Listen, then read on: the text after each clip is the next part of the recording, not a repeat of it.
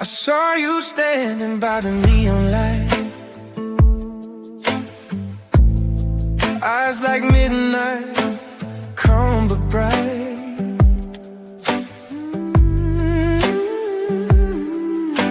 The music played, but you didn't move, like you were waiting for someone to choose.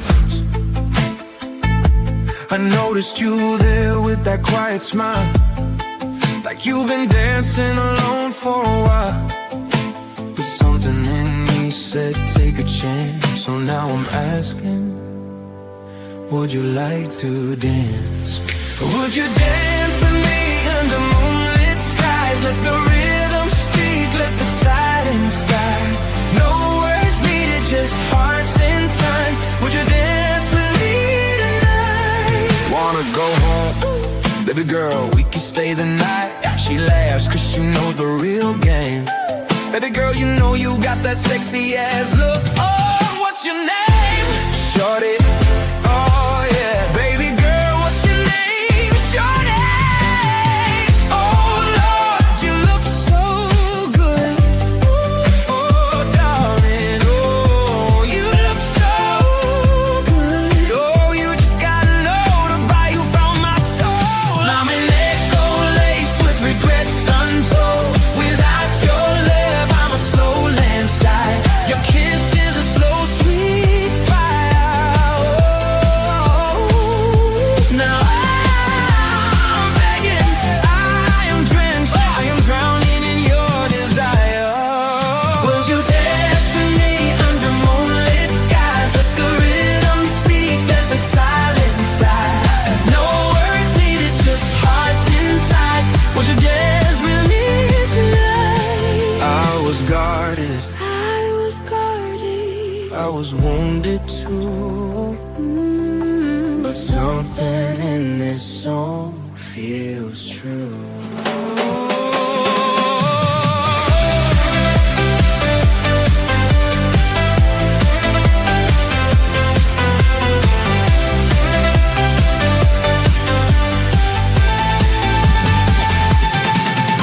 Now, wanna go near your arms, I'll see what love might be. Let the night be ours, there's no room for doubt. I'm an echo laced with regrets untold. Without your love, I'm a slow landslide. Well, if you dance with me till the stars fade out, let the night be ours, there's no room for doubt. In your arms I see what love might be. So when you're there, if you dance with me under moonlit skies, let the rhythm speak, let the silence die. No words needed, just hearts inside. Wanna go home, baby girl, we can stay the night. May I have this dance? Always.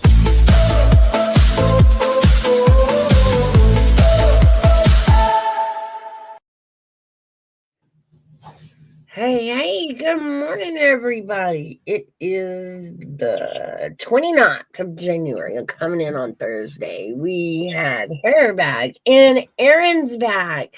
Good Hey, morning. good morning, guys. How are you? Doing good. Good. How Have you been? you guys seen the price of silver and gold? Holy smokes! No, Yeah. has that gone up? Oh, yeah. Remember that coin I won from the Luke, that coin dealer guy? Yeah, Coin Dragon, yeah. Guess what the price of that's up to? What's that? Over $100. Wow. Yeah, an ounce of silver is the new $100 bill. Wow. I need to go melt some jewelry down. Yeah. I mean, it's just collected dust in the jewelry box. Might as well melt it out. Yeah, no, it's really crazy what's happening right now with the precious metals markets, and like all the banks that are sitting on the speculative paper shorts and stuff that they can't cover now. Like they're losing their asses. Wow. Yeah, so I'll explain the situation. So what it is that bank speculators or whatever can buy these things, these fuck, I forget exactly what they're called, but they represent like a bunch of ounces of silver, and they're futures. And so they're expecting, it to just ride flat, and they're selling more ounces than they physically have. So they're selling a bunch of paper ounces that they don't fucking physically have. And so it's Wow. kind of like they're selling a bridge in fucking Arizona. You know what I mean? Like an IOU. Yeah, more or less. And so what happened is they oversold, and now a bunch of people are like calling in for physical delivery, and they're realizing, oh shit, like if everybody calls in at once, we're fucked. Oh, And that's pretty much what's happening right now. Is there's not a physical squeeze right now. There's also banks losing their asses on their shorts. oh Like yeah. it's yeah, we're getting ready to have a big repricing event here real soon. The United States dollar's going down the fucking toilet. Basically, if you're holding paper money, it's worthless. Wow. Wow. It's devaluing by the day. It's not so much that gold is up to fucking what $5,600 an ounce now.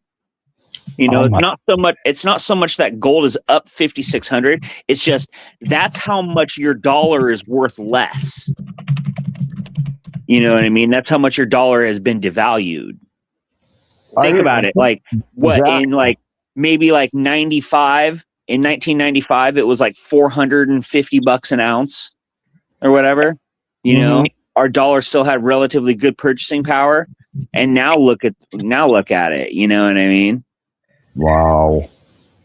$100 is the new $20. Today, the price of silver per ounce is $115.95 per ounce.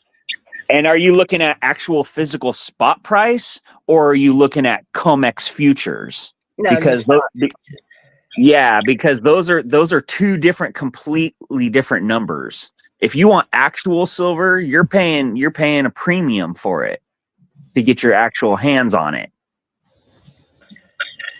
I want one pure ounce of Troy silver on a questionnaire that a guy had on the show. And that's what I'm going by. I have physical contact with that silver. Yeah. That's real money right there. I mean, think about it. Silver and gold has been used as money for thousands of years. Why would it all of a sudden not be? Right. You know what I mean? And we've seen like fiat currencies around the world collapse over the course of time. I mean, Zimbabwe, fucking Venezuela, Peru, like, what is it? Weimar Germany back in the fucking 20s, Hell, Wall Street back in the 20s. Yeah, even then the stock market crashed, but still the dollar was still relatively worth something, So, but yeah, no, that's what's going on right now in the precious metals market. I mean, silver is an insolvent material. You know what I mean? It can only be pulled out of the earth so fast, and we're consuming it on an industrial scale faster than we ever have before, ever in history. Solar panels, cell phones, smart cars, Are you still in Cali? You what? Are you still in Cali? Oh, yeah. Okay. Yeah, far northern Cali, up in the Sierra Nevadas. Right. There's going to be some questions come up here real soon in the next few weeks that I want to compare, across the states, what's going on. Things like having that cold snap the rest of the country has had. Yeah, what's the temperature right now, Aaron, where you are? I don't know. If I had to guess, it'd probably be in like the mid 50s, mid upper 50s Check him right out. now. Check It's a him little, out. I don't know. Once you take some of that and put it in a jar and send it to me, just a little heat, just Yeah, a really. little bit. It's That's actually what. it's actually like 63 right now or whatever. Wow. Yeah, no, the weather's been gorgeous, like sunshine and nice and warm. I mean, don't get me wrong, when the sun goes down, it gets cold real fucking quick. But Hey, Eric, do you have any idea what I want to say to you right now? must be nice because you're sitting in like negative 14. And I'm sorry. Yeah. Hold on just a second. I'll be right back, guys. Y'all go ahead. All right. Yeah, we've had nothing but snow since the middle of November. Jeez. Yeah, that's bad, man. I know it's really cold over there right now. And it's like I was telling Mouse before we came on. Usually, our coldest month is February. Hell, we're not even in February yet. I can just imagine what it's going to be when it comes to that time of the year. Well, I mean, think about it. We're really only like a week away from February. You know? Usually, last 2 or 3 weeks, though, what we get is really cold weather here in that time frame. Yeah, no, we get snow and stuff up here in the mountains, you know, in February. For sure. I hope so, because man, we like sharing with our neighbors. We don't want it all. Yeah. Went to Fort Bragg a couple weekends ago. Oh yeah? Yeah, no, that was really nice. Little place out on the coast. Called Noyo Harbor. Really bitchin' little spot. They have like, you know, a couple of restaurants like right on the water, and they have like, you know, hotel rooms and stuff that like are right on the harbor overlooking the water. Really cool spot. Huh. Right by Glass Beach, which I guess was the old city dump for years. You know, and now people go and collect quote unquote sea glass when it's really just, you know, they're sifting through old trash. Old bear bottle. Yeah, from like, you know, the 40s, 50s, 60s, you know. Yeah, I mean, you can still take glass out on the beach. I mean, and that's why there is a rule now, is because there's so much glass on the beach. Yeah. It's just an old Heineken bottle or Coors bottle, depending on the color.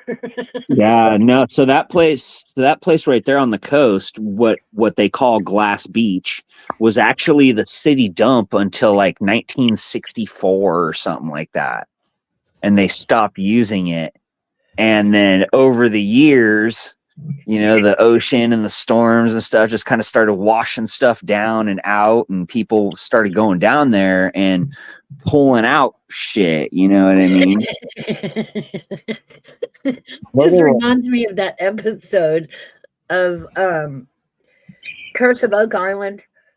And you know, they're digging all around the island, right? Well, they come to this one thing at a piece of property, and there used to be a house there. So there's this square hole in the ground. Oh no. And they're like, oh, this has got to be something. Yeah, something. Oh, I bet it Let's was. dig it up. And I'm like, I bet it was. yeah, dude, y'all do know that's the outhouse pit. They're out there digging it up. It's black. I mean, the dirt is black. And I'm like, Dad didn't give it away. Yeah, that's horrible. Yeah, I mean, I could only imagine like what's, you know, buried in the cliffside out there.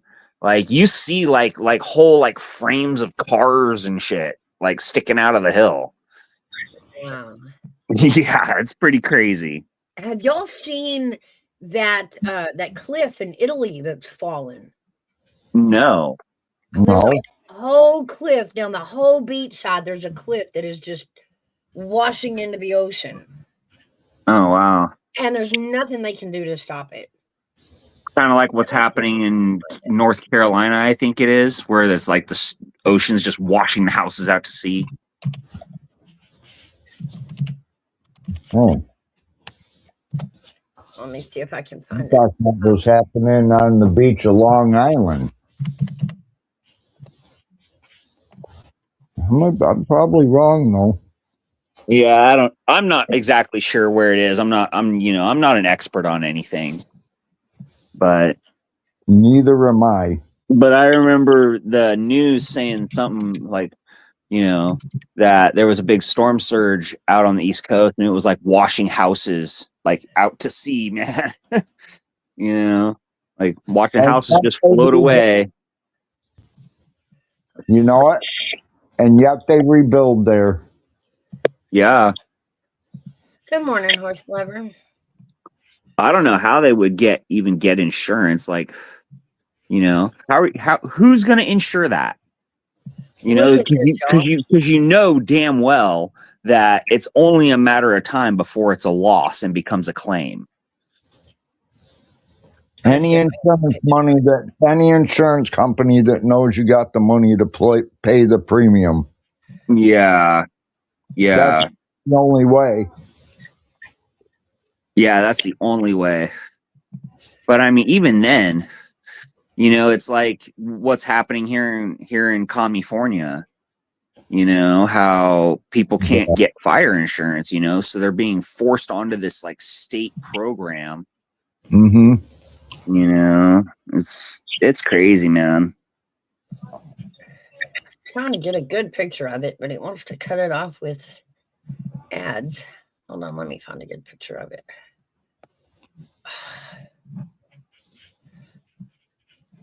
Jesus.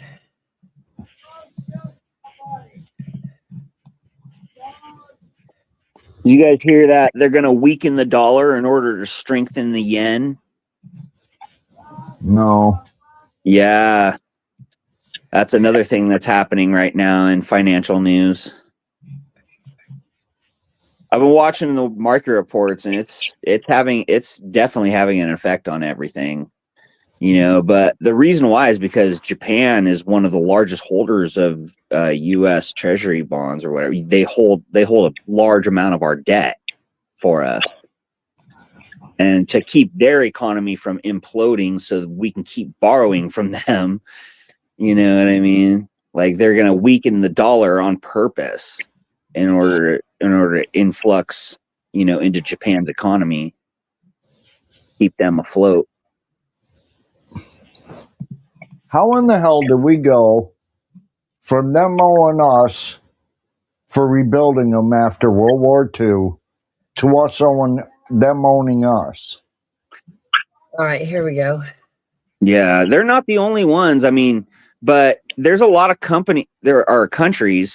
There's a lot of countries that are starting to. Oh wow, look at that shit.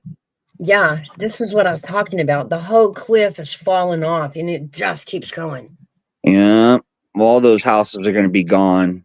Oh, they are. Like, there's already a whole row that slid off down here, and then there's a big crack that runs, I think it was right there under the road, but it's just falling off. All that dirt is just sliding and sliding. It hasn't stopped. Holy smokes. Can you imagine, like, your house, like, when we seen it, all these walls right here were off, so you could like see straight into the house. Mm-hmm. Oh, it's gut wrenching. Kind of like watching it burn. Well, you know what I mean, Aaron. It's like watching it. There's nothing you can do, and it's even worse in slow motion. Watching. Yeah, all you can do is just stand there and watch. You can't rescue none of your stuff. You can't. Your whole world just poof. Yeah. No, that you want to look. You want to find out something that's a trip. Look up Doggerland in England or whatever. It was like this whole like giant cliffside city that got washed away into the ocean. Huh. I think that's what it's called. Doggerland? Doggerland. Yeah, I think that's what it's called. It's a large area of the land in northern Europe now submerged beneath the southern North Sea. The region was repeatedly exposed at various times.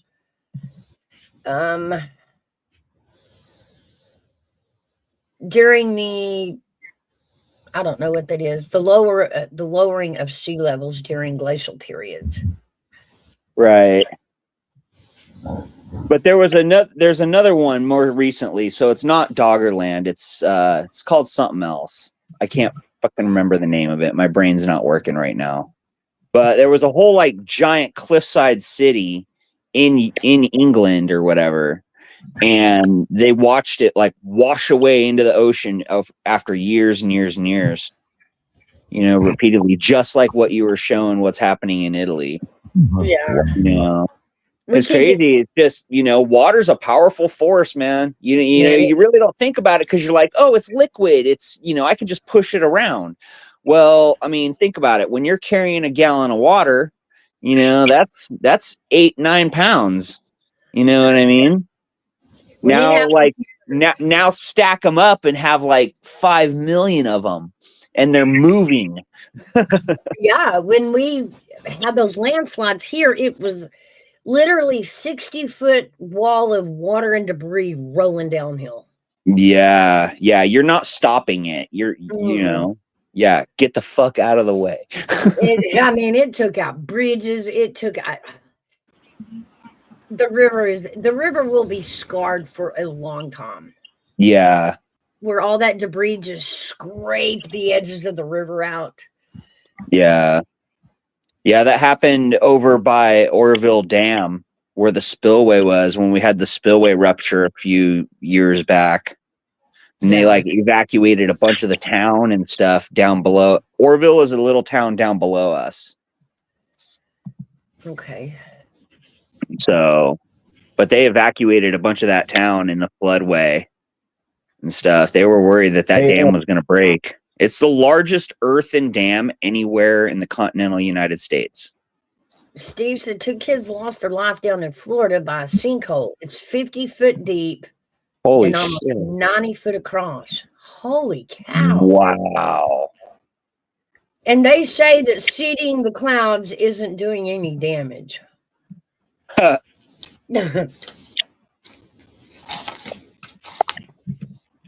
mean, yes, we were taught, even in elementary school, the Earth's surface is constantly changing, ever changing. It's never going to stay the same.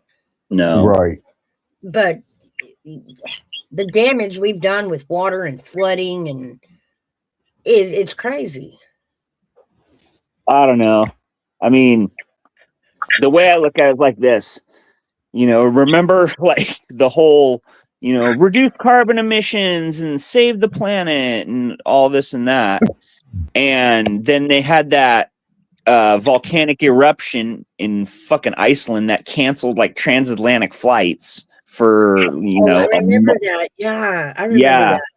And they said that much smoke and ash and pollution and stuff that it put in the air and gases and stuff that it let off undid the last like 20 years of EPA conservation or whatever, greenhouse gas conservation, So it was all for naught, I mean, basically this planet is actively trying to kill us. We're just better at surviving than it is trying to kill us. I don't know. I think we're doing a pretty good job trying to kill it. And that's the issue. Yeah, but ultimately we're gonna kill ourselves. The planet will be here fucking eons after we're dust. Oh yeah, that's no doubt.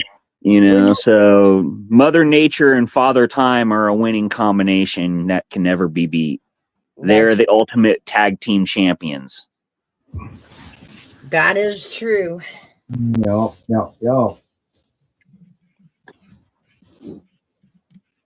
So, but yeah. So back to what I was saying with the financial stuff. Not only does Japan hold a bunch of our debt, but countries like India, China, France, Germany, UK, Australia, a bunch of countries hold debt for us. That's why like the whole like United States dollar, like how you notice how a bunch of shit around the world internationally is all priced in the United States dollars because it's the world's reserve currency, and not to mention the power of, the OPEC deal and stuff, how oil was supposed to be exclusively traded in the United States dollars.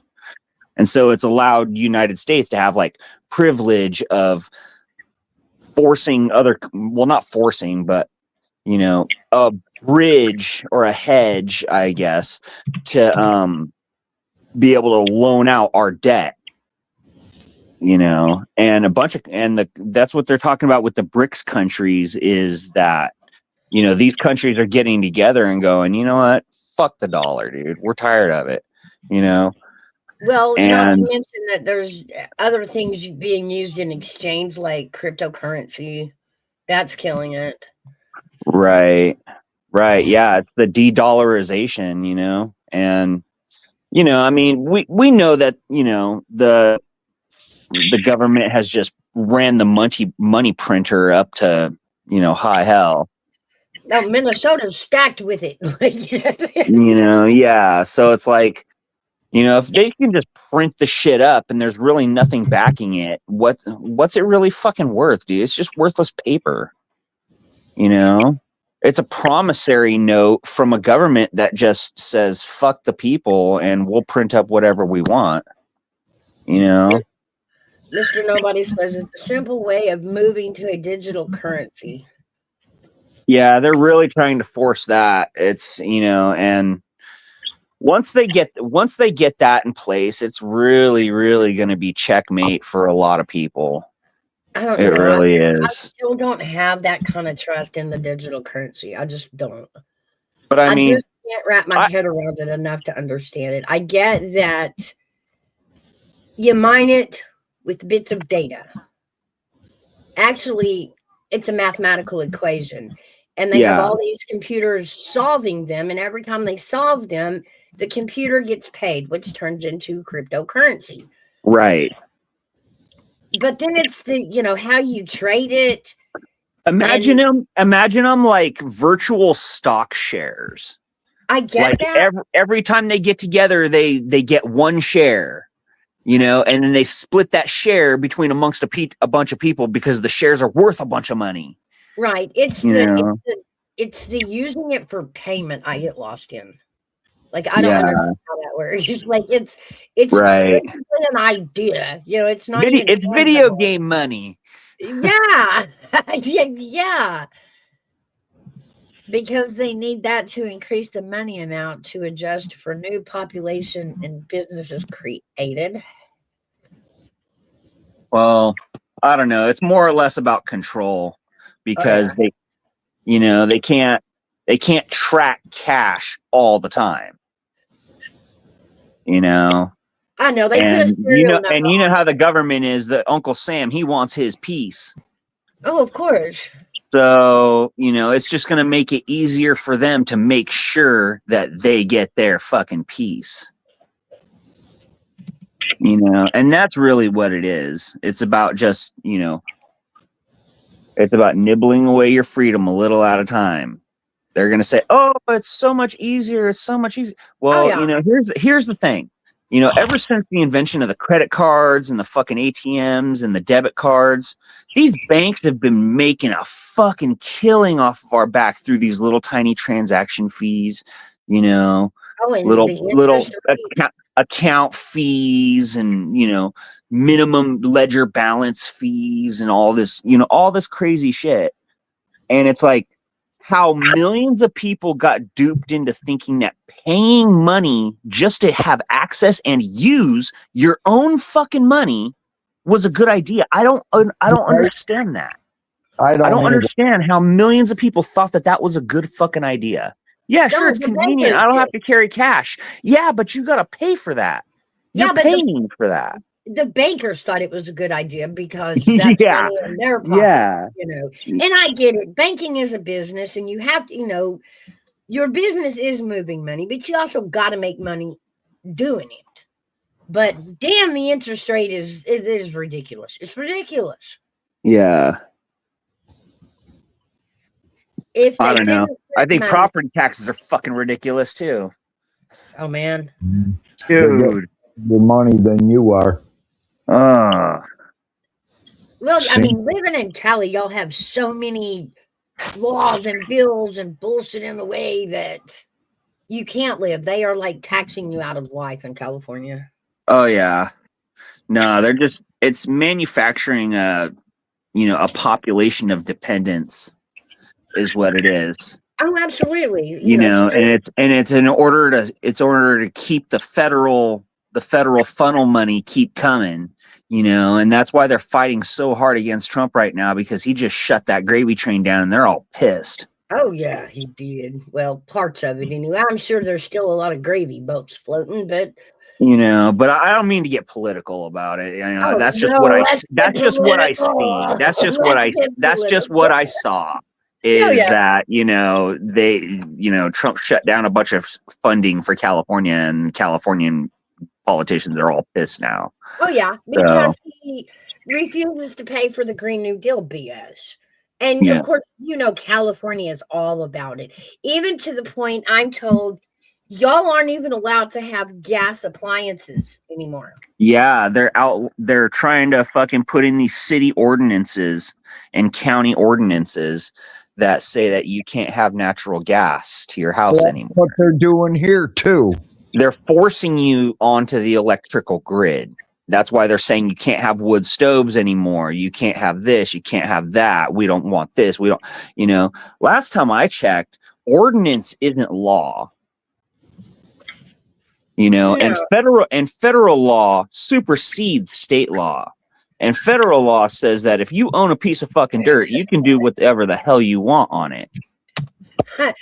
And tell California and Minnesota that, because they're not quite getting that memo. Right. Yeah. They have the courts, the courts push their agenda, Well, it's those liberal courts, let's be honest. Yeah, absolutely. There's no common sense out here. It's just try to manufacture a criminal in order to generate revenue. But you can shit on the sidewalk and fucking live in a tent and shoot up heroin next to the school, and that's totally fucking fine. Oh, but yeah, don't you dare go 10 but don't you even. dare go 10 miles an hour over the speed limit on your fucking way to work. Or don't pay your property taxes. Hoo-wee. Yeah.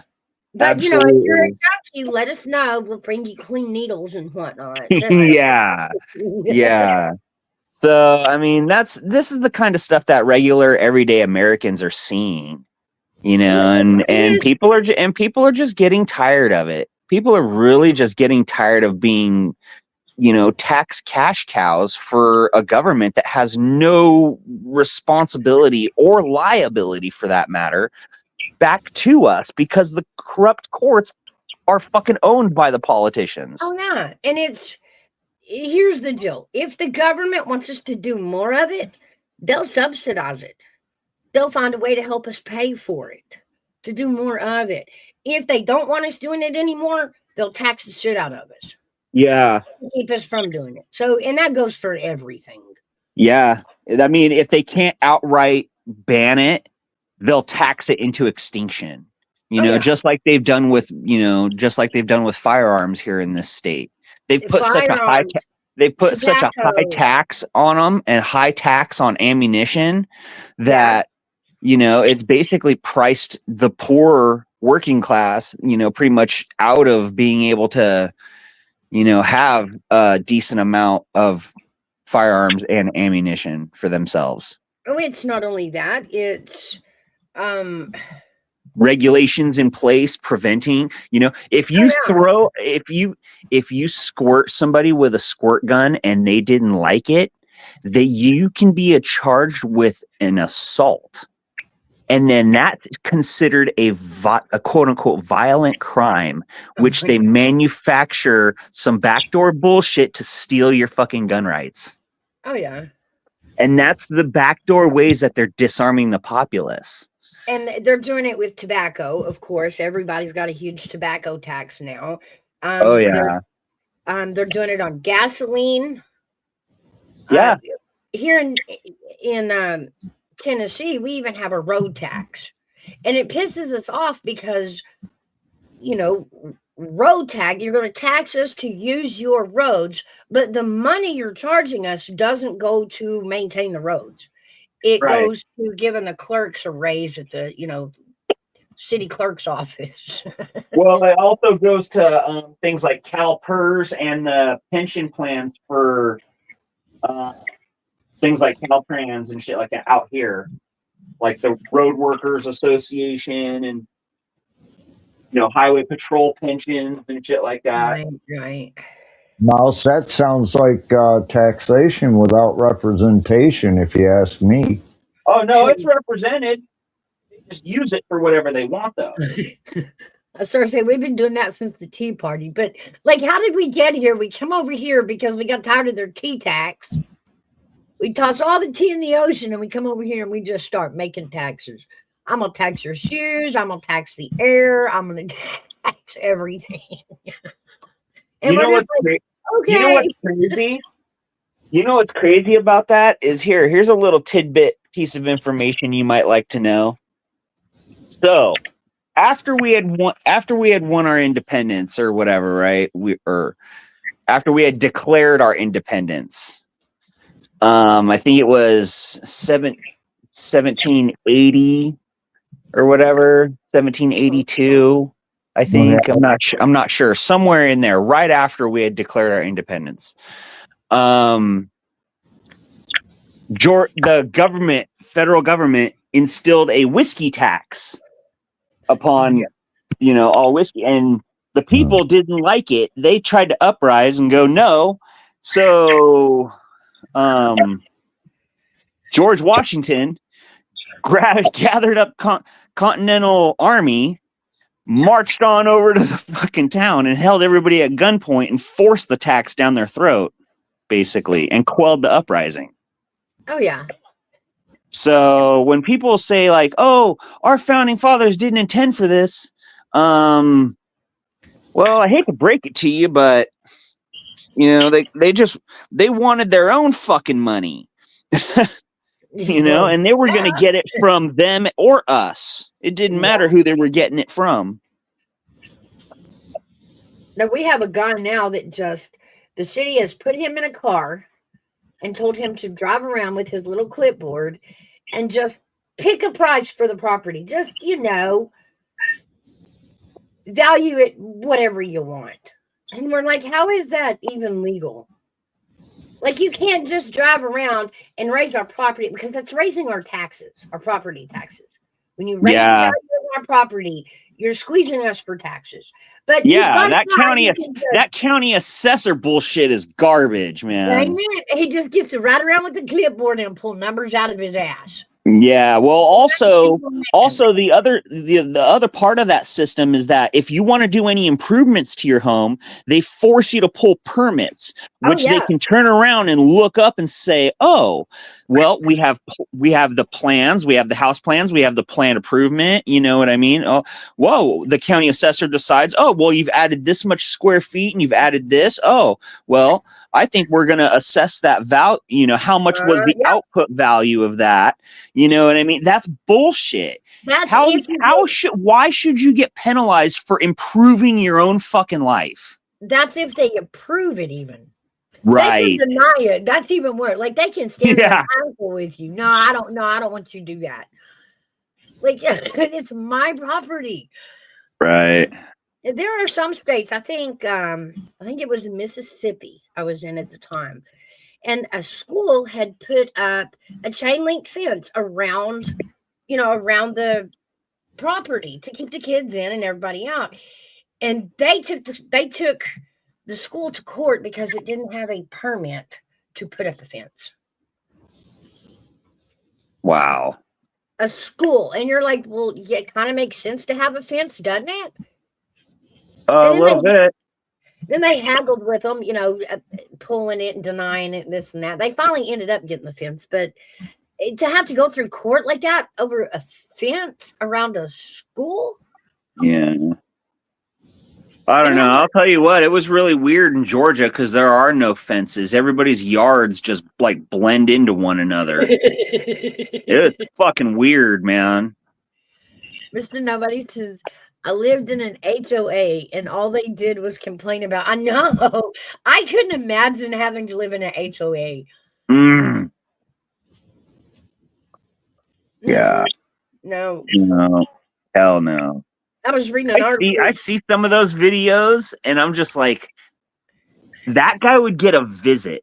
And that's just it. This isn't rental property. Like, you own your home. You own it.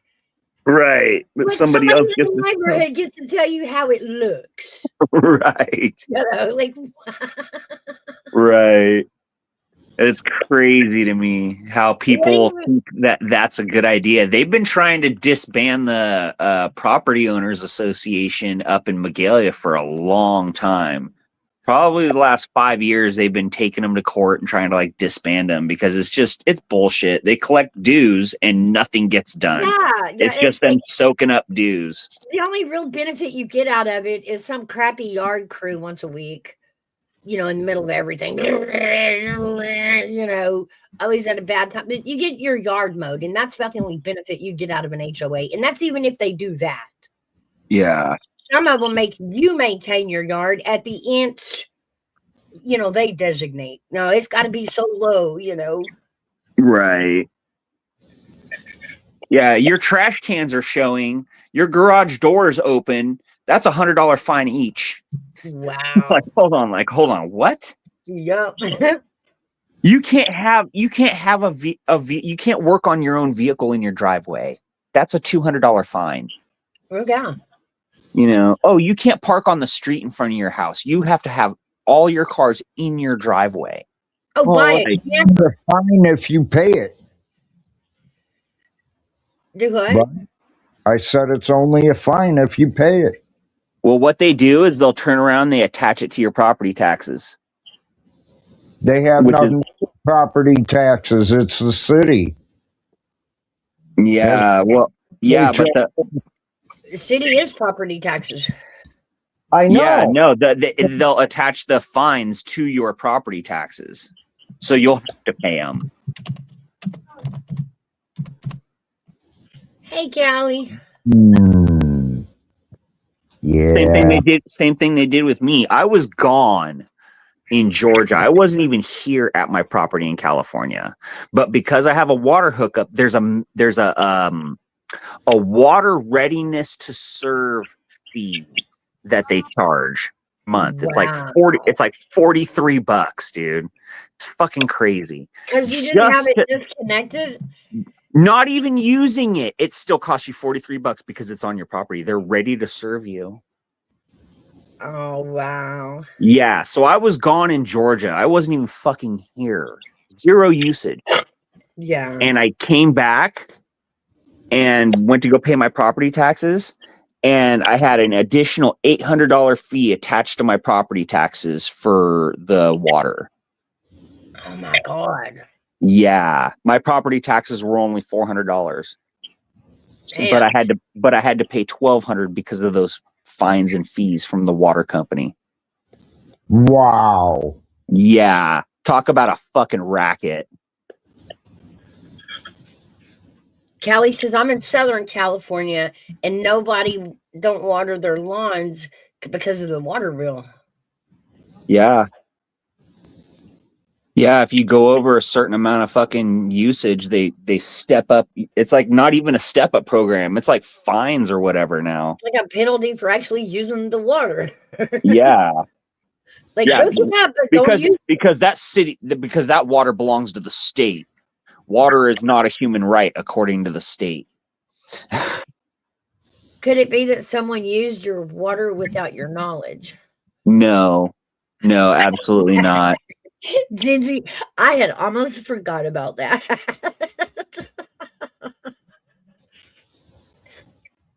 Gigi said screw it one year and she painted her lawn. She just painted it green.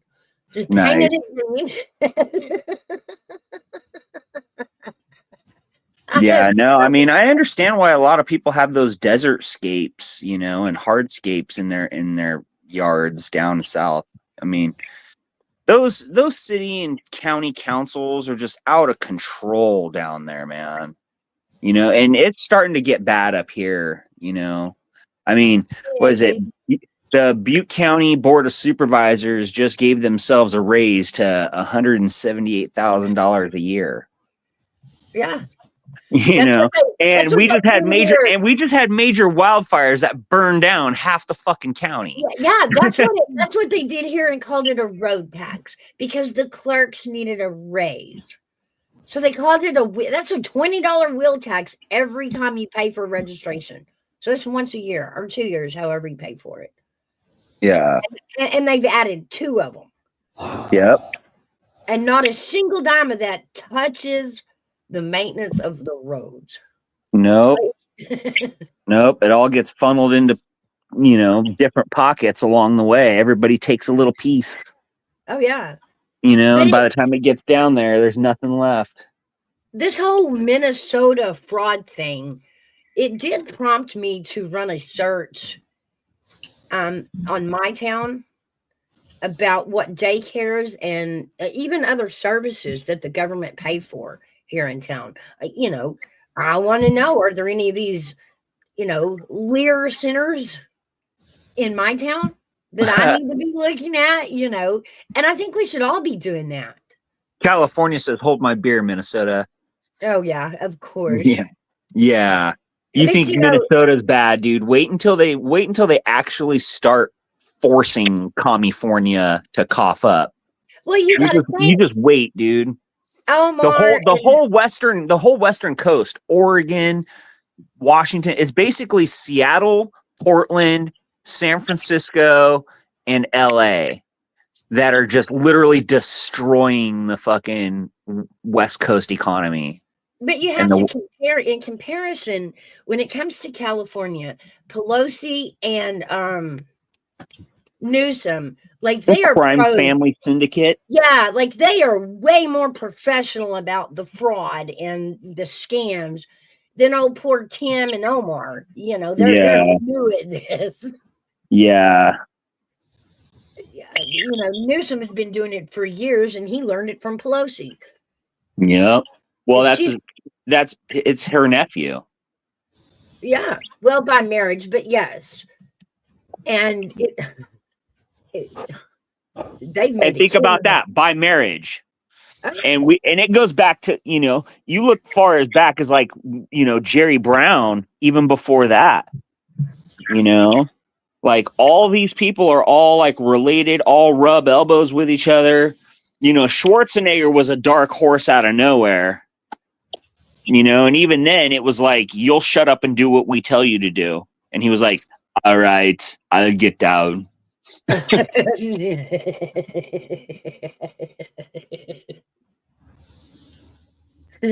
Yeah, I find it odd we hadn't heard any new update on Maduro. Yeah. Think so very much. I will never forget that one. That one will always go down in my head that we didn't capture him. We fucking rescued him. That's what we did. We rescued him. They were coming for him, and he said, you know what? I'll make a deal to go sit in your federal cussy prison versus let my regime come after me. Like as they were coming. He's like, they're going to fucking lynch me and burn my corpse from a fucking street post.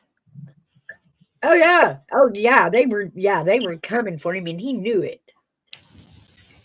He's like, dude, Trump, get me out of here. Get me out of here. Because it was the wife part that gave it away. Like, we don't capture you and the wife. Never before have we brought the wife in tow when we captured a foreign criminal. No, we just nabbed him. Even Bin Laden, we didn't touch not one of his 5 wives. We just kind of shoved him out of the way to get to him. No, we shot him. Where the fuck is Army Vet? He needs to get up here. He's over there bragging about his damn seafood.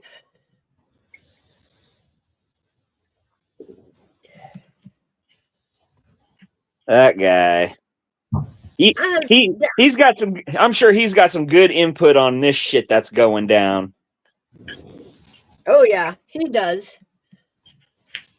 I'd like to hear what he has to say about Greenland right now and that whole thing. Oh boy. I think we'll end up with Greenland. I don't know, man. I don't know what the fuck is going to happen. Well, I know. I just know that like United States is making a power play for the Western Hemisphere. Basically, basically United States is telling the fucking rest of the world like, hey, North America and South America, all the way up to fucking Greenland and all the way down to South America is ours. Fuck off. We know that there are other countries making a play for it. And it's not that we want Greenland. We just don't want those countries to have it.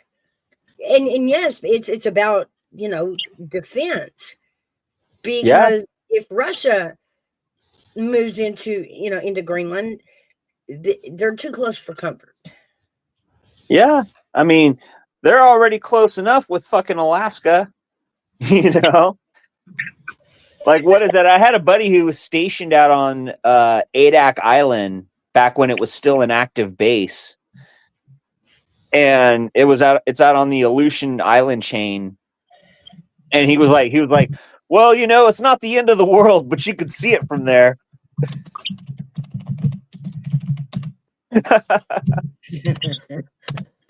AV says he's a little under the weather today. Mm-hmm. I hope you didn't get that flu on AV that I got. That was like, what is it about holidays that it comes with this big nice meal and and flu and the COVID? Yeah. What'd you have?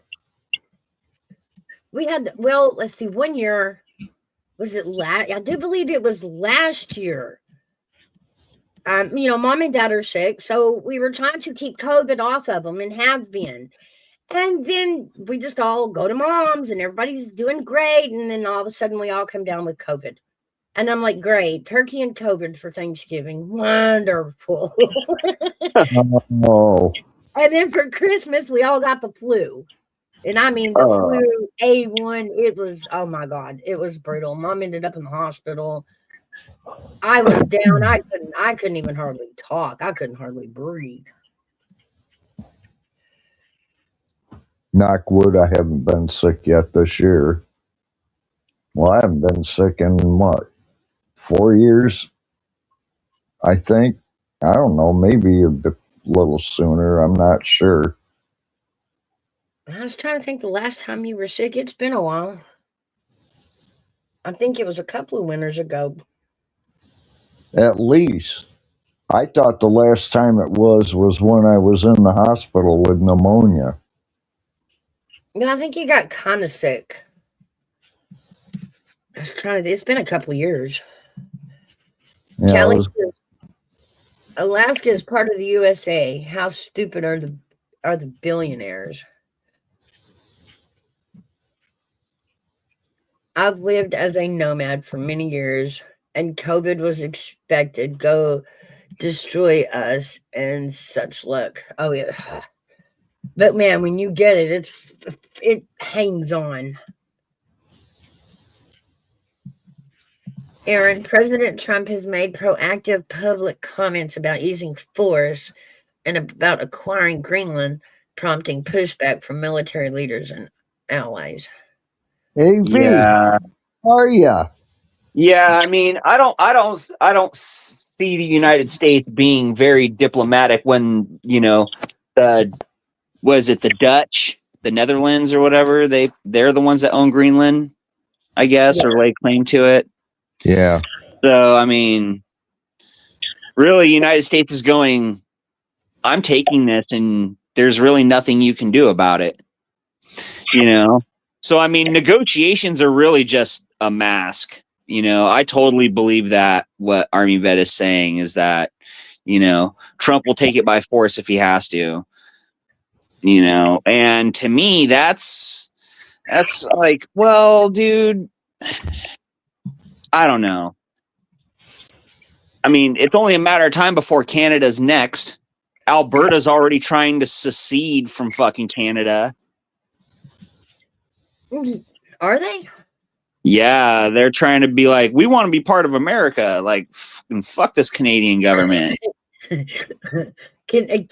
Canada got a little more woke than the States, and then they were like, "Oh God, Yeah.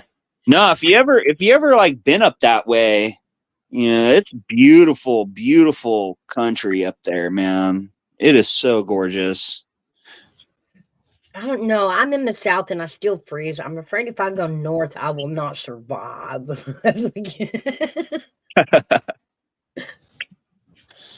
I do miss my Texas dry winters, but even they got the snowstorm this time.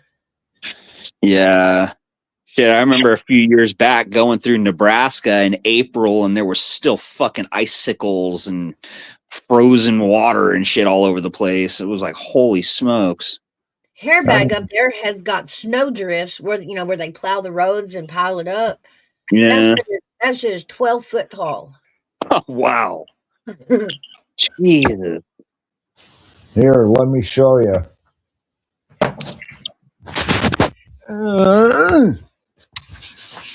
Sucks getting old. It ain't for sissies, man. Oh, he's just a whining boomer. Yeah, see how high that snowbank goes up that fence? Wow.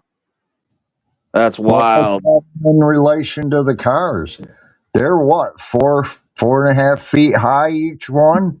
Yeah. And they're about another 4.5 and then another half high. Which means they had school today, huh, Hairbag? Yep. Like, they don't even care about the snow. They go. See the sidewalk? We even got sidewalk snow blowers.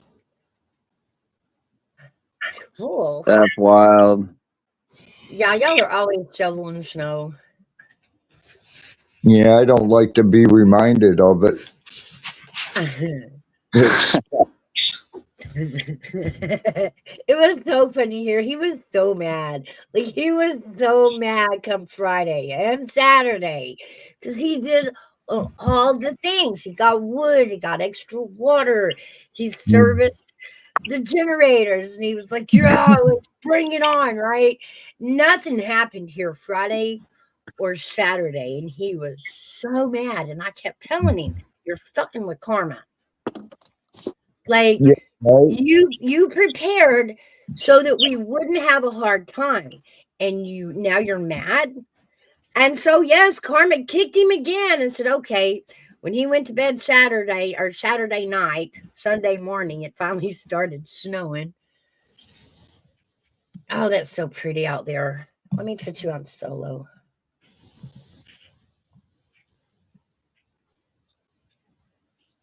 Oh, it's so pretty. Yep. Look at them clear skies. Like, no clouds at all. But yeah, so Sunday comes and it finally snows. He wakes up. Of course, it's Monday. He got his snow day. He was so happy. Got his snow day. And I kept telling him, you're fucking with karma. You're fucking with. And then the refrigerator quits. I said, I told you, you just couldn't leave well enough alone, could you?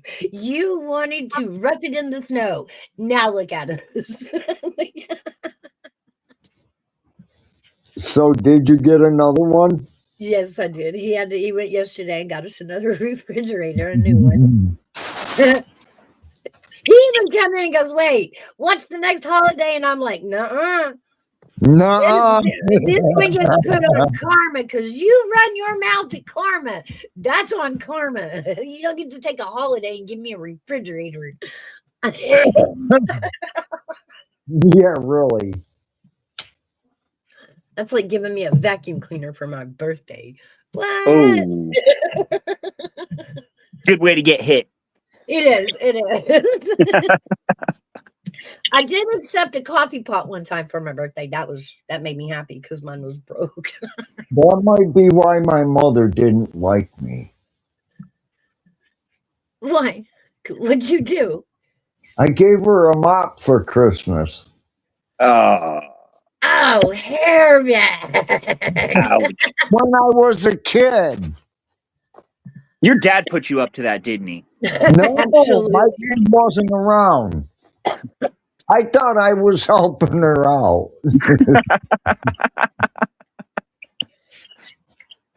Army that says in the past 30 days, the U.S. military redirected a carrier strike group and other forces towards the Middle East near Iran.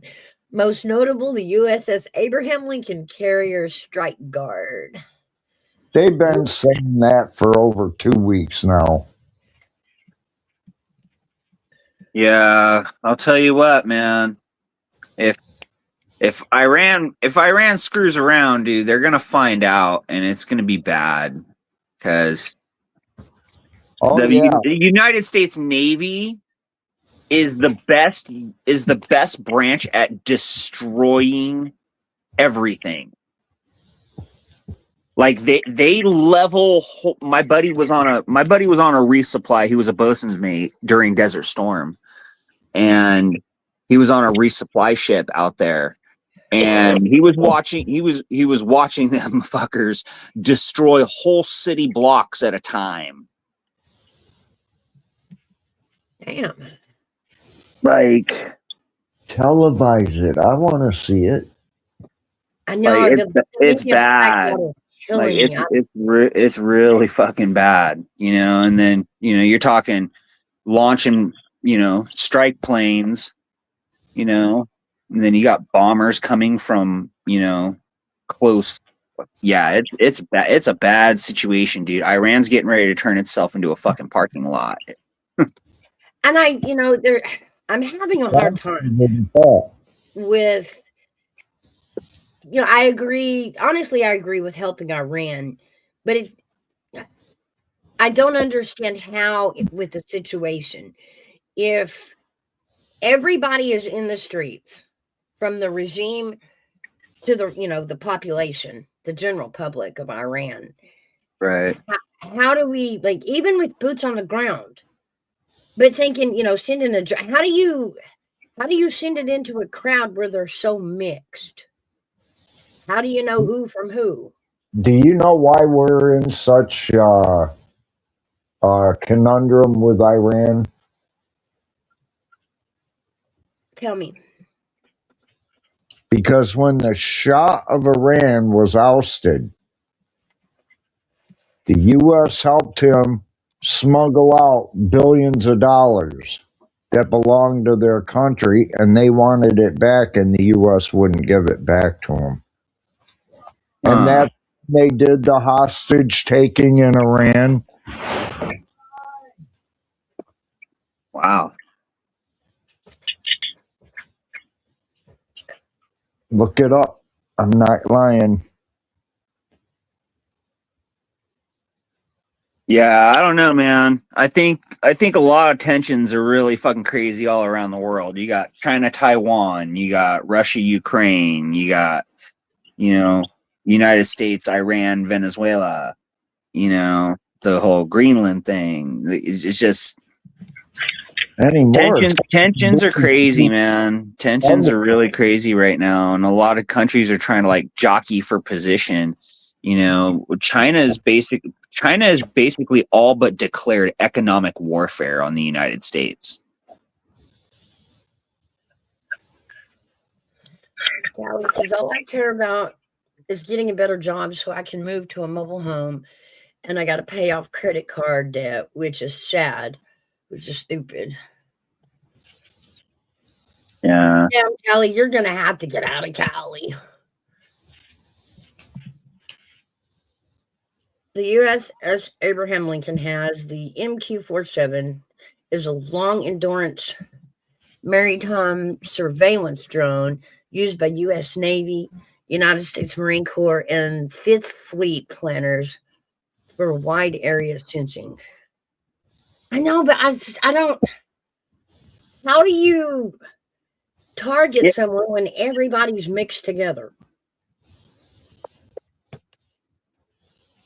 That's where the term collateral damage comes from. Yeah, like that's. And unfortunately, I mean, There's going to be a whole lot of that. Yeah. I don't know. With everybody protesting in the street.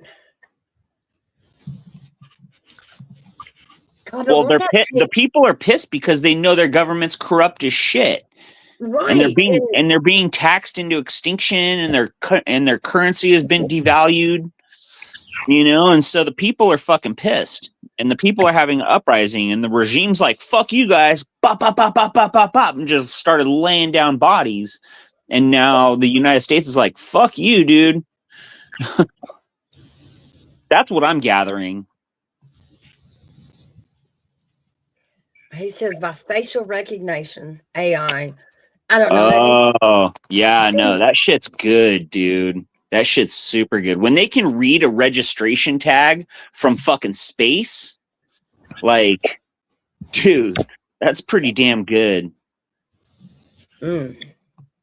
Like literally, they can fucking zoom in on your shit and read your fucking registration tag on your license plate. Like, that's how good that shit is. It's crazy, dude. Crazy.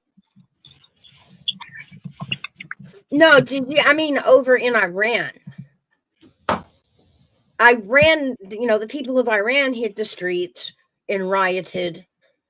But now that they're in the streets, you know what I mean? It's now everybody's in the street, good guys and bad guys. Yeah. No, it's crazy, man. We're seeing the change. I mean, Hey, Lady A. what do they say? The revolution won't be televised. I'm calling bullshit because it's being fucking, a lot of it's being televised, man. Well, I mean, I get that the other countries can black out, but I don't think they can ever. I think we're too far into technology for them to ever black us out. Well, because Elon would have to get involved. I'll tell you this. All it takes is one strong magnetic storm from the sun, a big, good solar flare, and we're fucking done for. Everything above ground will fucking instantaneously combust in that area. Power's fucking shot. Oh, Lady A says Nashville's got power out. Dang. And Lady A, remember, we're supposed to get it again Friday and Saturday. Tomorrow and the next day, we're going to get it again. That's crazy. Oh, I'd have to care enough about country, and I don't. Oh, okay. I'm reading Taiwanese. So I hope you're staying warm, Lady A. My water just came back, so I'm happy about that.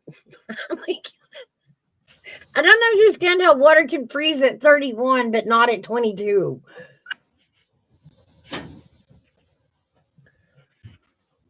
It was 22 yesterday, and our water was fine.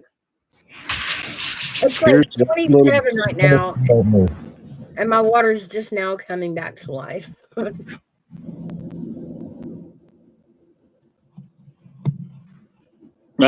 The snowplow. It's a snow blower on the front of it. Oh. I look like a little John Deere. That's what it is, a little John Deere. Those are toys. They do a pretty good job. Hopefully that thing's got a heated cabin, because if not, dude, that guy's fucking cold. Oh, I bet it does. It's got a complete glass canopy around the Yeah. So I'm sure it's heated. Like, it ain't like the old school ones where it's just an open cab and you're cold.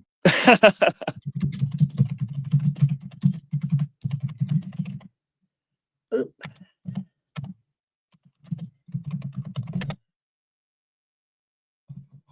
I was going to read Lady Autumn Sky. A lot of my homeless vets died this storm. I'm a little pissed. I don't mind. Go off. Come up and go off. It's okay. This is a quote unquote safe space. So you get in Judy's face and then she'll bite you. No, I'm just playing.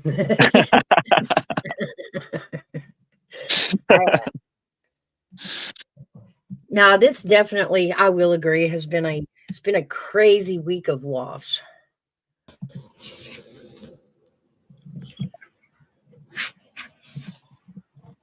It was, I don't know. My best friend's husband passed away this week too. Well, that took a dark turn real quick.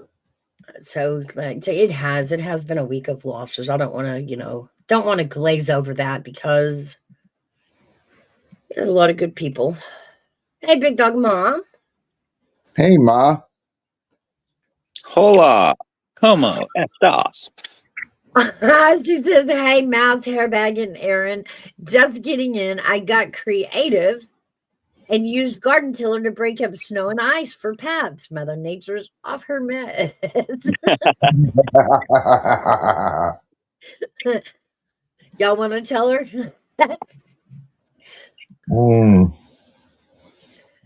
Big Dog Mod's coming back. We're getting another round. Friday and Saturday, it's going to do it again. Oh, that, yeah.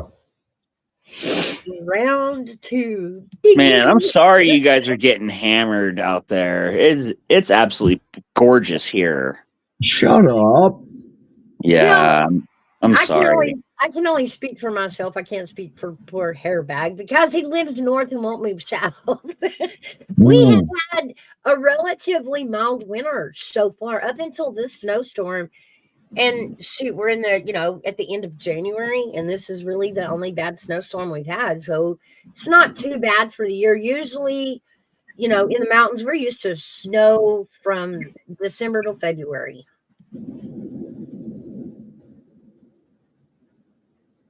Since I heard the news, I know.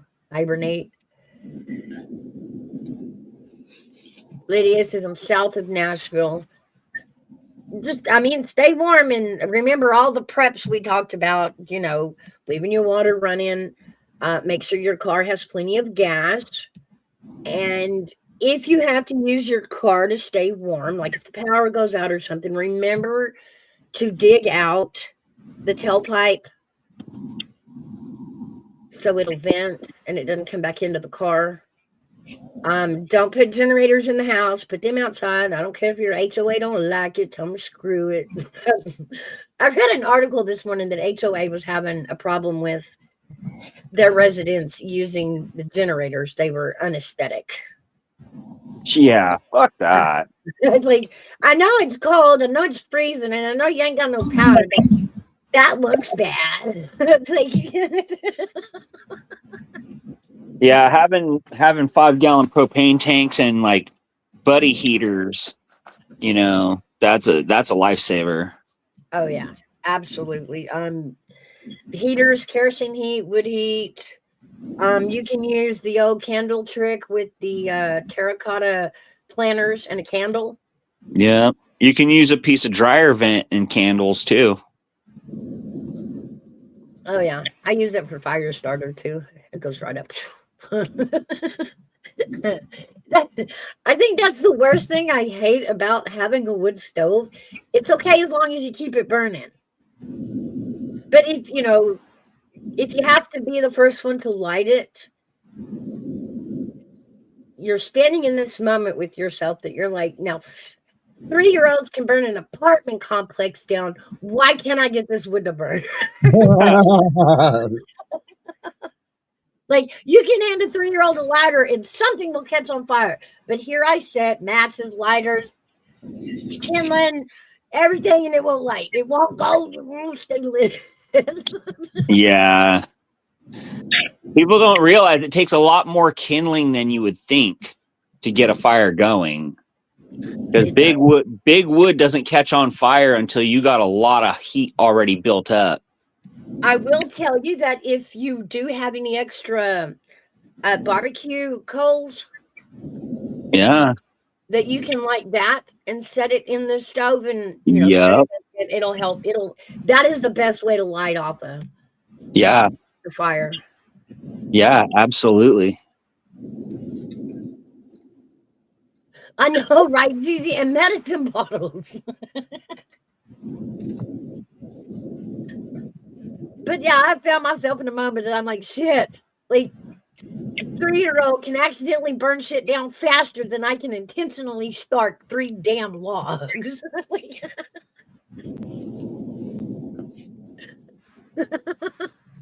Jesus, Jenny.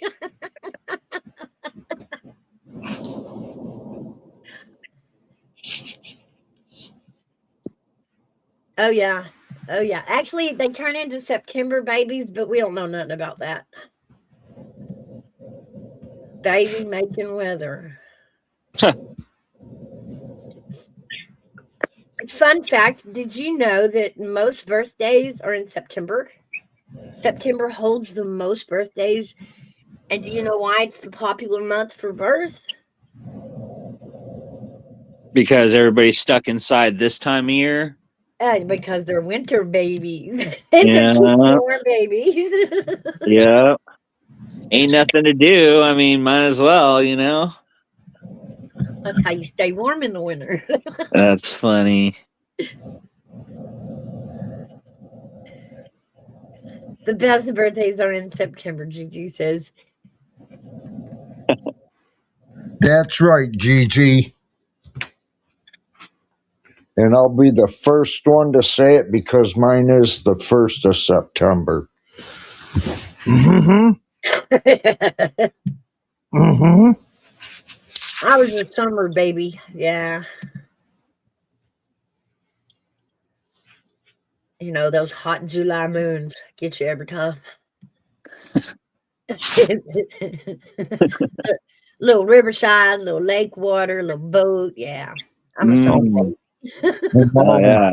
About it, Horse Lover was 6 minutes after mine. Oh, yeah? He was born. Yeah. So you lived with the child that stole the holidays. Yeah. I did. Didn't quite look at it that way, thank you, Mouse, until you said something. I didn't either. I always thought, man, I had one that was born like 4 days after my birthday. I thought it's so cute. It's close enough. It's my birthday. Until, she started growing up. And then I realized, well, shit, my birthday gets tossed every year because, hers is more important. This sucks. Yeah, when they're little, it does. Hey, But traveling fool. at that point, I hadn't had many birthdays anyway, so I didn't really miss them.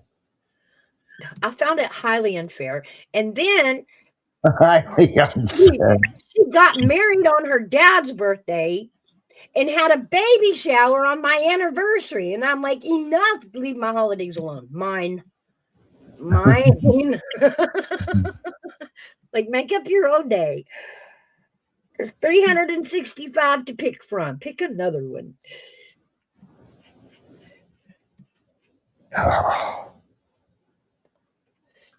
Hey, fools. ATF.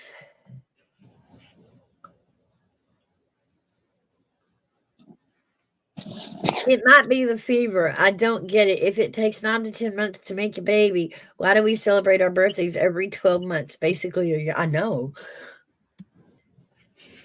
Well, because we actually celebrate after the birth. Yeah. We count how long we've been living outside the womb, and we start, on the day we entered the world. But I'm glad we're not elephants. Oh, God. Do you know how long an elephant holds a baby? Either of you? Like 2 years or something like that? 18 months, I think.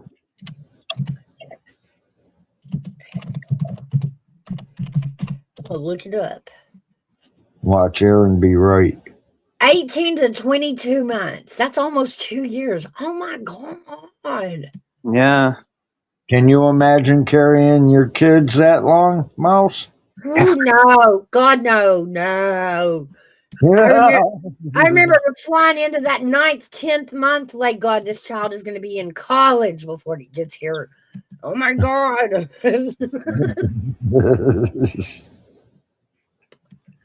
Talking about Um, eviction processes and whatnot. They no 2 years. Hell no.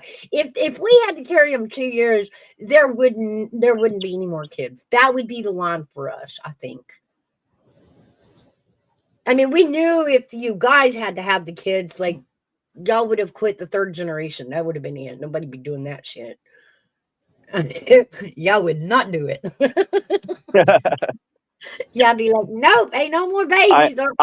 I seen that shit and I was like, all hail women, because there's no fucking way that I could do that shit. The human body is amazing, isn't it? it is. Diamonds.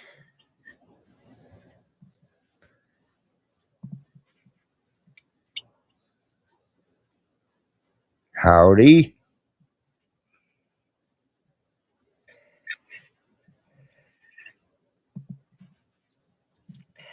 At 103.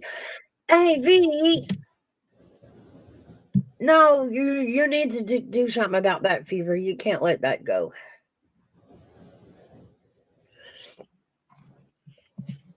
And I will, Big Dog Ma. I'm like over it here. I'm over his karma picking. Like I'm paying for him teasing karma. I had it set. We had everything we needed and no snow. Like we were set, and he wasn't happy. He was mad he didn't have snow. So on Sundays, he said, okay, hold my beer. So I'll give you snow and a hard time. Poof.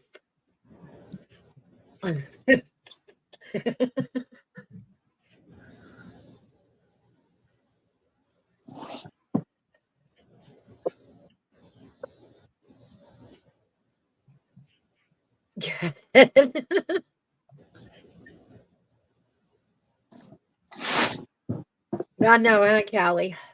Callie said, I had one child. That was enough.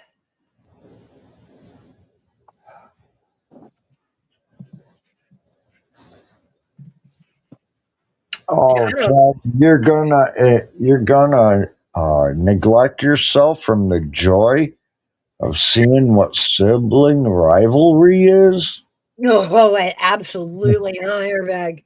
Yes. Oh, that had to have been the highlight of motherhood. Yeah. It is too, man. Man. And you know, I had mine all far enough apart that they didn't agree on anything. Like they weren't into the same things. They were four totally different individuals who fought night and day. So what are you saying, Mouse? F you, hairbag? No, I'm saying she missed out on all that fun. Oh yeah. Mm. She's touching me and he has my book and all of it, yeah.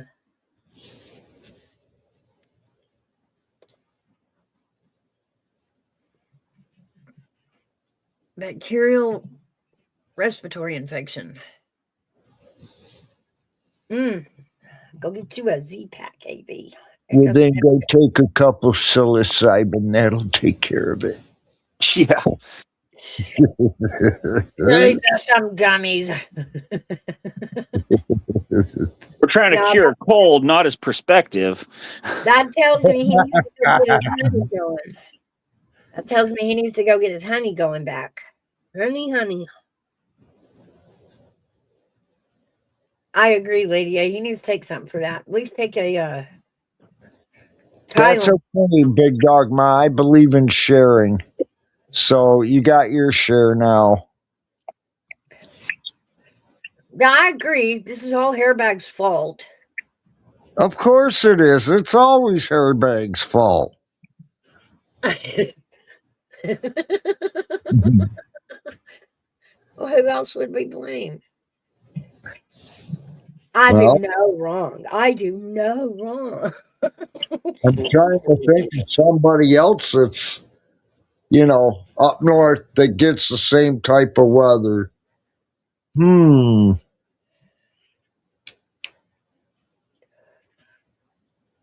just pissed. It's got to quit snowing sometime. Yeah. I hate this shit. I hate it. Welcome to my nightmare. Yeah, I did nice. scare you. I don't know. I'd almost rather have snow than rain because snow is like quote unquote dry, as compared to like water. You know what I mean? You can kind of like brush the snow and shit out of your way. I don't know. I mean, it's different when you have 6 feet of fucking snow, I I guess. was going to say, you saw that 12-foot snow bank. It don't just easily move out of the way. It takes a whole shit of equipment. And Yeah, no, we got dumped on here in the lower Sierras. We got dumped on pretty good. The snow line came down really far, and I got like, I don't know, probably a good 1.5 at least, maybe 18 inches or so here at my place. And I was like, oh, right on. That's fucking cool because it never happens this low. You know what I mean? I'm like, probably on average, 700-800 feet below the snow line. wow. Yeah, the stowback I showed you were made by front loaders. Not little ones. Yeah. Yeah, they have a truck, a regular, well, it's a pickup truck with a plow on the front that they come through and they'll plow. And then once it gets so much there that it all needs to be moved further, they come in with the backhoe or the front loader and pile it up like you've seen. Yeah.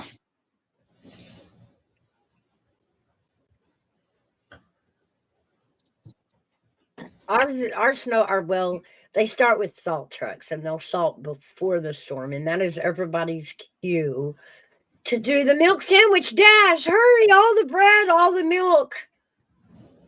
Yeah. Toilet paper. I still can't figure out what does everybody do with all the damn bread? Like they're not buying up the tuna fish, they're not buying up the sandwich meat. Yeah. Like what the fuck are y'all doing with the bread? Y'all don't honestly, for me, it's like, let me get fucking a giant bag of sugar, a giant bag of fucking salt, and a giant bag of flour. You know what I mean? And I'll highlight Big Dog Ma's last comment. Oh, she did. It is true. She traded a sausage, egg, and cheese biscuits for front end loaders to come and clear her driveway. Like this snow it wasn't like regular snow. It wasn't fluffy. It wasn't movable. It just turned into a frozen rock. Oh, wow.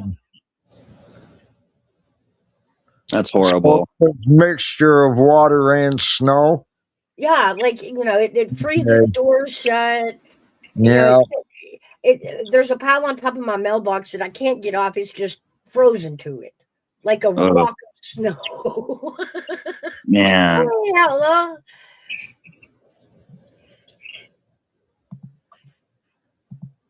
Hey, Outlaw. You guys come on up. The link is pinned to the top of chat.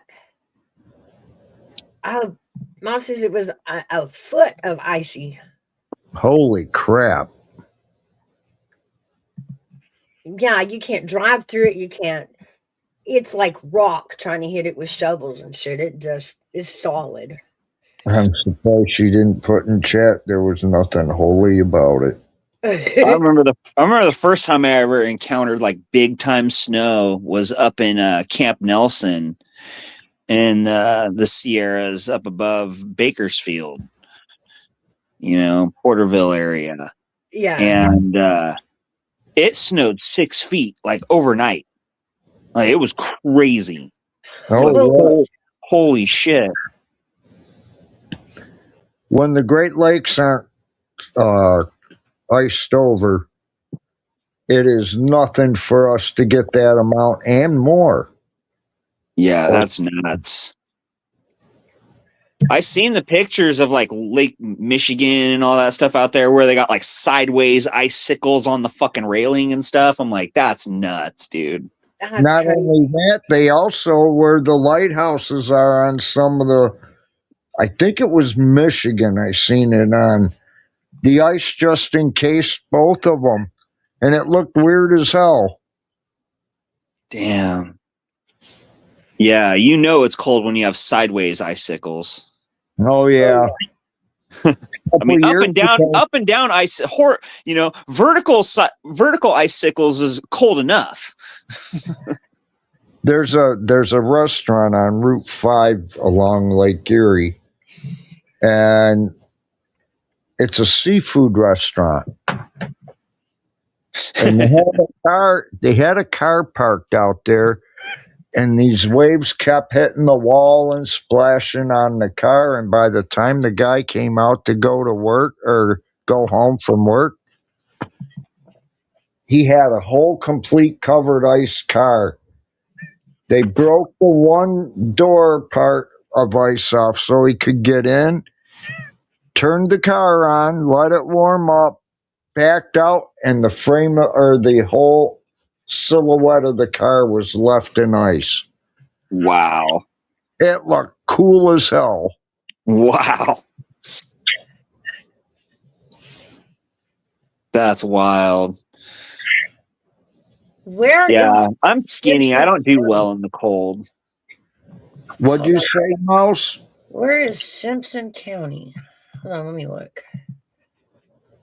Okay, that would be Kentucky. They're using the National Guard in Kentucky to get cars off the road that have slid off. They're using tractors, Humvees. Wow. Yeah, they don't have very much in the way of snow removal, do they?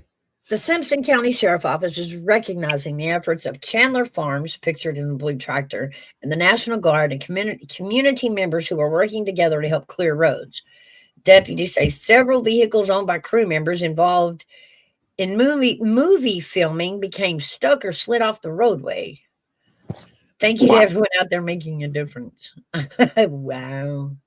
Damn, that's crazy.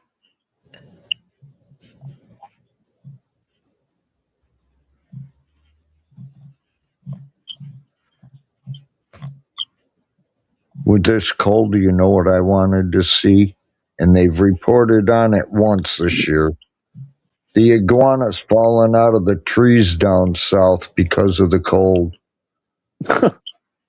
Well, they claim. Now, here's the thing that I don't understand about that, though, too. They claim the iguanas are an invasive species. Now, when it's this cold, they can't hang on to the branches and they fall. Why doesn't the city go around, pick them up, and do something with them, whatever it is they would do with them? What would you have them do with them? Where are they from?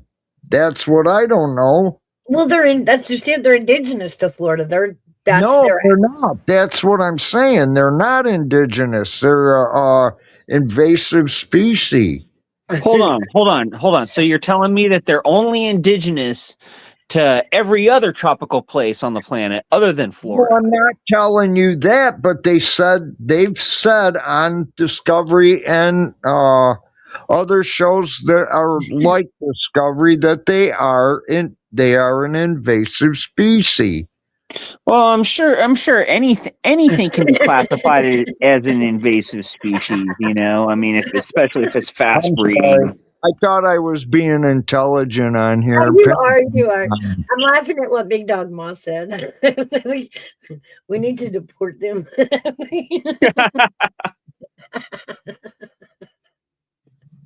ICE Agent Anima Control Division.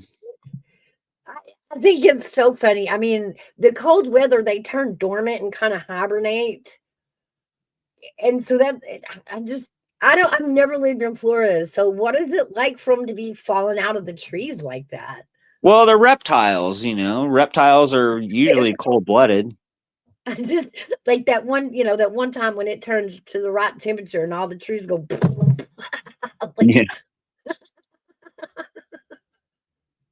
I would like to see that just one time. It's got to be wild and weird, and But I mean, to go pick them up even brings a funnier picture to mind. So poor guy, like his job is to walk around picking up frozen lizards, putting them in a box, carrying them back.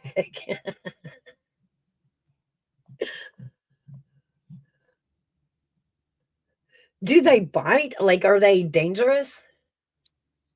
I don't know. I don't think so. I think, but then again, they're reptiles, so they'll probably like, if they get big enough, they might try to like go after your fucking cat or your chihuahua or something. Probably. You know.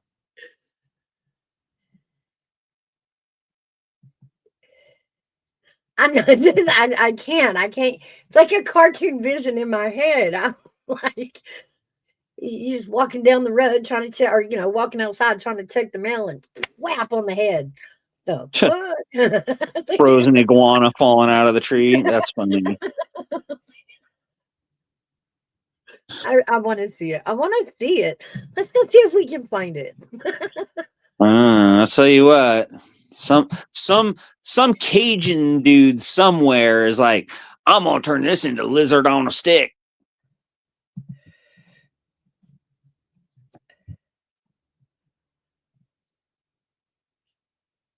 Okay, come on. Now y'all have to. There's got to be a video out there where they're actually.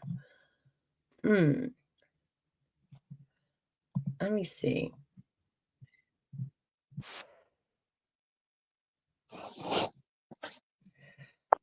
I don't know how that would taste. Lizard on a stick. Barbecue lizard on a stick. I don't know.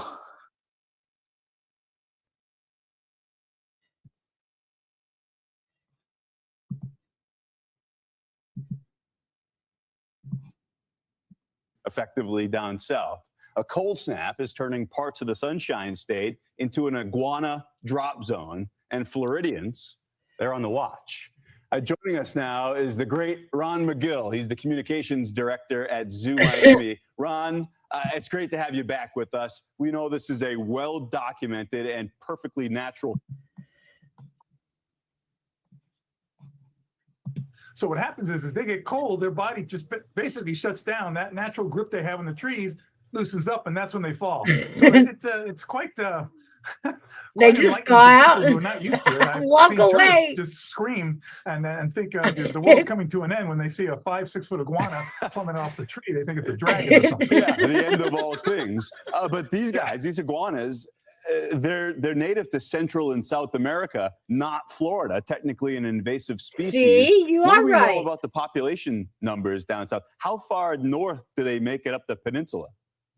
Listen, the populations have exploded. Here in South Florida, you see them much more commonly than you see any native lizards. They are now going all the way up through Orlando. I've heard them even get north. Some people told me they've seen them in Gainesville. Now, that's something that's stretched a little bit, but it's showing you how these animals can adapt, because even when it gets cold, they usually are around water someplace. Water is kind of their escape zone, but they'll also go into the water when it gets really cold, because the water temperature is always a little warmer. Oh, man. Oh, okay. Than the ambient temperature around them, and they use that kind of an insulation. They also will dig into the ground, go into burrows. So it's the ones that go up into the trees that are more, apt to get stunned like this and fall out of the trees. But like I said, until you've seen a 5-6 foot iguana face to face, you haven't experienced a big lizard. Yeah. I was down in Tampa for half a dozen years. Our pugs would chase the little lizards that dropped their tails. We never saw the big iguana. So maybe it used to be south of I-4 and now it's moving its way up.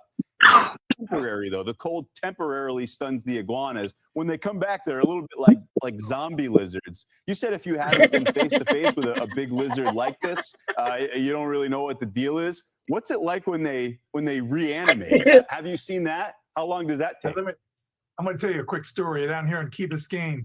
In Latin countries, and I'm Hispanic myself, iguana is a delicacy. They eat them. They actually farm them. So we had a gentleman who came from, I believe it was Ecuador at the time, and he was collecting these iguanas on Key Biscayne as they're falling out of the trees, and he's throwing them in his truck, and he's thinking, I want to have some iguana barbecue. This is going to be great. But when he put them into his car, it was a station wagon. It was warm in there. And they all started to come to life, and they started running around in the truck, and the guy wrecked his car. I mean, thank God he wasn't hurt, but he was freaking out because these things came alive in his car. They were warming up in the car. So you have to understand they are usually not dead. Now, that's not to say they can't die from this. Extended periods of that very cold temperature will kill them. But just a few hours is just enough to put them to sleep for a while. They will wake up. So be very careful. Yeah, you switch up from a station wagon to either an El Camino or a truck. You want that open for when those things wake back up. That must have been some car ride. Hey, Ron McGill with Zoo Miami, it's always great to chat with you. Thanks for being That's crazy. That's funny. Zombie iguanas, lady, eh? I don't know. I mean, they're calling it an invasive species. I mean, I think their zone of environment, was reduced simply just because we started clearing them out and chopping shit down and building over it. You know what I mean? And maybe they're making, I don't fucking know. They just said they're methed out iguanas don't lie. Florida iguanas, yeah. The cocaine hybrids. They just crashing, that's all. They just crashing. Whether they had cocaine bear, now it's going to be cocaine lizard. Oh my god. Oh my god, a bunch of lizards all fucking cranked up. Wow. That tongue going meh, meh, meh.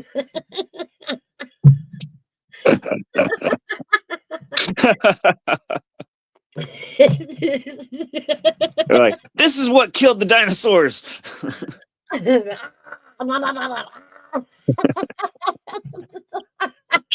Fuck. That's funny.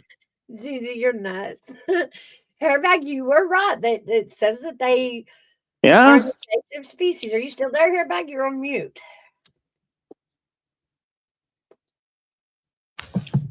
Yeah, I'm here. There you go. So you were right. Yeah. Now, what is he talking about? ICE. Okay. A federal judge issued orders restricting how agents may interact with protesters and barring arrest or use of certain non-lethal force against peaceful protesters. Let's see. Not a full withdrawal. Some ICE presence remains. Some agents may be scaled back, but others continue operations focused on criminal cases. ICE is over. Nah, I don't think so.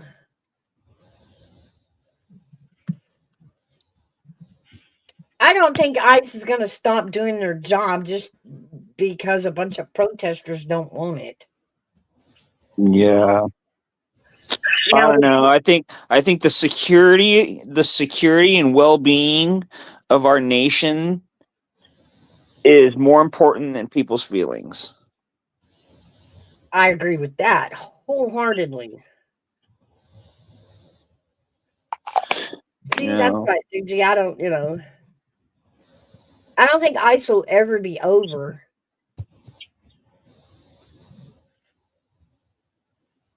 But if, like Gigi and them were saying, if the cops would do their job, if the local police and the state police would do their job, it wouldn't be this kind of mess. They are supposed to be there being that buffer so that nobody touches ICE and ICE doesn't touch protesters. The cops are supposed to be in the middle of that, protecting both sides. Yeah, well, when your town council and certain people in certain circles want to push the agenda in a certain direction, and money is on the line, Most of the time, those people get their way. Yeah, I think he did that this morning, Lydia. I was watching that. Tom Holloman went over there and put people. He did. He put a speech out, and he's we're not going to stop. Y'all are going to stop, but we're not. Gigi says she gives her a feeling it's going to get pumped up.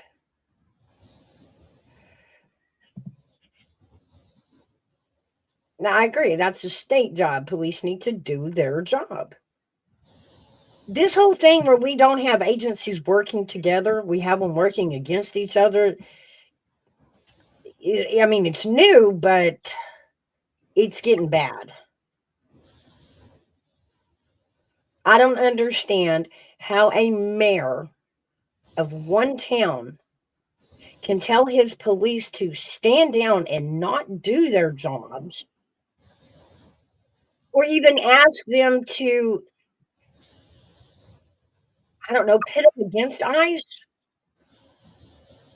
I don't know. There's been whole police departments that have literally walked off the job in their towns because they didn't like the policies that were being pushed. And the town just said, okay, that's fine. We'll just hire a bunch of our people who are willing to do our bidding and do what we say.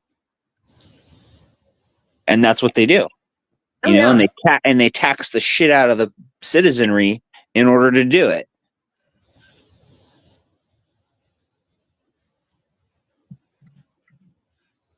So, yeah, bad news, man. Bad news. You see, Holloman, who received accolades from Obama for the very same thing. Exactly. Nobody cried when Obama did it. It's just when, bad orange man does it. Yeah. That it's inhumane. I don't want to say the protester's name. I want to say Laken Riley's name. Yeah. I want to say the name of all the other victims of horrible crimes that have been committed against them by illegal aliens. Yeah. By illegal immigrants, by whatever, undocumented, whatever they're illegal. Yeah. We just had a major accident up here on the freeway, and DUI crash killed 2 people, two children in head-on collision or whatever. DUI, illegal alien, fucking Wow. Yeah. And it's crazy that we actually have not drafted laws, that we are just now drafting laws per state about illegal immigrants and driver's license and car registration. Tennessee. Well, it's because the states don't care. To them, it's Right. fucking revenue. Well, it was never on the books. That was the loophole. It was never on the books, so it wasn't a matter of law. They could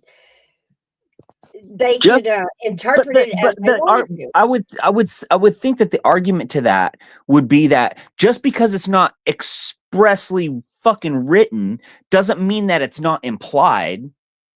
That was right. I thought we thought that was already covered in the fucking sovereign nation fucking deal, where it was like, we have borders.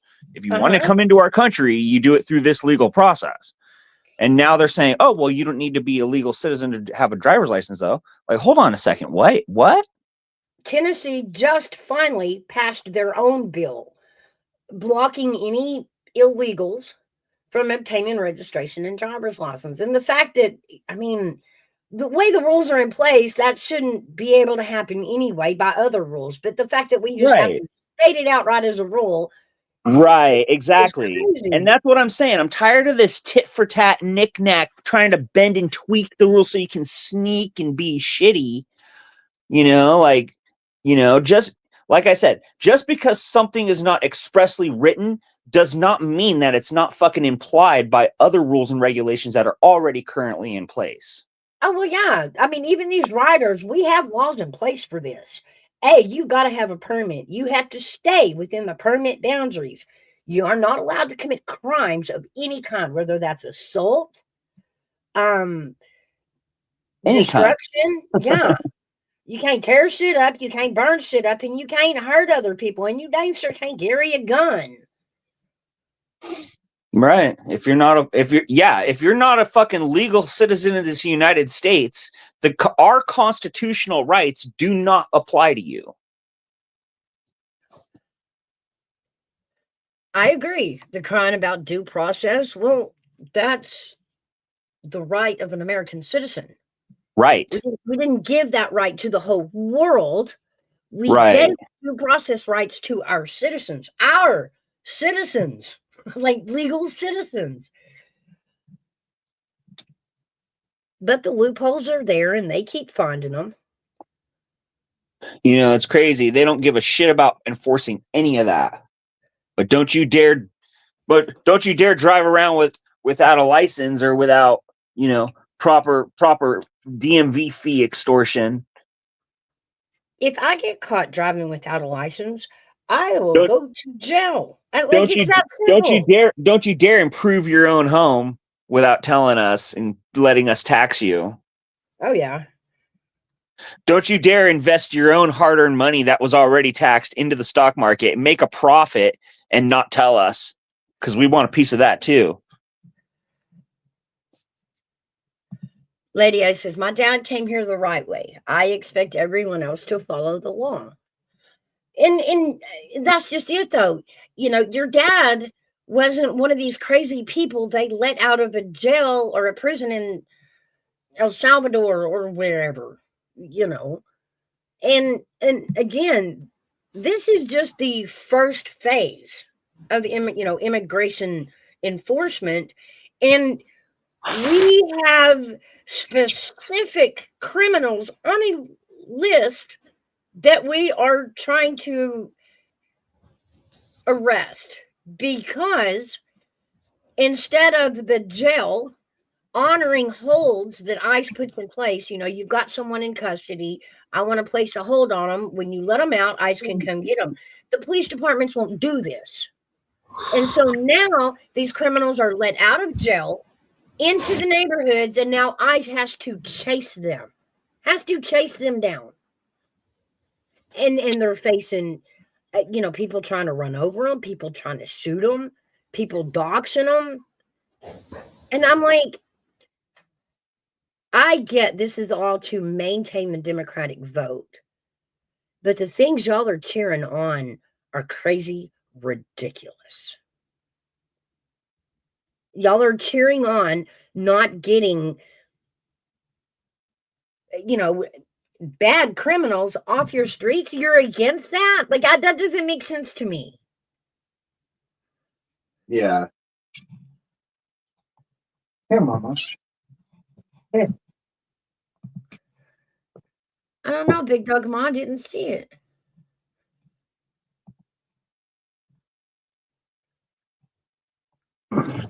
But I agree, Gigi, the loopholes, they definitely need fixed.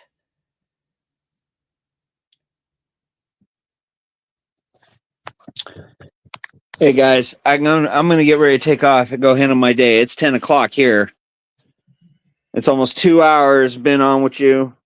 Great talking to you guys. I appreciate it. It was really good to see you. I hope you check in more often. I'm glad for sure. Everybody in chat, have a good one. Everybody up here on panel, you guys have a good one. Take it easy. See you, Aaron. It's always good to hear from our California people. Yeah. They've always got to rub the heat in our face. But you know what? I still wouldn't live in Cali, even for the warmth. I can't afford the taxes. I know. I can't afford the cost of living in Cali. I don't know how anybody does. You know what wouldn't surprise me, though? Cali is more expensive than Hawaii. Is it really? I don't know. I said I wouldn't be a bit surprised, though.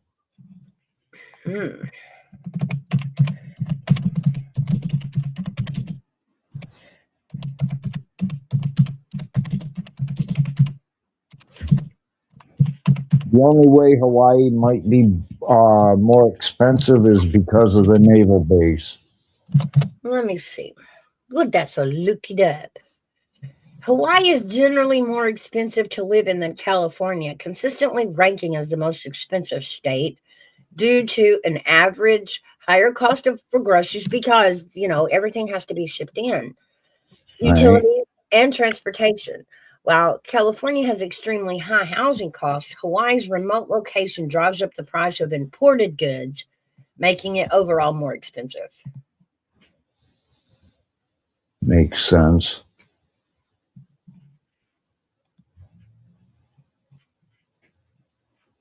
Oh, wow. Both states have exuberant housing costs, with Hawaii's median home price often over $730,000, and rents for a two-bedroom often exceed 2,300 to 3,500. Holy Christ. And that's monthly. Wow. That's crazy. Although Hawaiian residents pay significantly more for electricity, around 26 cents more per kilowatt hour than the national average. Well, I won't be moving there either. No. I was just curious. I wondered which one was. Is it blocking something, Big Dog Ma? It's blocking one of our comments. I don't have anything on.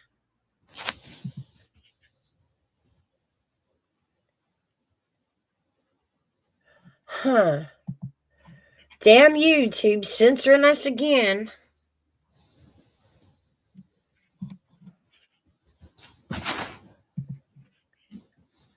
Oh, that's weird. Even StreamYard's been wacky to me today. I've had to refresh like 4 times. It keeps taking my window down to a little bitty thumbnail size window. Whatever happened to freedom of speech? We don't have that now. Yeah, no doubt. The rules are now, if it's a lie, spew it widely. And if it's the truth, you need to shut up before we shut you up. That's the world we live in. Isn't that crazy? Yeah, it is. That's freaking insanity, is what it is.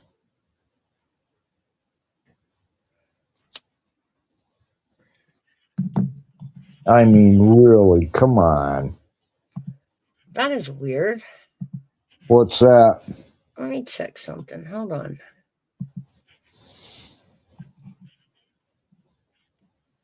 She said it's blocking her.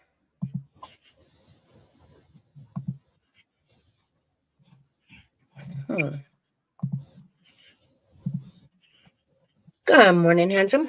Hey, everybody. Hey, Mouse. Hey, Hairbag. Hey, how you doing, AV? Hey, good to go, player. Good to go. You need to get the feeling better, dude.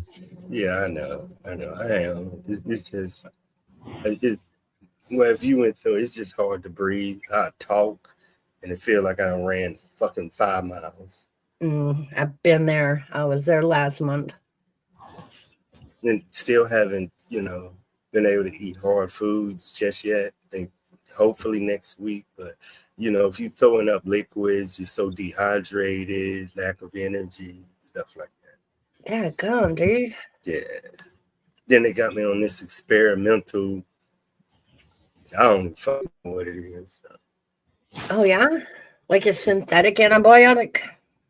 Yeah, kind of the same that they use to treat Special Forces soldiers in Delta down at Fort Liberty at Fort Bragg. Because I'm allergic to penicillin, they was like, okay, he's a good candidate. I can't say. I would have been a good candidate then because I'm allergic to penicillin too. You see, so you know how dangerous that shit is, Hairbag. Yeah. Like if a regular ambulance person would have found me, he would have gave me penicillin and I would have died. You need to be wearing a bracelet so that don't happen. I got them, but they're on my dog tags. So if they don't see them, if I don't wear them, I'm fucked. Mm. Well, then, like I said, find you a Callie, bracelet. I know, but you can have it, but you know what I'm saying. You leave so quick, and you don't think Yeah, nothing's gonna happen. yeah, that's true. But it's what you said. If that was my child, if you know, like the EpiPen shit with our kids, you gotta have that shit on you at all time. And I know it. I know. Yeah. So don't be cussing, y'all. I get it. Oh, Gigi says that she's allergic to penicillin too, so she wants to know what you're taking. Can't tell. Can't say it. It's experimental. But I can tell you this. I can. At first, they had me on Anclef and vicomycillin, but now my body's rejecting that. Yes, because it's made from penicillin. Just like amoxicillin. Anclef, ANCLEF, and vicomycillin, but my body has just rejected it. So they had to put me on something experimental. Jesus Christ, you must have got one hell of a case of galloping crud then. Yeah, I mean, because when you deal with homeless, you got to take your shots, right? But I can't take penicillin. You know what I'm saying? So that's what my family say, dude, you taking a risk. But I'm like, fuck. That's what Big Dumb Moss says. It's all the dang vaxes you had to take in, Army. Yeah. Yeah. You know, somebody was talking about that scar thing again the other day. And I mean, the children will never know what that was. And actually, they stopped doing it probably about 2 years before I was old enough to have it. What is the scar? You know what I'm talking about, Hairbag. You probably have one on your arm. Oh, yeah, the little round circle. What is that? With the little dots in the middle. What is that? You know, before they were giving us immunizations, you know, as babies and children, when you got to, I believe it was high school, they would line all the students up, and there was this gun thing full of shots, full of immuno, and they would give it to you all at once in the arm. Like the military Hairbag? That when we go through the line and they on both sides of us? I never did that in school. Kind of. It was always either a regular shot or you went to the doctor and got a regular shot. But you have the scar on your arm, right? But what it was where they put medicine on your arm and then they took a needle and they started poking you, you know, like they would if they were trying to give you a tattoo. Yeah, but it was like a gun full of needles. And there was no gun. It was the way I'm trying to tell you the way I had mine done. The doctor held the needle in his hand and was going up and down on that area of your arm to put that medicine into the holes that he was putting in your arm. I ain't never had that. Gigi, no, I ain't got no smallpox, Gigi. I can't take penicillin. I think the smallpox. Yeah, I couldn't even take that. Yeah, smallpox is what it's saying. Yeah, I couldn't even take that over. And when they sent me, you remember when Saddam Hussein had the smallpox virus and he was using it? Mm-hmm. I can't take penicillin, so they had to put me in a bubble over there in intelligence because I couldn't take penicillin. I couldn't even take a shower with the rest of the soldiers. I had to have a special shower in the area because in order to fight smallpox, you need penicillin. Eggs. I'm allergic to eggs. Ooh.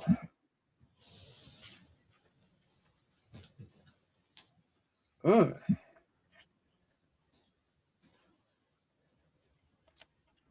I told y'all I'm a pure virgin. Pause. In some ways. When we got vaccine, they probably switched it up so they weren't giving it to you like I got it. Actually, they quit giving it, like I said, a couple of years before I would have got it. So I don't have the scar. I think it was because of my religious upbringing. Because where I was raised, the religion that we're raised in, going to the doctor, you know what I'm saying? That was no. God had to heal you. So the Lord is my physician. There you go. You know them back. So no pin, none of that. I didn't get doctor. Like I've never been sick till I joined the military. That's when I almost died. I never got sick ever. Never broke a bone, nothing. But I also never went to the doctor. You know, in Pentecostal, you don't do that. Yeah. But then we broke off into the military. Then my mom put me into some different stuff. But from like the first 15, 16, nothing. I was nothing. Period. But I was an athlete, top 10, so it's perfect. Mm. But I'm paying for it now. Yeah. Shit. Yeah, he was. Yeah, holy roller, right? That's what they got. Yeah, I was a preacher's son. He's a little Bible thumper, and he'll thump the shit out of you with it. I was preaching. I was preaching since 10 years old. He was the son of a preacher man. Yes, remember now, my upbringing is different. Mouse know this. My preacher was a woman, which goes against all teaching. When we were brought up in Christian, women preachers shouldn't preach to the you know what I'm saying, man? So it was always a debate among preachers in the South and my grandmother, but I was better than the rest of the preachers, so it was different. It was very different. But I knew what let me change that. Someone told me women shouldn't be preachers. I think me and Mouth had this conversation. Can women preach to men, and how it was that conversation.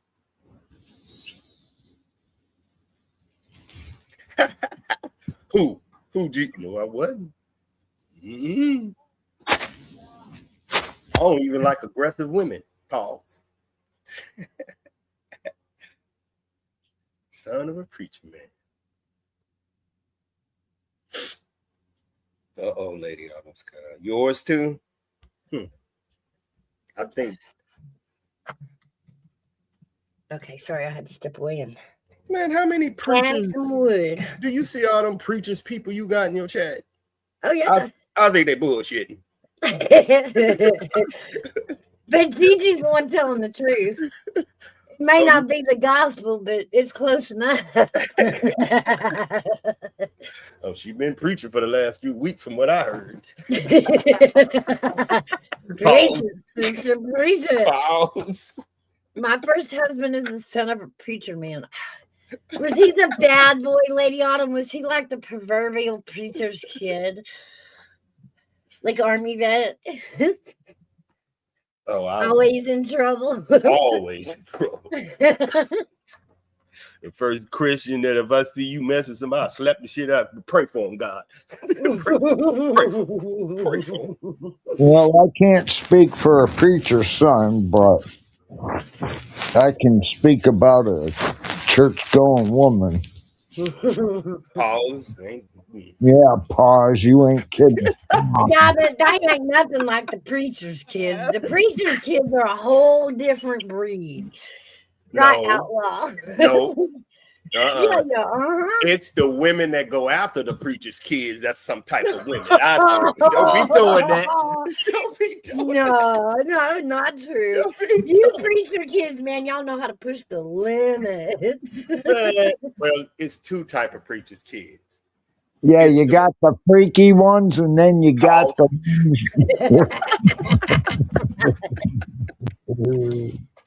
Yeah, I think he's the first one. Yeah, kind of looking that way.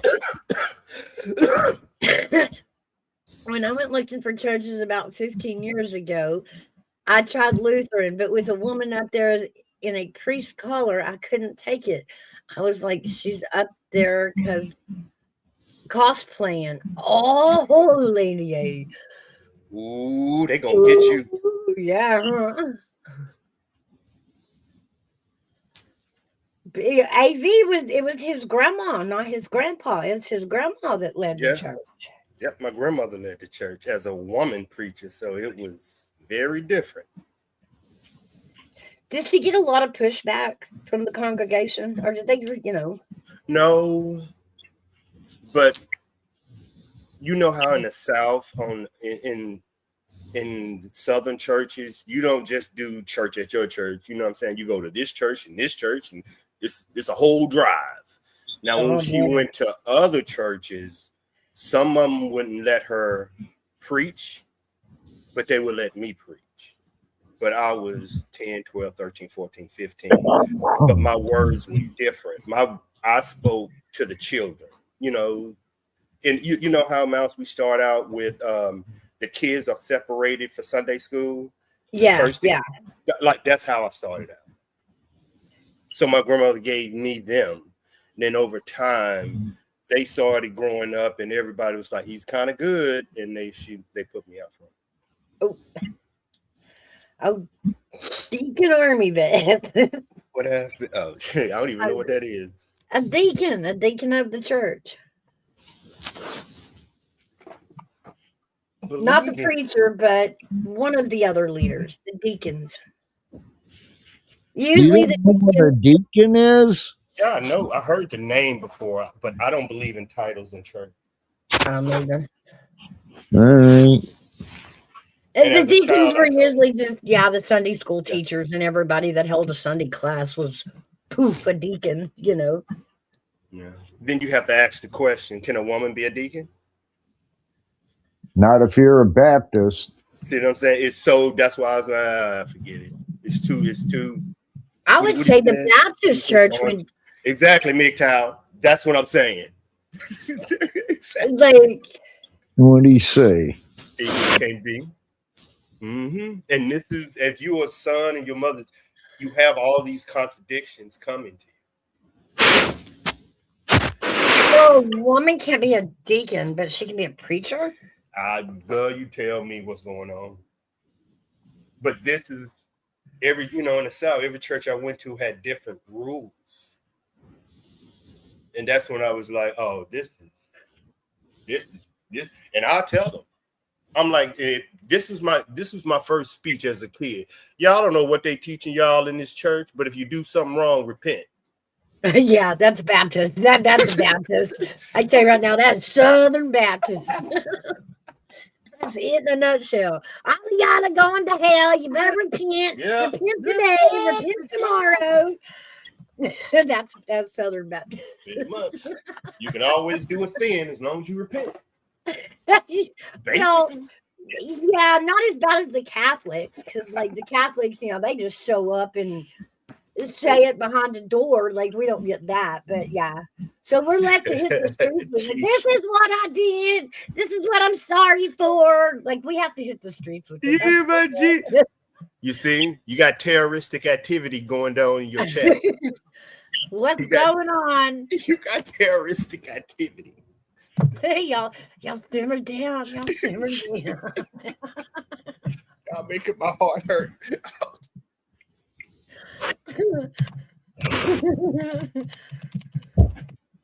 Oh man.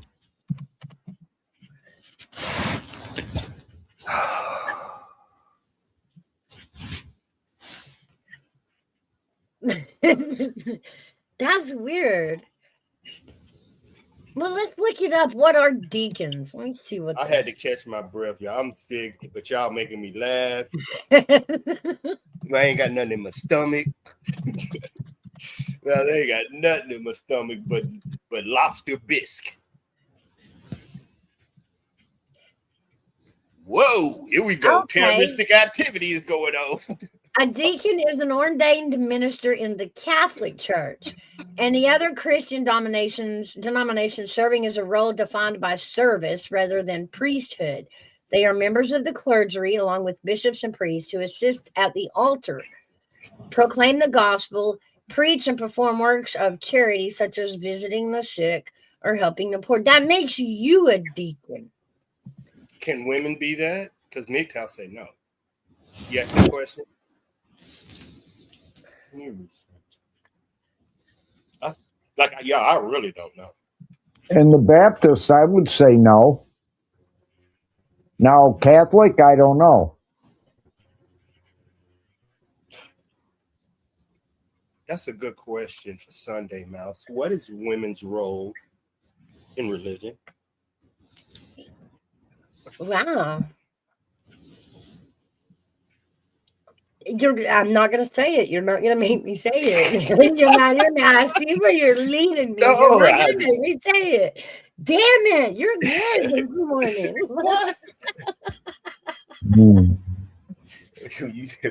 When you mouse, think about how we research stuff. If we sick in a hospital and all we got is 3 laptops, I'll research everything I touch. Well, you got me cornered on this. Not fair. You go research out everything. You locked in a hospital in a room by yourself, let alone. Fuck that. I can tell you everything about beetles right now. I'm like, the deacon is charged of the bus ministry, visiting sick, providing food. Yeah, it'd be deacons a deacon came to Fort Huachuca, at the hospital to visit. so is there not a title at all for women in the church, even those that, well, I mean, besides organ player, maybe choir? I don't know. I'd never asked that question. I've never cared to. Well, you know what I'm saying? I never cared to ask. Well, because you're not a girl. You don't know to ask. Yeah. I know. Wow. Huh. But I can say this. Women are dominating religious forms and religious churches in 2026. I'm not for sure.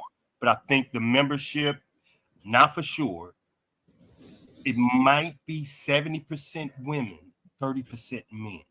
So churches are being led by women. No, men's houses. They can teach and they can watch the kids and they can cook in the kitchen. Wow. Of course you'd say that. No, I mean, I remember having women in the church. I remember having Sunday school teachers that most were women. Should a woman guide a man through religious texts? Okay, yeah, that's a good way to put it. Yeah. Women are emotional. You're trying to get me to say the obey thing again. I know. No. I'm not going to say it. But that's the answer, is it not? Is it more? Does doctrine say if a woman need understanding, she should go to her husband and the husband should go to the church? Okay. Meaning the wife should never ask another man. She should ask her husband and her husband should give her the answers. And if her husband don't know the answers, he damn sure better follow. He better get it. Yeah, I'm sure, Lady Alda, I'm trying to stop this. So how do you counsel with church as a female if you're in that's why men have left the church in masses. Even in the African American church is like 90% women, 10% men. It's worse in the African American church. Wow.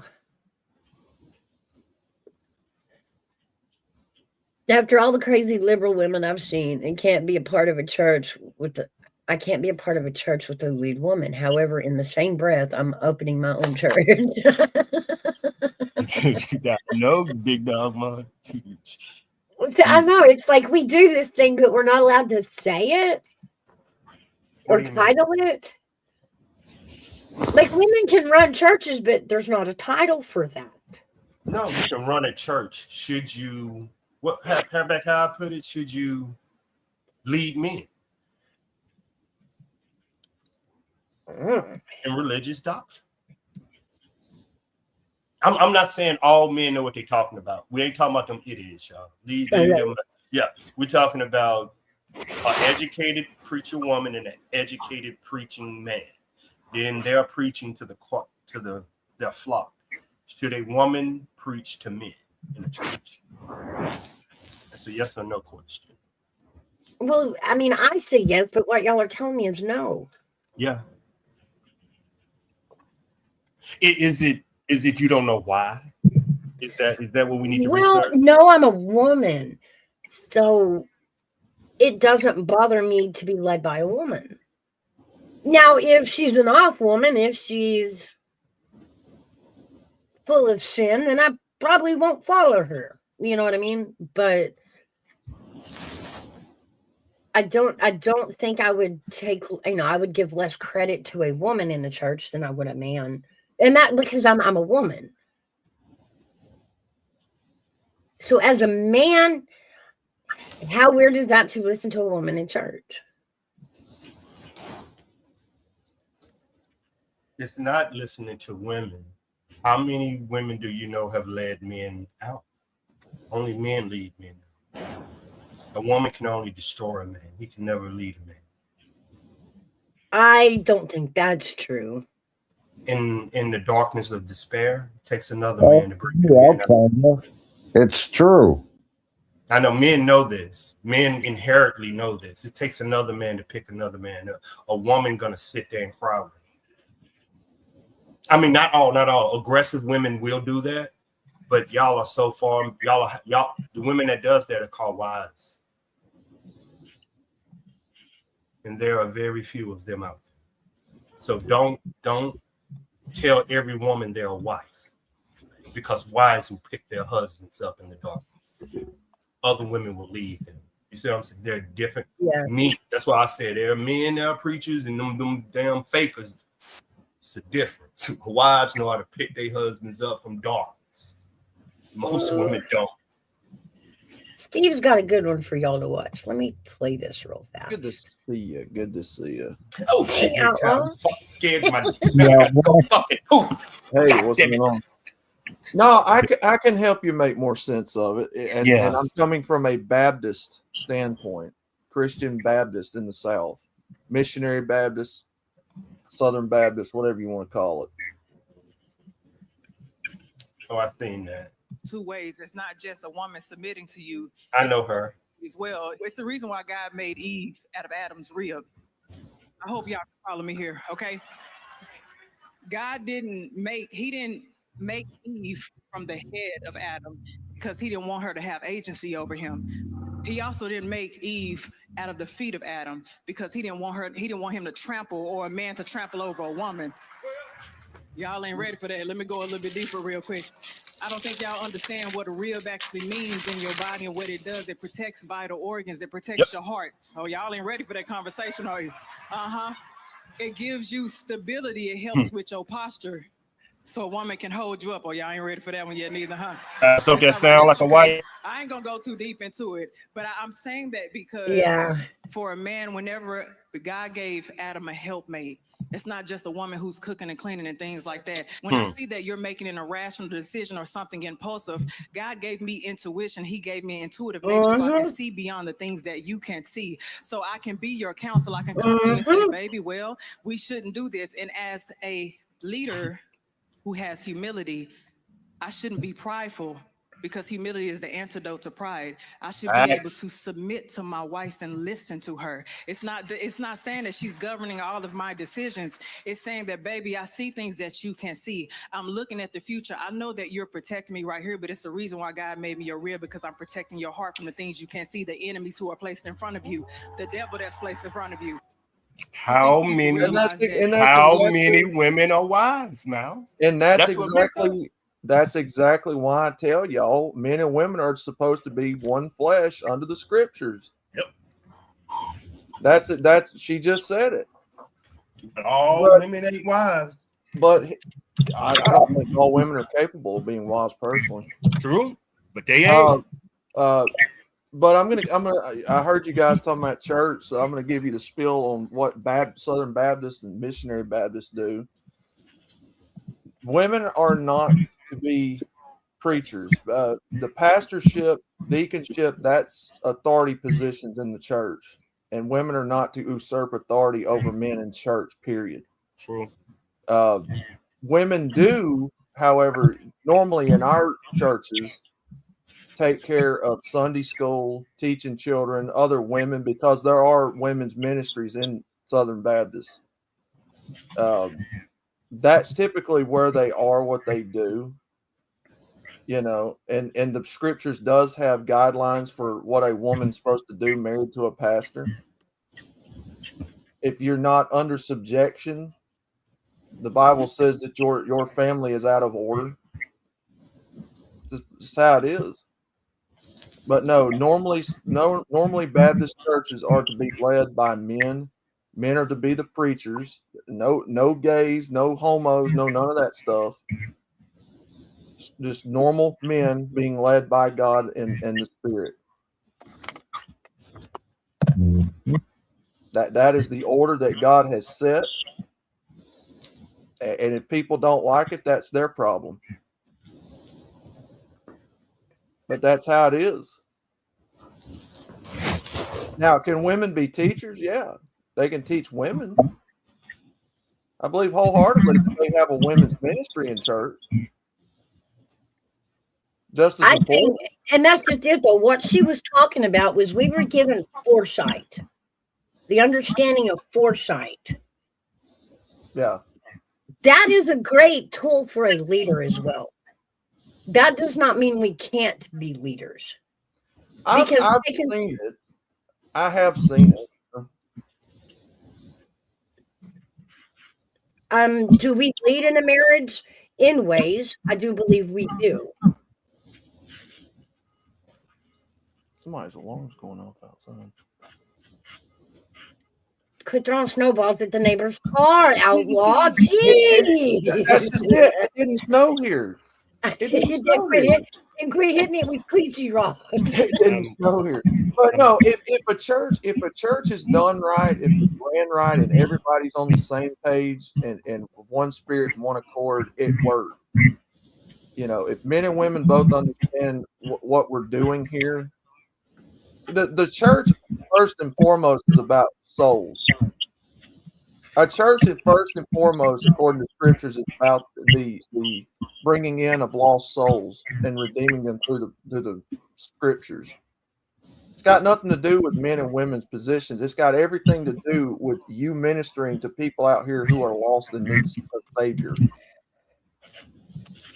That's the whole point of a church, is to bring the anointed of God's children together under one roof and to bring souls to Christ Jesus. That's the whole point of a church. Besides fellowshipping with people, that are already in the scriptures.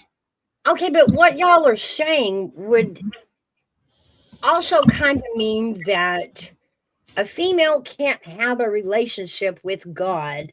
She can. Without like a middleman husband to lead her. Because that's what God established in the Christian scriptures, the Holy Bible. There's an order that God has established.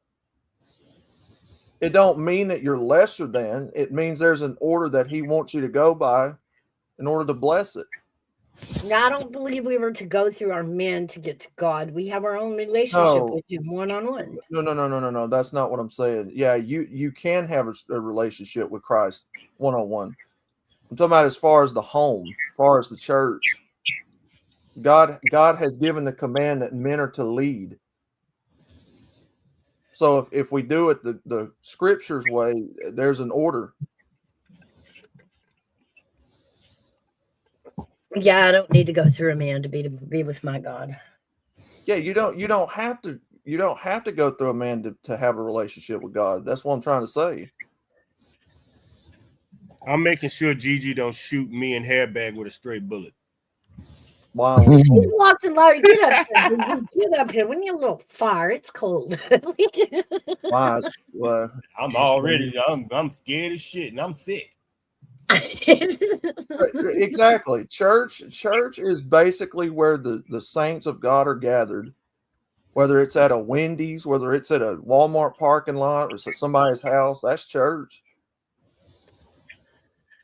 It's the gathering of the saints together under one mind and one accord. That's all it is. You don't need a man to pray for you to get to God. That's what I'm trying to tell you. Yeah, and I don't need his guidance on my relationship with God. Now, I get that's, way back then.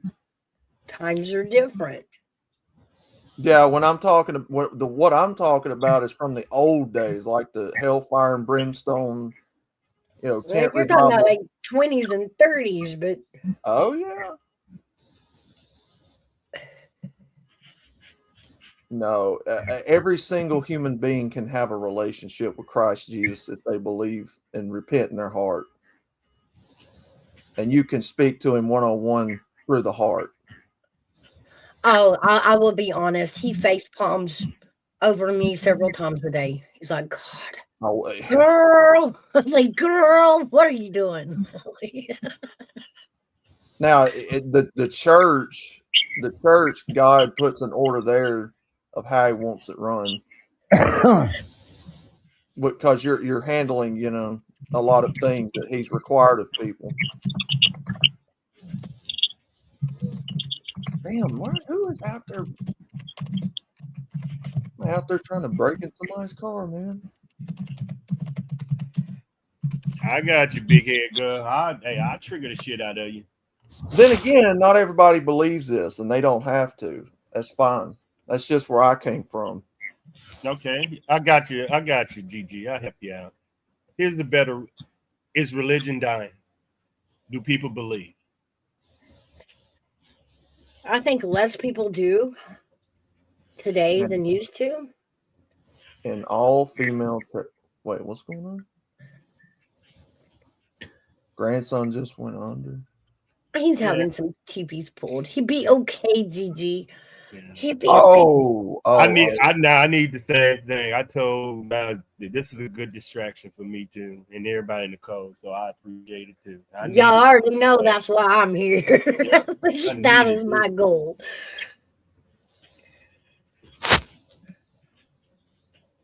I've been singing 8 songs for the last 5 days. I'm fucking crazy. I'm distracting myself from the fact that I'm still loading a damn wood stove and I'm waiting for my water to thaw. All female church. I missed something. Okay, I can tell you this. Do you understand the spread of? I can tell y'all why people are getting sick, but y'all ain't gonna believe it. But I'm gonna try. Millions of people around the world get their water from glacier-fed rivers and lakes. Mm-hmm. There's something in the water called ARGs now, and it's the bacteria that is resistant to drugs. And with and I'm sure everybody knows the Arctic is coming out of the cold freeze, so water is melting, and this is getting into our water supply. I'm just saying, research it. It's called ARGs. And it's from glaciers from way back then. Yeah, I mean it's the same as digging up that box that they buried because they put that soul in it. Like stop digging shit up. And yes, as the ice melts, whatever was in the air way back when it formed is going to hit our air now. Yep. As it melts. Yeah. So that's just why you're seeing all these. It's the water. And the air, remember, the water goes up like mountains. It evaporates. You're breathing it. Yeah. We are coming out of not the ice age, but the free. Remember when the world we are coming out of that. So all them gases, all that dinosaur shit, all that asteroid, it's coming into our air now. Right. And see, if it wouldn't have got caught in the ice, if it would have got caught in the ground, it would have turned to oil. But it did not, because you're in ice and it don't do that. But the same with any bacteria, it can be sustained in cold temperatures. But once you thaw it out, once you heat it, let it get to room temperature, the bacteria will continue to grow. Ice doesn't kill the bacteria. It just kind of hibernates it. Mm. But I'll still say these archaeologists need to quit digging shit up. Stop digging shit up. Some of that shit was probably buried for a good reason.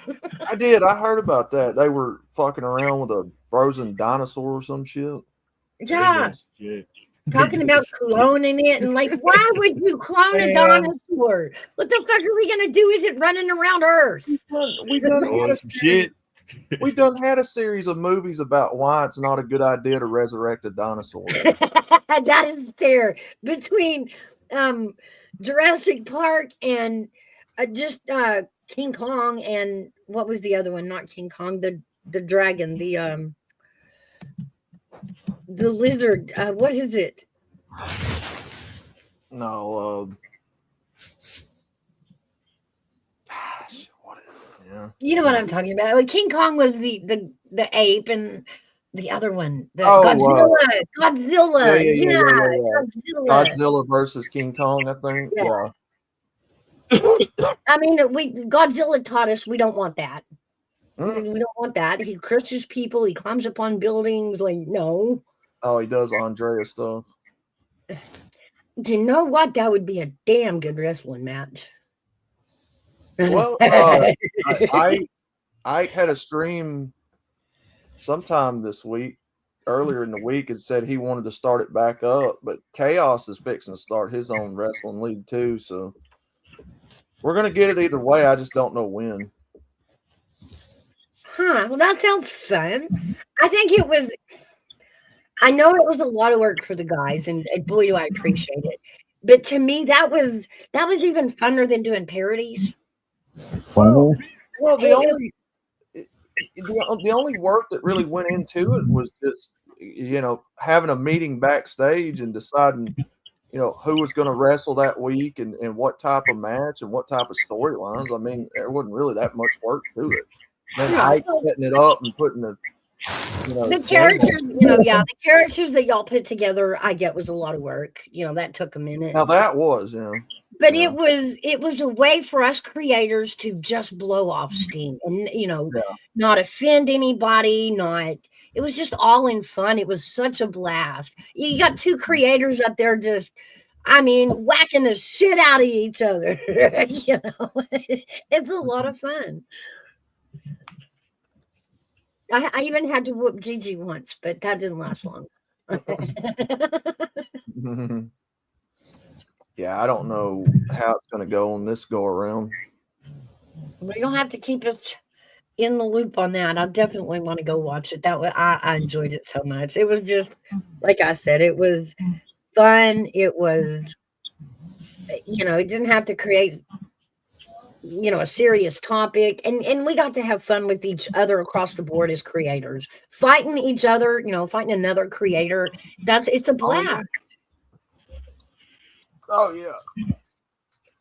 That was like us creators taking a Friday and going out, going to karaoke, mud wrestling. Hey, I'm gonna need your help on this one, Miles. This just right now just broke.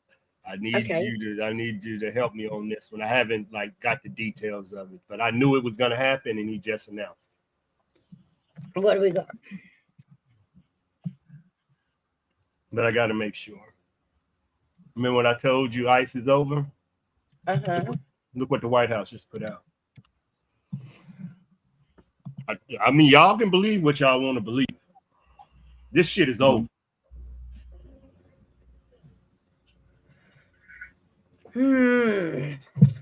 Well, why? Hold up. Okay, so Tom.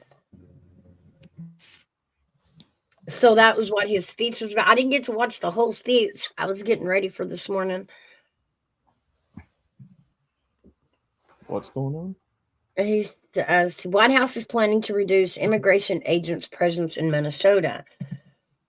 Big Dog Moss says Tom Hammond he explained the why, and he made a speech this morning. He said only if they got help, and he will stay to see the results first. I don't think caving is going to help. I don't think that reducing the number of agents is going to help calm the crowd. I just don't. This is a play, Mouse. This is about local police. Yeah.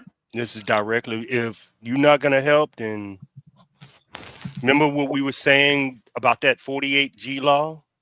If police don't help law enforcement, they have to change their tactics. Remember, we were saying something has to.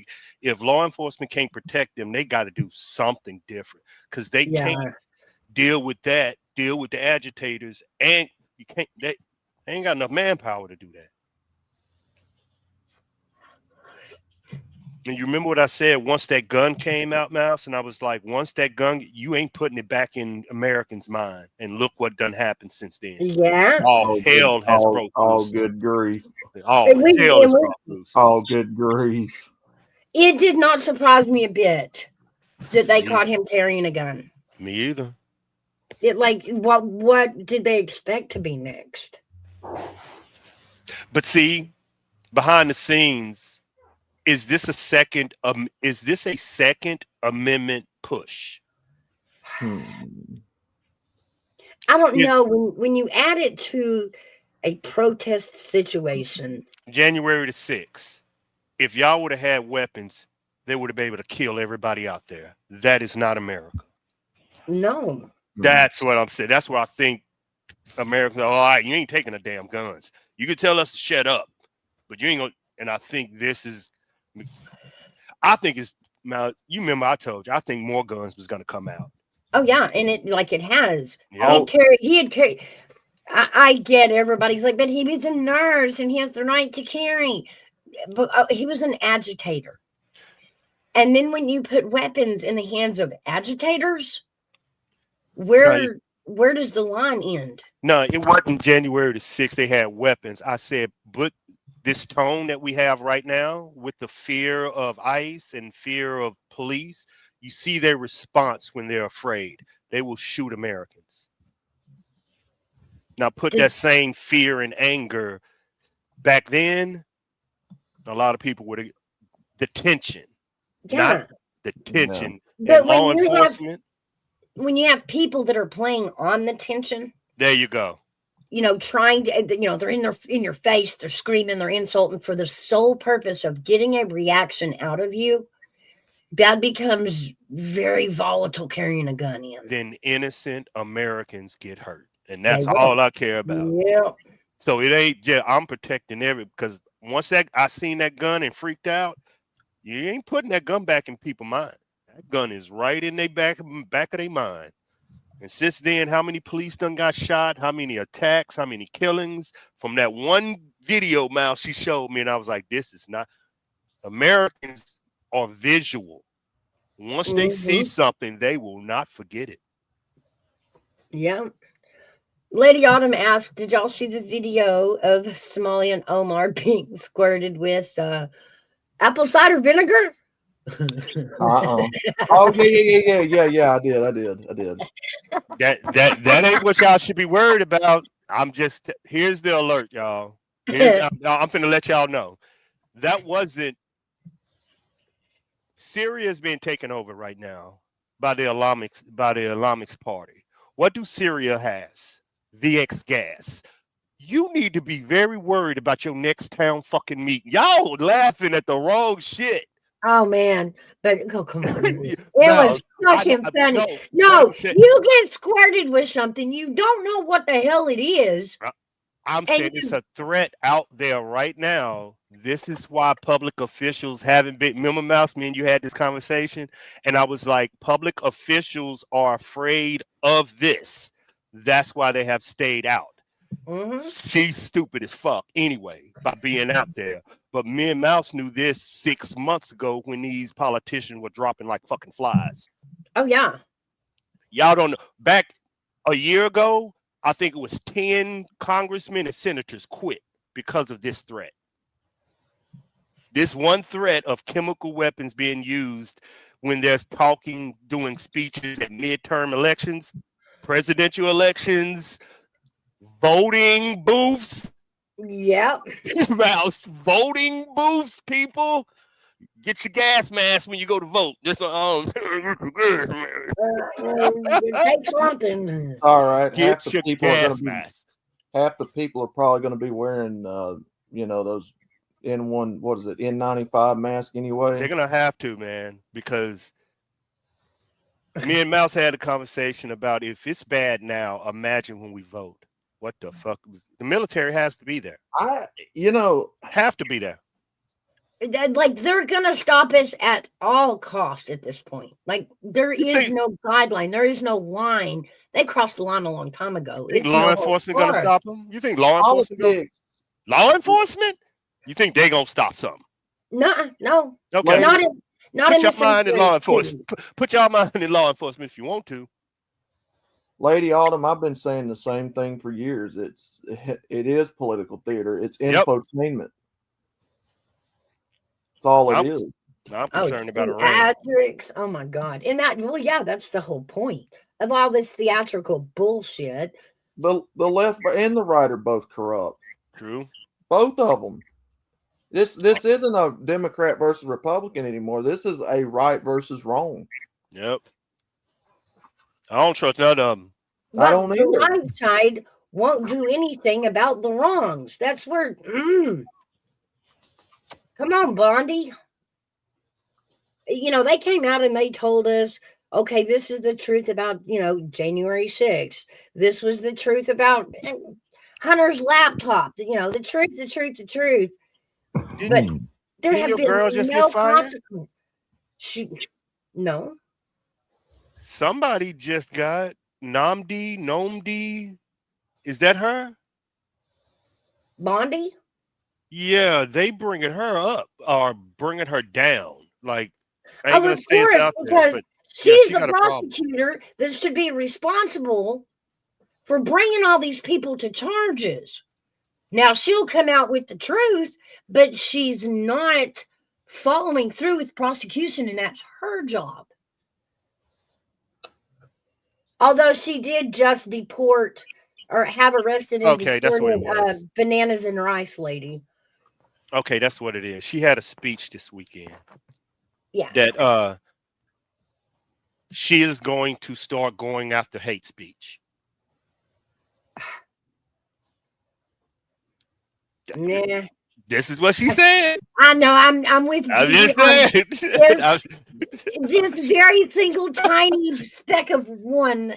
I'm with her on this one. I am pissed that Bondi can come out with all the facts, tell us what the truth was, but she's the prosecutor. Yeah. Like, she is the one that is supposed to be bringing charges against the crooked government. She's targeting liberal groups, right? She ain't targeting nobody. Okay. That's just it. She'll come out and tell us the truth about everything. Like the fraud in Minnesota. Where are the charges? Because in my opinion, that mayor should be locked up for insurrection immediately. This is what she just posted in the comments, man. She stated that the Justice Department would target anyone using hate speech, which has sparked criticism from both conservatives and liberal groups. She said that, I'm just saying, and she got AI behind her. So understand what she's saying. It's a vague statement. Yep. Especially, like I said, knowing that she is not filing charges. Is she just letting us know, okay, this is what we found out. This is the truth on this. This is the truth. Well, we knew that when it was happening. What are you going to do about it, Bondi? What, like, you just going to stand there with your thumb in your ear and go, yeah, that happened? Why aren't these people being prosecuted? They would prosecute us in a fucking heartbeat.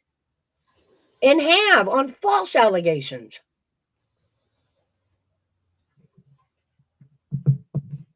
Looking at ice, Barbie. And that is a Big Dog Ma, that is a crazy statement, knowing that you have the First Amendment on every American. You know, I'm military. That's a crazy statement because threats of violence are not protected by the First Amendment. Take your first A.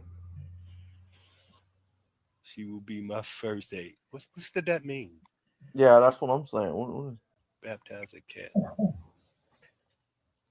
I'm from what did Mouse can you interpret for us? I'm trying. I don't understand the I don't know what you're talking about. Man.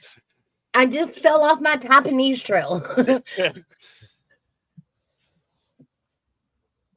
Asshole? No, can't be that. Okay. Take your first A. First Amendment? Yeah. Okay. There you go. Okay. Yeah. There you go. Yeah, that's exactly what I think it is. It's an attack on our First Amendment speech. Yep. Oh yeah, absolutely. Totally agree. But on the same note, how do we turn down the rhetoric? Because it's not free speech causing us issues. Leadership. It's the rhetoric. Leadership. But what did you tell me? And I ain't gonna say the name, but I use these words and you'll get it. You said sometimes the jagaloons on the YouTube streets have the biggest voice. They do. That's true. That's what you told me. That is true. We ain't gonna say what sector we talking about, but she get it. Yeah, if you're the loudest, you don't even have to be the most. You're right. There you loudest. go. Girl, there you go. Just be the loudest.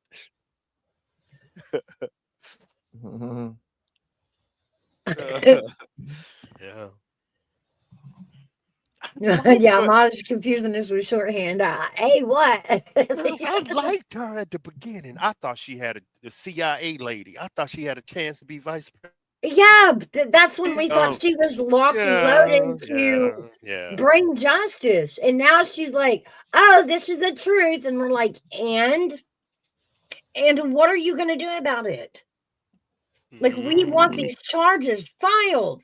God, I had so much hope. Like, the Clintons didn't show up for a judge-appointed congressional session to answer questions about why they were hanging around Epstein. They decided they just didn't have to show up. Is that against the law? Absolutely. Federal law. Do you think Epstein, is anything going to happen to the Clintons for not showing up to Congress? Let's go ahead and ask the question. Hairbag, I know you. Do you think the Epstein files reveal that Congress and politicians are pedos? What I mean, I understand people don't know and some do. What do you think is in there that people know that's in there or that knows it? What is it? Because I don't really know about the Epstein till when I think Diddy went to it. It makes sense now, but I don't know. I don't know. Is he CIA? Is he Israel quadruple informant? Was it a setup? Is this a pedo ring? Or they no, we ain't getting none of that. Like, we're not getting any of that. He isn't. To me, they said it. I mean, what is it? I don't know, y'all. I don't know the Epstein file. I'm not from this side. It was, it was a weird front for a double spy business. I mean, what a weird front to sell kids. That's like a weird fake business, but Well, the thing I look at is what is it going to solve the price of eggs? I mean, a lot. Because again, they don't need a bunch of files to prove to me that all those people up there are corrupt. True. No, I want them to be put in jail because we know they are. We know what they've done. They've done illegal things, and they should go to jail like any other citizen. Go to jail. But MGTOW just told him all of them corrupt. Mouse are gonna protect each other. No. What he said. That's that is that just like California. Yeah. You're always going to win when you stack your judges from the same team. The problem then it's is not an objective judge. Your judges are stacked now. Yeah, that's like an NFL football game when they call the wrong play. The problem is you've got to understand how spider-webbed and networked all these people are. You know, all of these people are in each other's back pockets. You're not going to get the justice that you're wanting because you've got to get the corruption out of the people themselves first, and that's never going to happen. It could make You time. say that, It could. but Trump's a felon, so it can be done. You know, Trump's now a quote felon, so it can be done if you've got the balls to do it. But Pam, it can be done. What happened? We're from the South, and a lot of us are preachers, where the churches used to run the elections. Basically, I say it like that. How the preacher votes, the church usually votes. America eats its own. This can happen, but it would have to come, like you said, Christian, church, community. But we have wiped that out, and we have even told these people that want to do the change, if you're not a billionaire and you're not a politician, we don't even want to do you. So y'all have killed, not y'all, Americans have killed their own possibilities of bringing a leader up from the ground because you want him to be a billionaire. And like MGTOW say, that comes with, they play the game too. Yes. They played the game too. Money. That's why, honestly, I have no trust in Trump either, because he is part of it, whether people want to admit it or not. However, he's not the worst, and he has done some good. But he was still what we needed at the time. Like, but I will scare you, Mouse. What are you gonna do when he leave in 2 years, baby girl? I don't know. My hero is not poking his head out yet. Nope. And, you know, yeah. 2 years. J.D. Vance is back out on the circuit, you know, backing up his boys. He got which 1 year, Mouse. Mouse. But do y'all understand he's younger than us? Yep. Mouse kind of like 30-something. Let's just put it into perspective. We talk about age, but put it into perspective. He's younger than us. Does he have the life experience we need him to have at that age? Like, would you hand your business over to a kid? I think America is going to change. I think they will.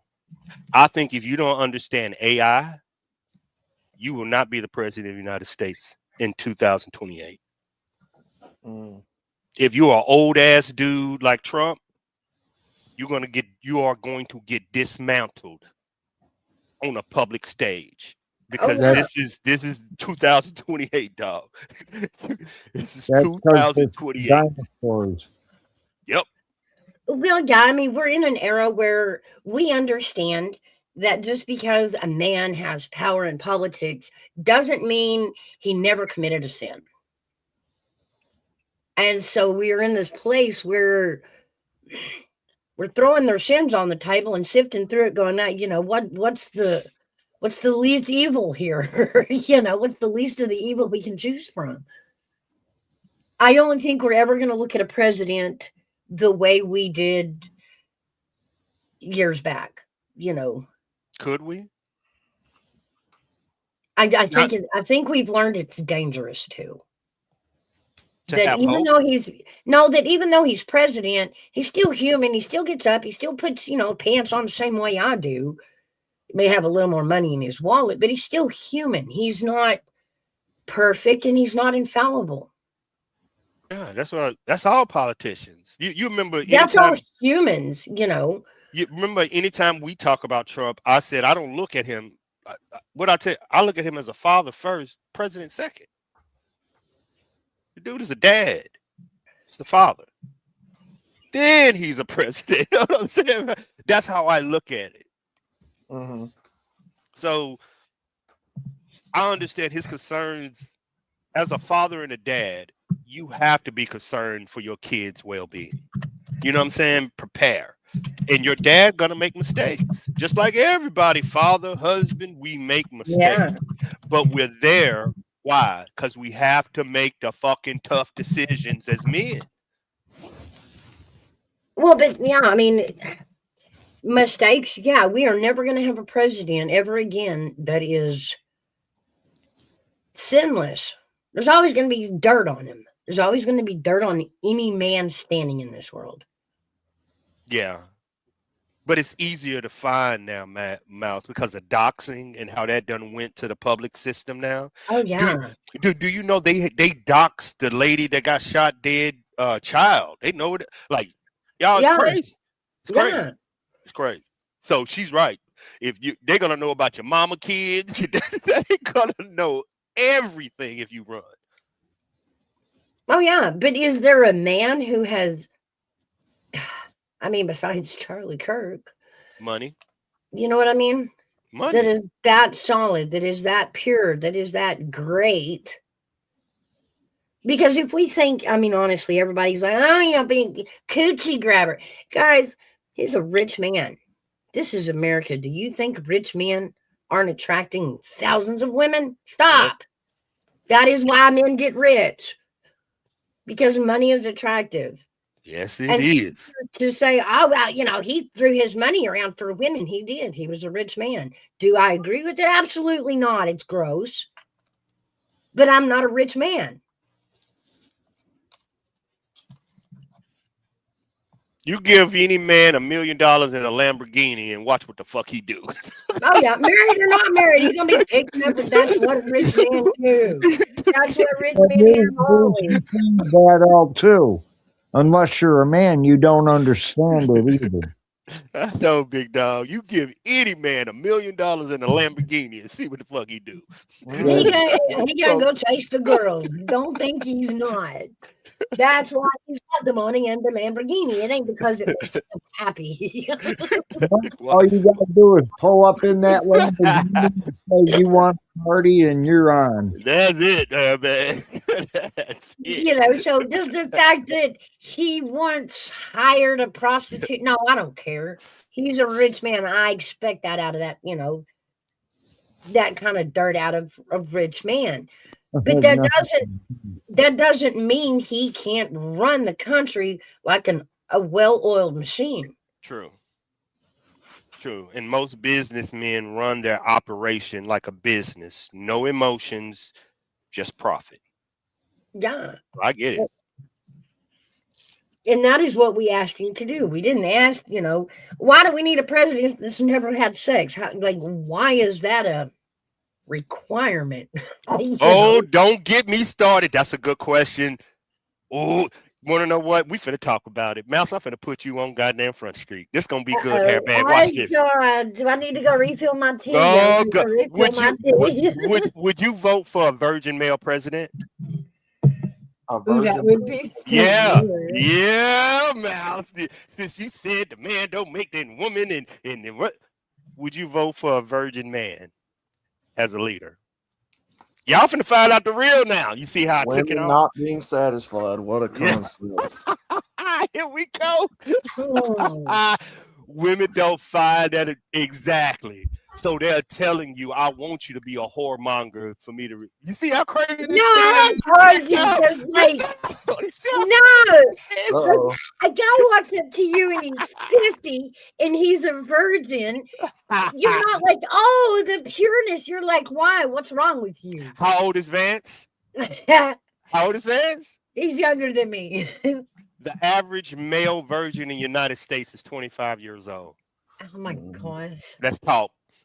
That's why I brought it up big time. You see what? And these women are saying, if he's a virgin, I ain't voting for him. I don't think I can say. I'm not saying that. I'm just saying, how do we expect him not to have any? How do we expect a rich man to have never bought women? Pause. Flashed his money for women. Like there's women around rich men that there just is. Yeah, but it comes with it. You don't have to flash it. That's my point. So to get mad that he, acted like a rich man with money around women, No, please. If you were raised right, and I'm finna stick up for my Christian dudes that ain't got no booty yet. If you were raised right, isn't that respectful? Oh shit. Isn't it? It is very. Yeah, that's what I'm saying. Yeah. You see what I'm saying? I don't get it. That's what I don't get. I don't know how I would be weirded by. My whole point is, I'm not attaching a good president to his sex life, whatever his sex life is. But women don't perceive virgin males as men. But if you go by, as scripture would say, aren't they leading the light? Do you know Christian males that are virgin, other men look at them as good fucking job? You get that right. Other men be like, good shit, dog. You get behind the scenes, other men look at male version as this dude did it right. Good shit. Like if it's done right according to scripture, they wait until they wait. It's respectful. They wait until God sends them the right woman, and then they let each other take each other's virginity. That's how it should be. That's not how it is in our country, though. True. See, we're so soaked in people having sex everywhere with whatever and whoever they want to that this is just, it's a taboo subject. Hate to say this, but oh, oops. And trust me when I say doing MGTOW Red Pill content, I see where a lot of women and some men spend their time with not other humans. I'll just say that. And we wonder where our diseases come from. I would too, Acola. I ain't even gonna lie. I'm taking my money, putting it in the bank, saying fuck them. I'm just saying. I'm gonna go buy me an island by my damn self. Fuck them. I do these types of streams all the time, and I have done a couple of those types of streams where those people get with other living things besides human beings. Trying to be as PG as I can. It's called bestiality. That's exactly. Whoa, we went left. You got it. No, I'm saying, and people wonder where the debauchery and the immorality and the diseases and stuff comes from. I can tell you exactly where a lot of it comes from. It's because of sexual liberation. Is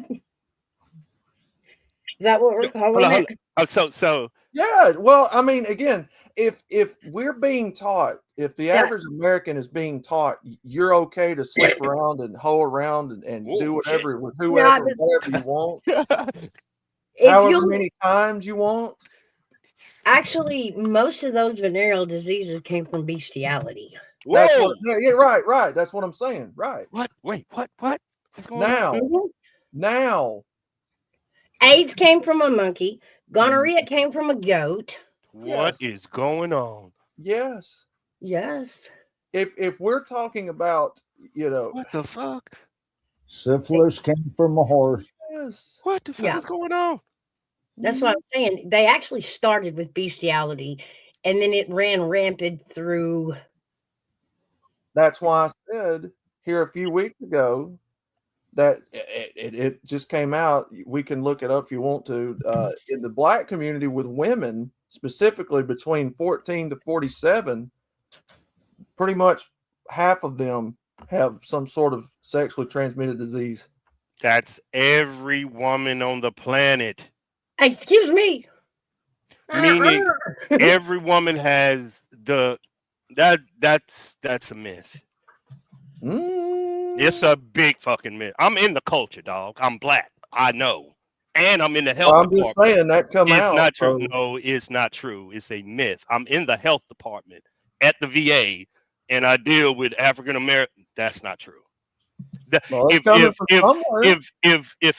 what you're saying is true, the average lifespan of a black man is only at 55, so that means all black men. No, that's what I'm saying. It's fucking ridiculous if you do the math. Black women, not men. But men come from women. Right, but that's what I'm saying. It come out. And of course, a myth.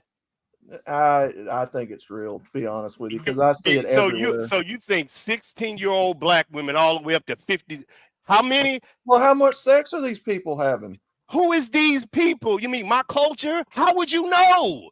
White people too. No. How would you know how many black people are having sex and not? Okay. How many sexual active diseases are in your culture? Oh, I'm sure there's plenty. But you don't know them, but you know the African American. Come on, dog. It's a statistic anyway. But you are researching somebody else's culture and not your fucking own. No, I'm researching. No. Listen to what I just said. What is your statistics on your culture? You don't even fucking know, but you know African American. Because it's an ongoing study. Once again, what is your stats on your own dick and pussy in your culture? It's an ongoing. You don't know. Because it's an ongoing study. Is there more sexual diseases in the white community or the black community? I'm sure there is. There's a lot. Because there are more white people. Of course, there are more. That's why you're fucking in. This is a dumbass conversation. It really. You see what I'm saying? Once you put stats into. Is there more white people than black people? Yes. So that means there are more white diseases than black. It don't make sense what you're saying. If half the black are damn disease, that means 80% of yours is. That's just a statistic. It doesn't mean that it's gospel. It's just something that you look at and you take it with a grain of salt. I know, Lady Autumn. It don't make sense. I mean, it's not something to get upset about. I'm just saying. It's not up, but you are making personal public stats that is not true. No, study of young adults. I'm giving you a stat that I saw. A study of young adults found that 34% of black males had received an STD diagnosis compared to 12% of white males. No, I'm only talking about women. Let's see if I can get one. Okay. Studies have shown that 50% of black women reported a lifetime STD compared to 28% of white women. These disparities are consistent across. Yes, we have diseases too. That's the point I'm trying to make. It's but that's not the point I'm trying to make. I'm trying to say if you're gonna do a stat about another culture, shouldn't you know your own before you state the comment? That's why I said it's an ongoing study. I get what you're saying. Good way to redirect, but how crucial is the argument when you don't even know the stats of your own culture? I'm just giving you one of these stats. I know. The whole picture. That's what I'm saying. You are completely right. How fucked up is you don't even know your own culture stat? I don't know. They know. Look at it. They know. Believe me, what I'm saying is for the viewers. They get what you're doing. I'm telling you that if you want to know how bad it is in every culture, yes. Now, shouldn't you know your own? Yeah. Do you? I'm going to. Exactly. Focus on your own community before you focus on somebody else. Clean your own house up before you try to clean somebody else's up. And how are we supposed to stop? Especially as a preacher, especially as a preacher in a Christian church. I'm not a preacher. You're a Christian. Right, but I'm not a preacher. So if I tell you the Christian STD rate is out of control, what would you say then? Oh, I believe you. I would believe you because I know. That's what I'm saying. Okay, but both of you arguing understand. Oh, I'm not arguing. We're not arguing. No, listen. No, hear me out. I know.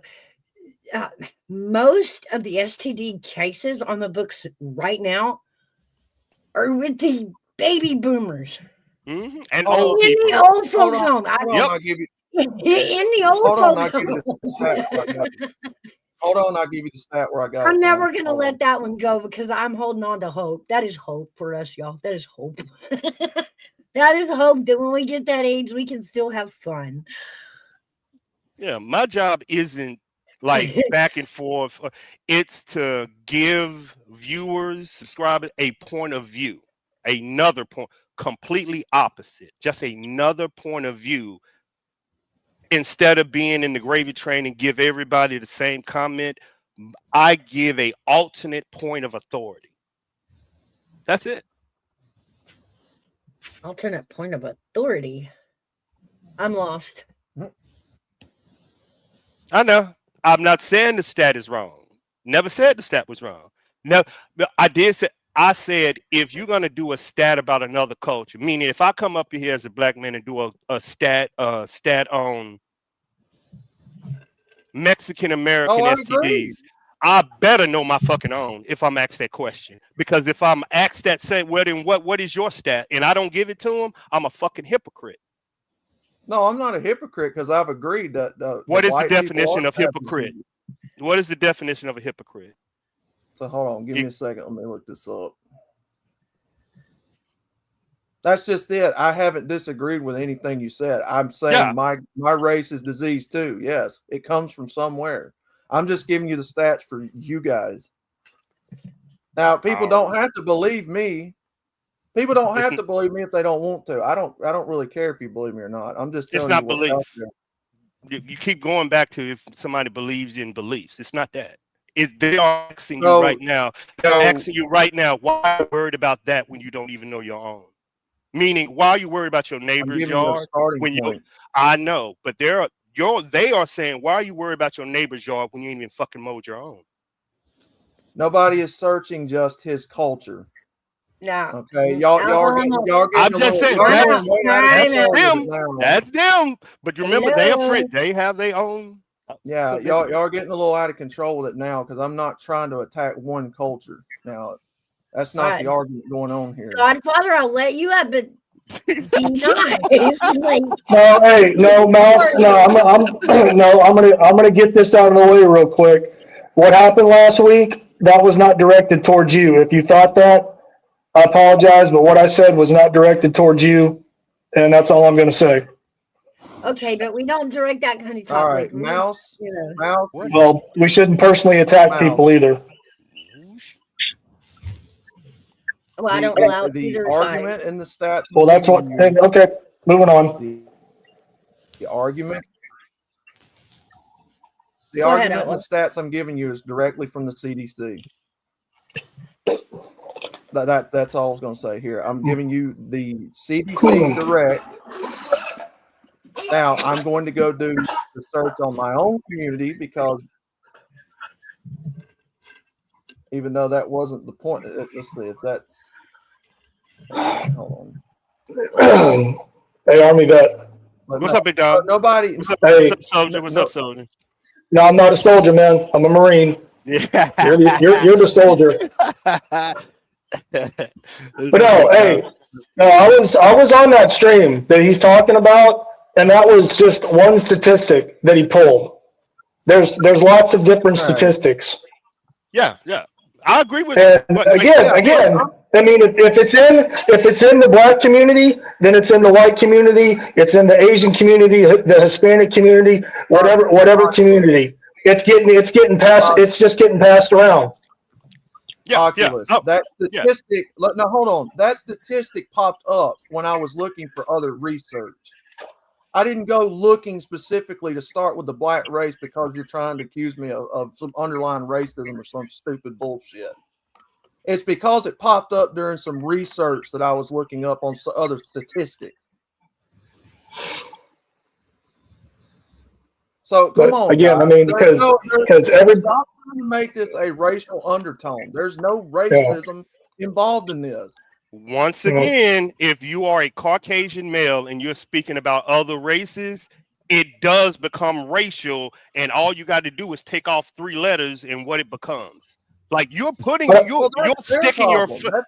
I know. I don't agree with that, Army vet, and I'm not saying that because I'm not coming to Outlaw's defense because he doesn't need it, and I don't believe that's what's happening. I'm just telling you I don't agree with it because again, what's going on out there is everybody's sleeping with everybody, right?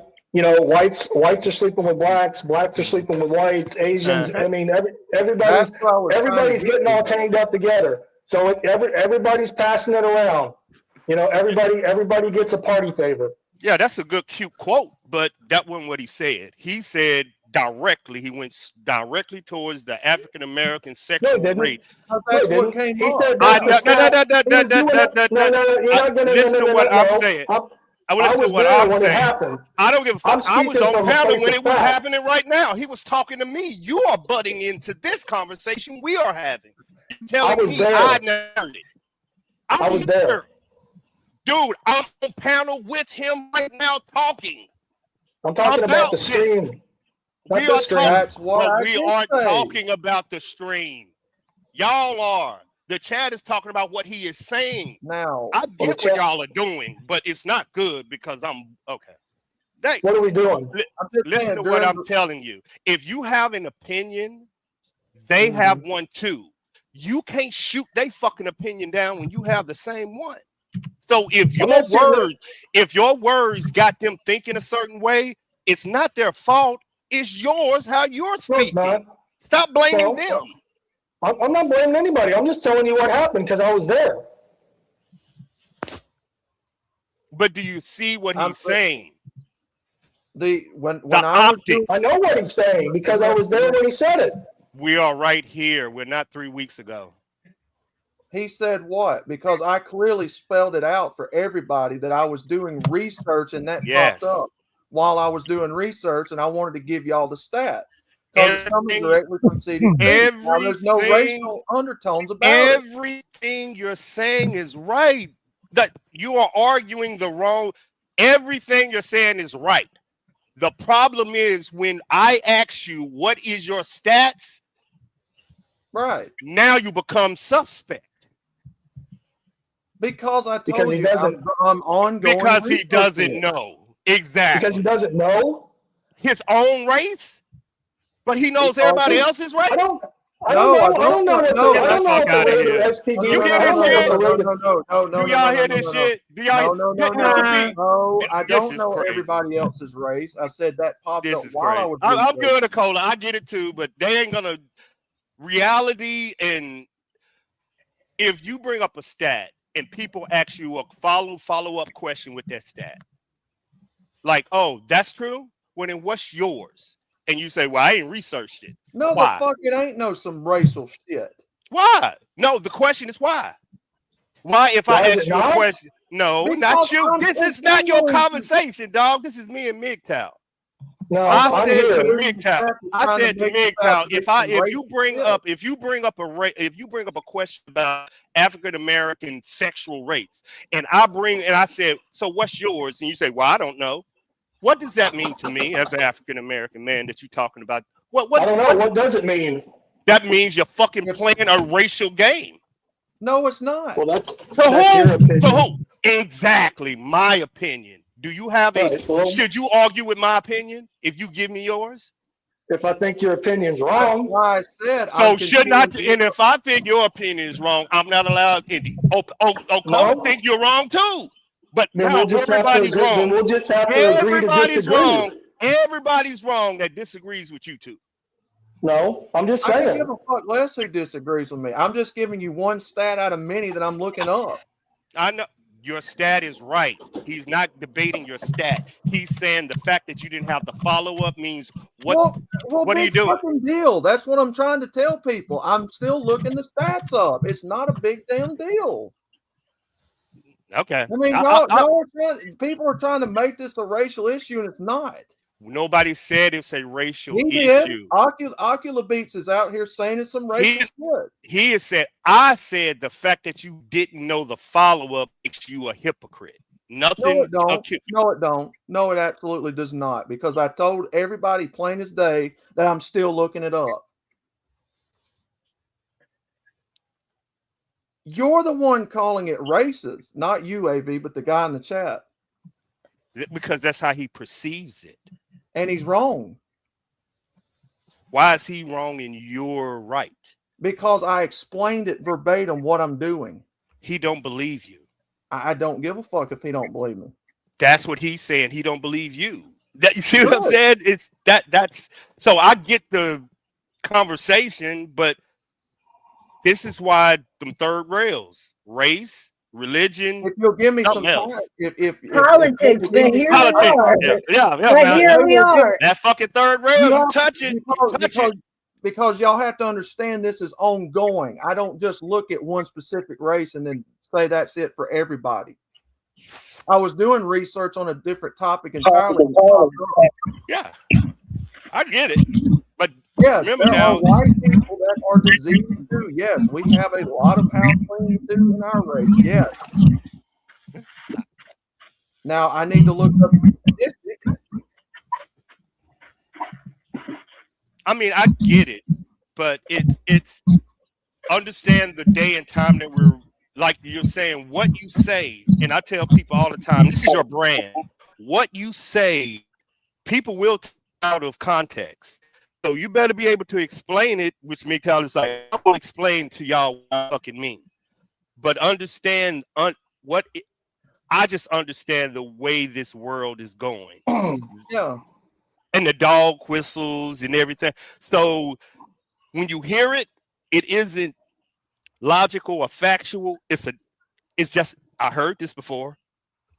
Yeah, so it's not a fact. Yeah, it's not a fact. And it's like, I heard this comment, I heard this type of topic before. And I know it's and it popped up because of the research. I wasn't even looking for it. It popped up because I was searching up other things. That's how Google and Microsoft and all them websites do it. I don't know how to explain it. I got a question. Give it to me, dog. Okay.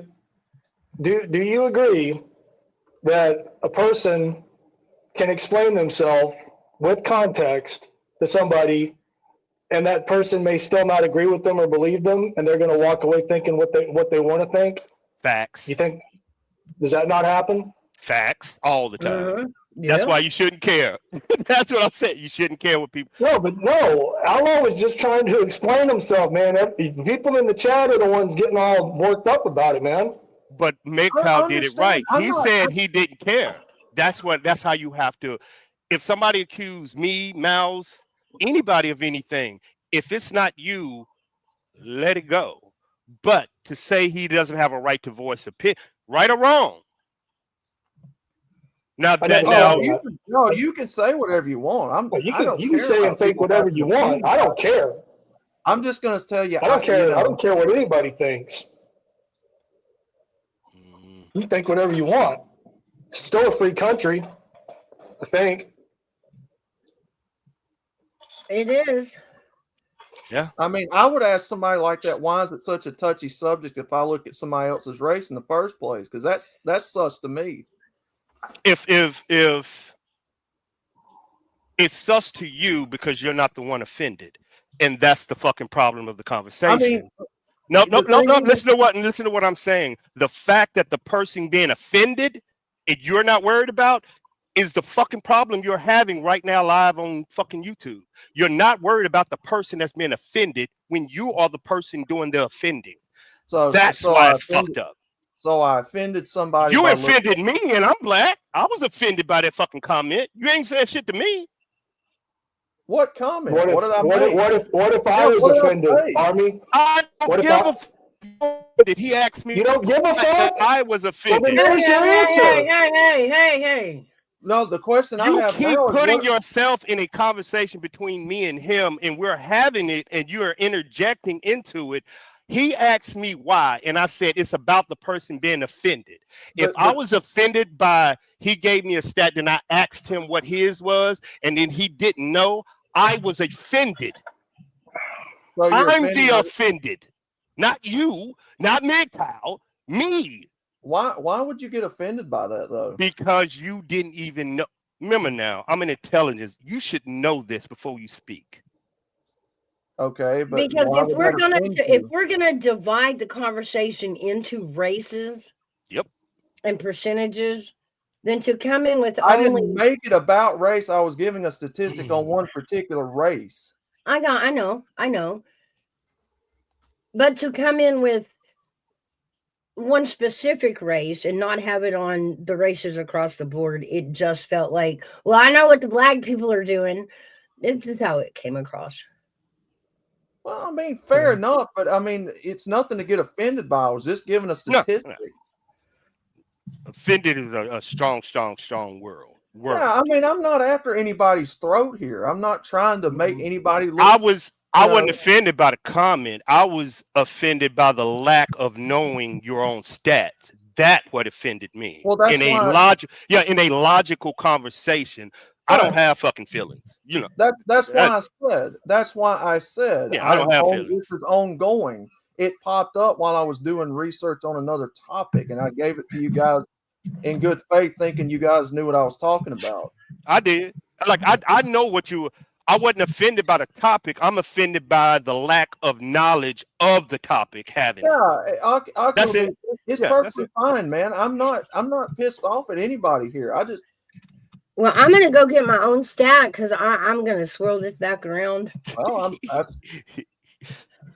what? Don't worry about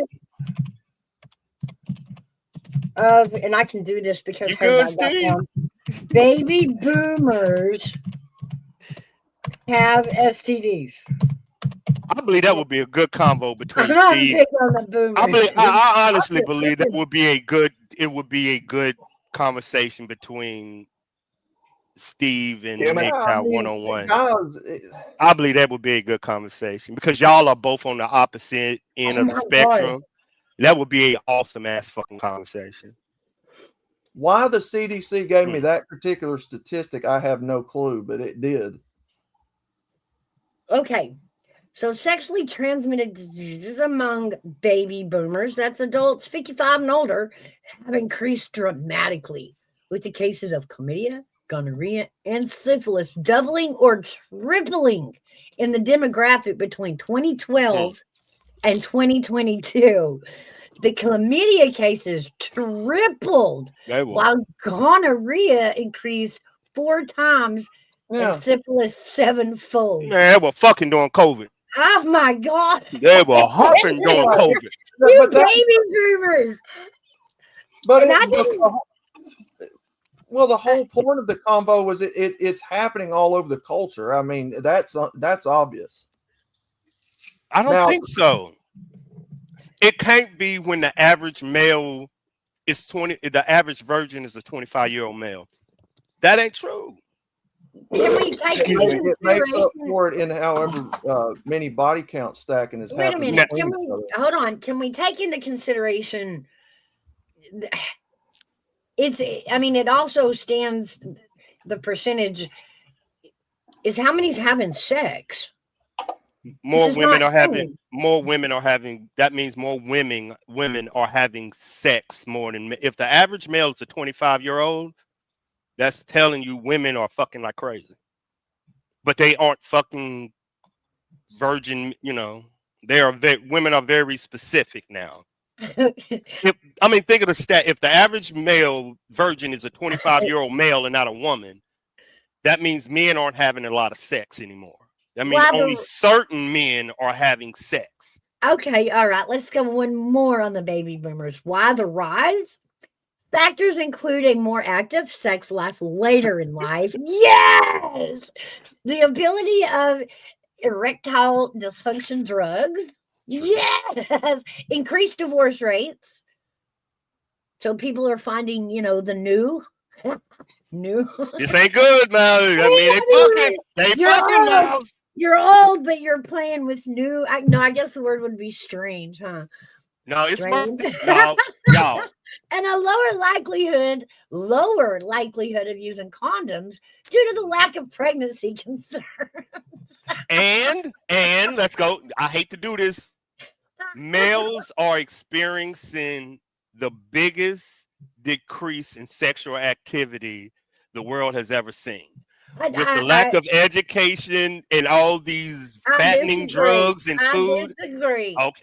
Men is telling you that the boomers are having sex like it's going out of style. Yeah, but that's 60 years old.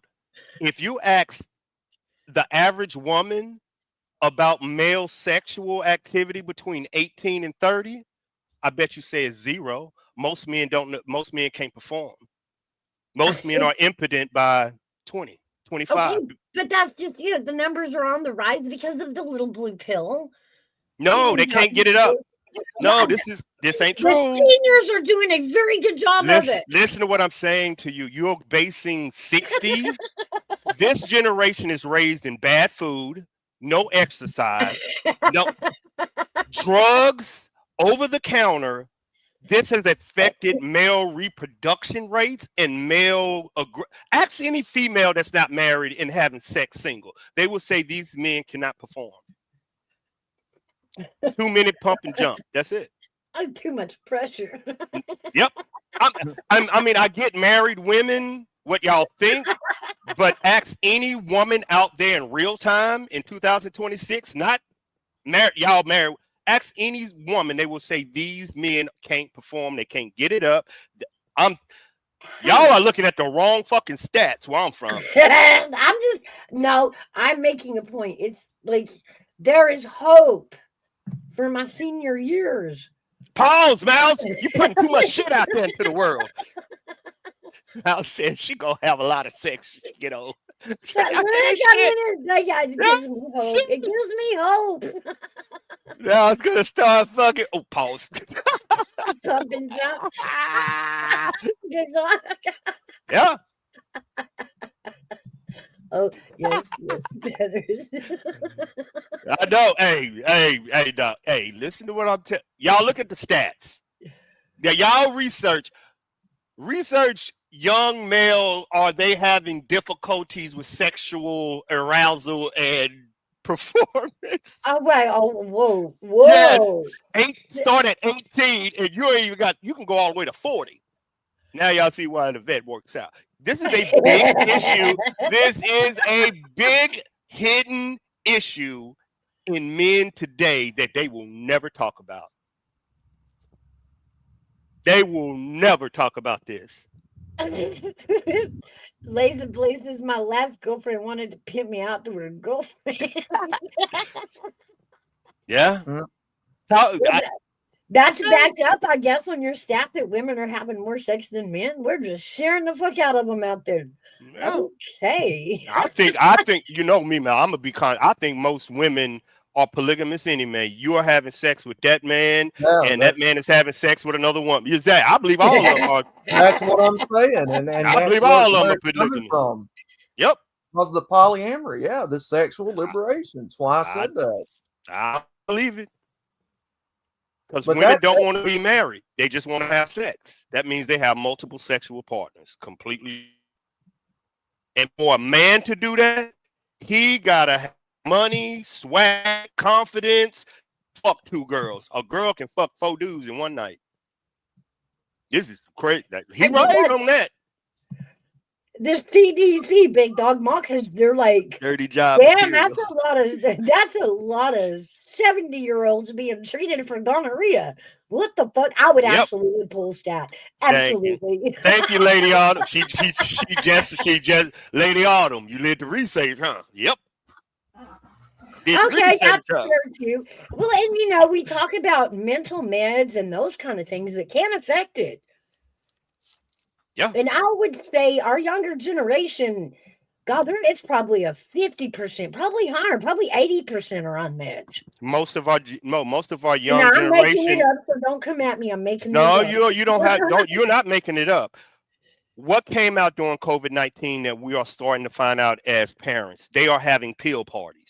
That means 18, 16, and 15-year-olds are on X, on all these pills. So by the time they get to 2022, 23, 24, males, alcohol, drugs, they can't perform. Oh. Now, your boomers, they wasn't like this in 18, 19, and 20. They were working in the field. They were at Woodstock. Remember, this is the free love peace era.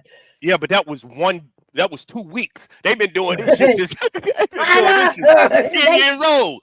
It was their culture. If you go out with anybody single, watch what they put in their mouth to have a good time. Either it's going to be a depressant or it's going to be a stimulant. Or a Tide Pod. Depression, it's going to be one of the two. Yeah. That's true. With it's fucking up our young males. Well, fucking them up. Those that are 25 now is going to be that group where you remember back then, all the teachers wanted every kid in class on a pill. And so now these guys are the one that's coming in 25, 30 years old. So they've been on, these kind of, antidepressants or Adderall and Ritalin since they were like 12. I'm talking before puberty. I mean, you have even women saying they're numb to sex. They are calling themselves asexual. This is a new world we're living in. Wow. I ain't never heard somebody say asexual. That shit fucked me up. I had to search it. They have a penis or not? This shit scared out of me. Yeah, they just don't want nothing. I know. Nothing. Not girls, not boys, nothing. They just don't want nothing. And I get that. Like I don't get none of this shit. I don't get none of it. And yeah, I think our generation I think this generation that we raised on COVID, our babies in COVID, has been some of the most drugged up kids in our lifetime. You think even worse than the 90s? Yeah, because the depression rates, the males, the deletion rates the males went through in C-19, we still ain't recovered from. Yeah, that's true. I'll give it that. And I feel like the Adderall and the Ritalin phase was kind of the late 90s. And I remember being in a student-teacher conference, and the issue was raised. And so I asked the question, well, how many kids in class? And there was like 3 kids in class not taking Ritalin. Out of the entire class, there was 3 sitting there not medicated. Well, this will make you feel happy, Mouse. They blamed it on the liberals. They said a young boy in elementary school that shows leadership skills, y'all do this, do this, do this. Women targeted that young man. As males, we see that as leadership. Female teachers seeing that as bullying. So that's where your leadership starts in kindergarten. Well, and it's they were trying to put a one-size-fits-all education system through our kids. So one kid swings his feet. One, what I'm saying, like one kid just can't sit still. Doesn't mean they're not learning. Just means they learn different. But you can't teach a class and medicate everybody into your way of teaching. You have to meet that student where they're at. And teachers don't want to do that anymore. They just want a classroom full of kids that behave and to get through the day. True.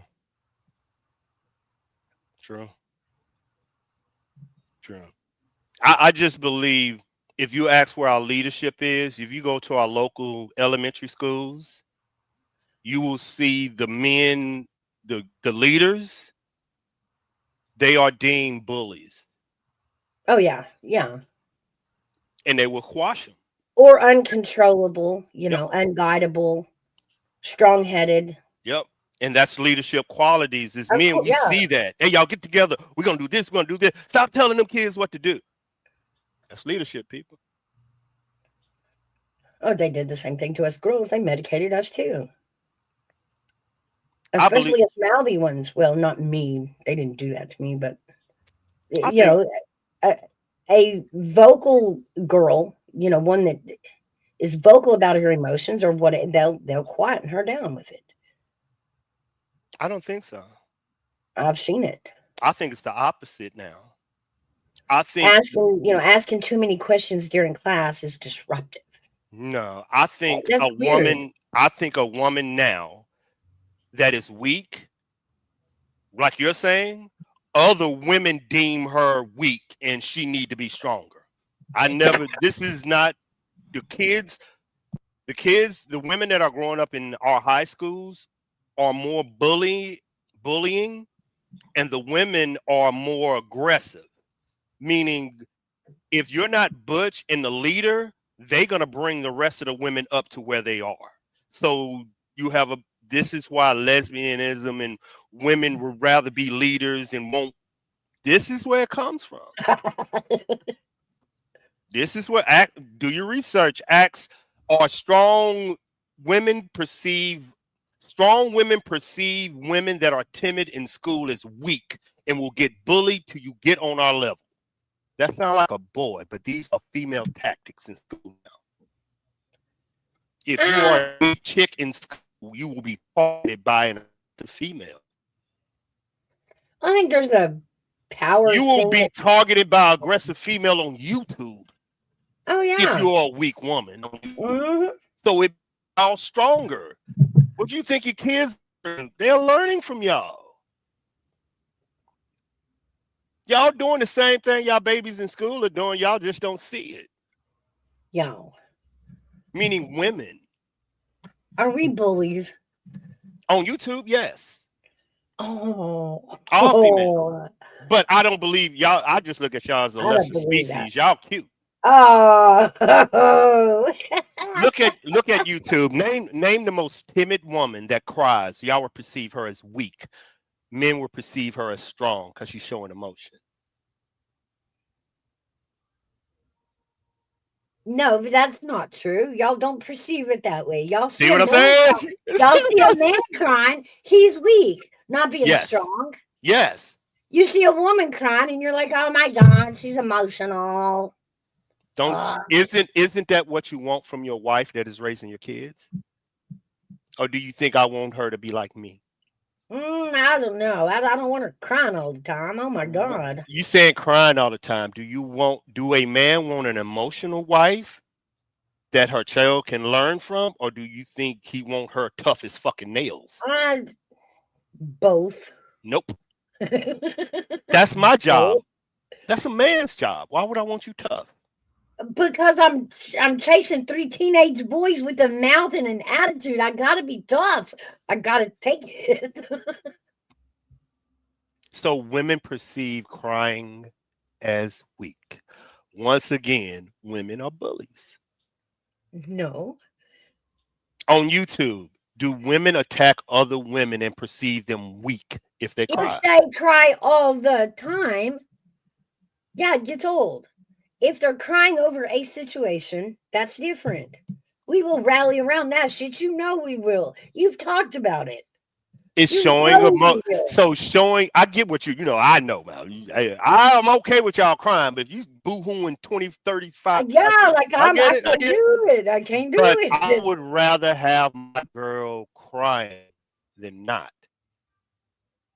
No. If she's not showing emotion and if she's like these fucking women on YouTube, why would you want that? What man would want reason to cry? No. And finding reasons to cry is 2 separate things. Okay. What do you perceive as a weak woman on YouTube? I don't know. Any woman that shows her emotions. No. And will cater to a man is perceived weak by females on YouTube. No.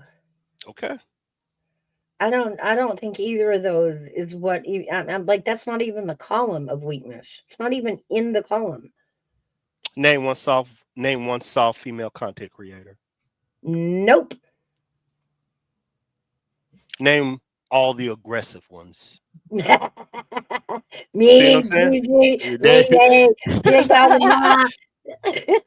But y'all are wise. Y'all are different. No, yeah. This is a persona. When y'all get around y'all husbands, of course, we get that. I get that. But you telling me these single women know how to cut that shit off? Nope. No. We have met aggressive women mouth. You know they don't know how to cut that shit off. That's different. I damn know that the more aggressive the woman creating on YouTube, the more you men like it. You can't deny that. Y'all love it. Y'all love it when to grab you by the nostrils and hell no. I'll punch her in her goddamn cookie. Don't be fucking touching me. You know I don't like to be touched. You up, body slam you in that bed, say shut up. Take it like a man. You gonna lay there and take it like a man. Exactly, lady. Be a motherfucking man. It's point blank. Then why is it bullying if then women want a leader? Then if women expect men to lead, then why is it bullying? If then women want a leader, then be a motherfucking leader. Yeah. I think she's saying if women expect men to lead, then why is it bullying? It's not bullying. Oh, I get what she's saying. She's saying if you're an aggressive woman and these men say they are leaders out here in the community, be a fucking leader. Shut the fuck up and be a leader. Because that's what women want. They're testing you. Yeah, is that what he's saying? I ain't gonna let no woman test me. I'm gonna just ignore you. No, if women expect men to be a leader, then why is it bullying when a woman wants a leader? It's not. Then be a motherfucking leader. That's why I agree with her.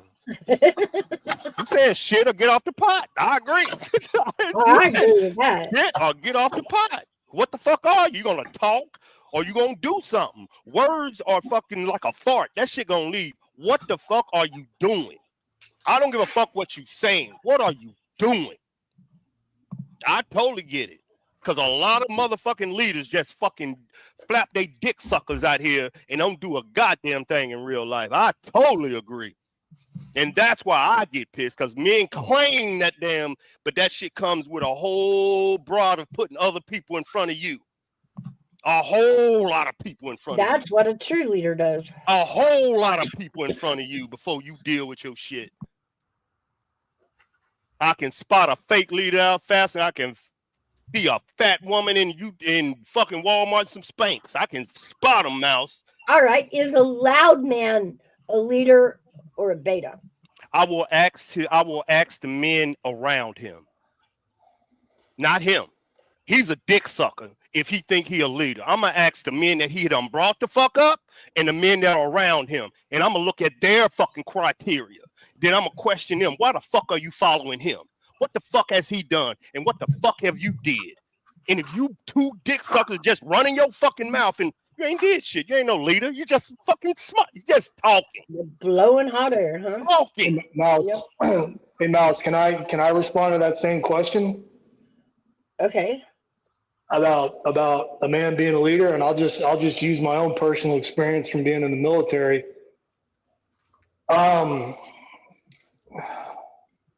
Again, I mean, you know, leading men, you have to have a different approach than leading women, but since I'm not dealing with women anymore, this is all I can speak to.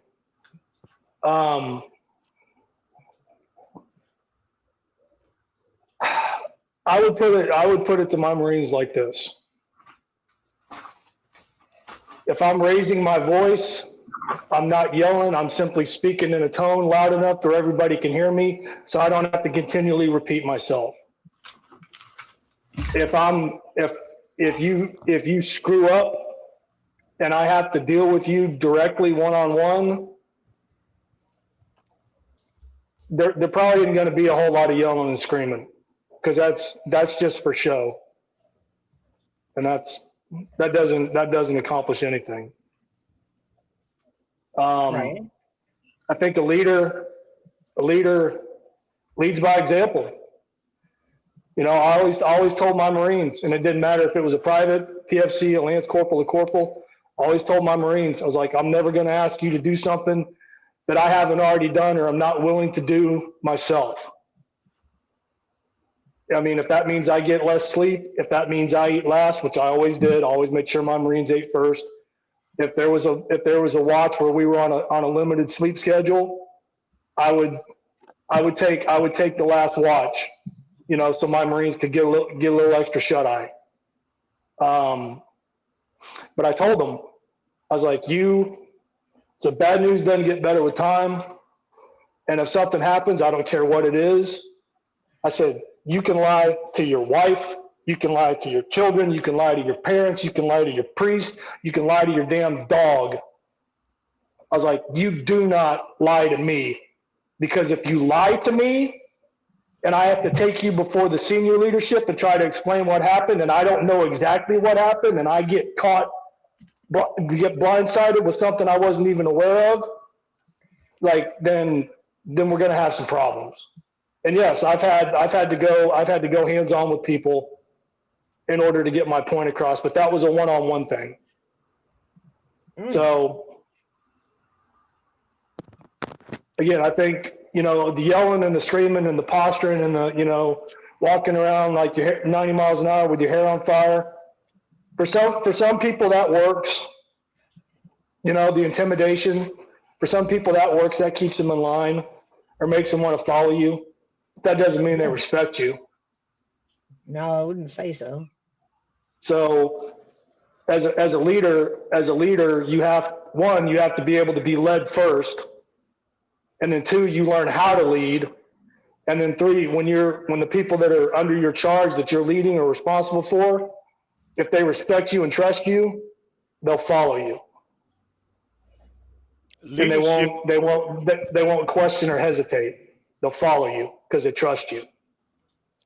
Leadership is what you do. Being a leader is who you are.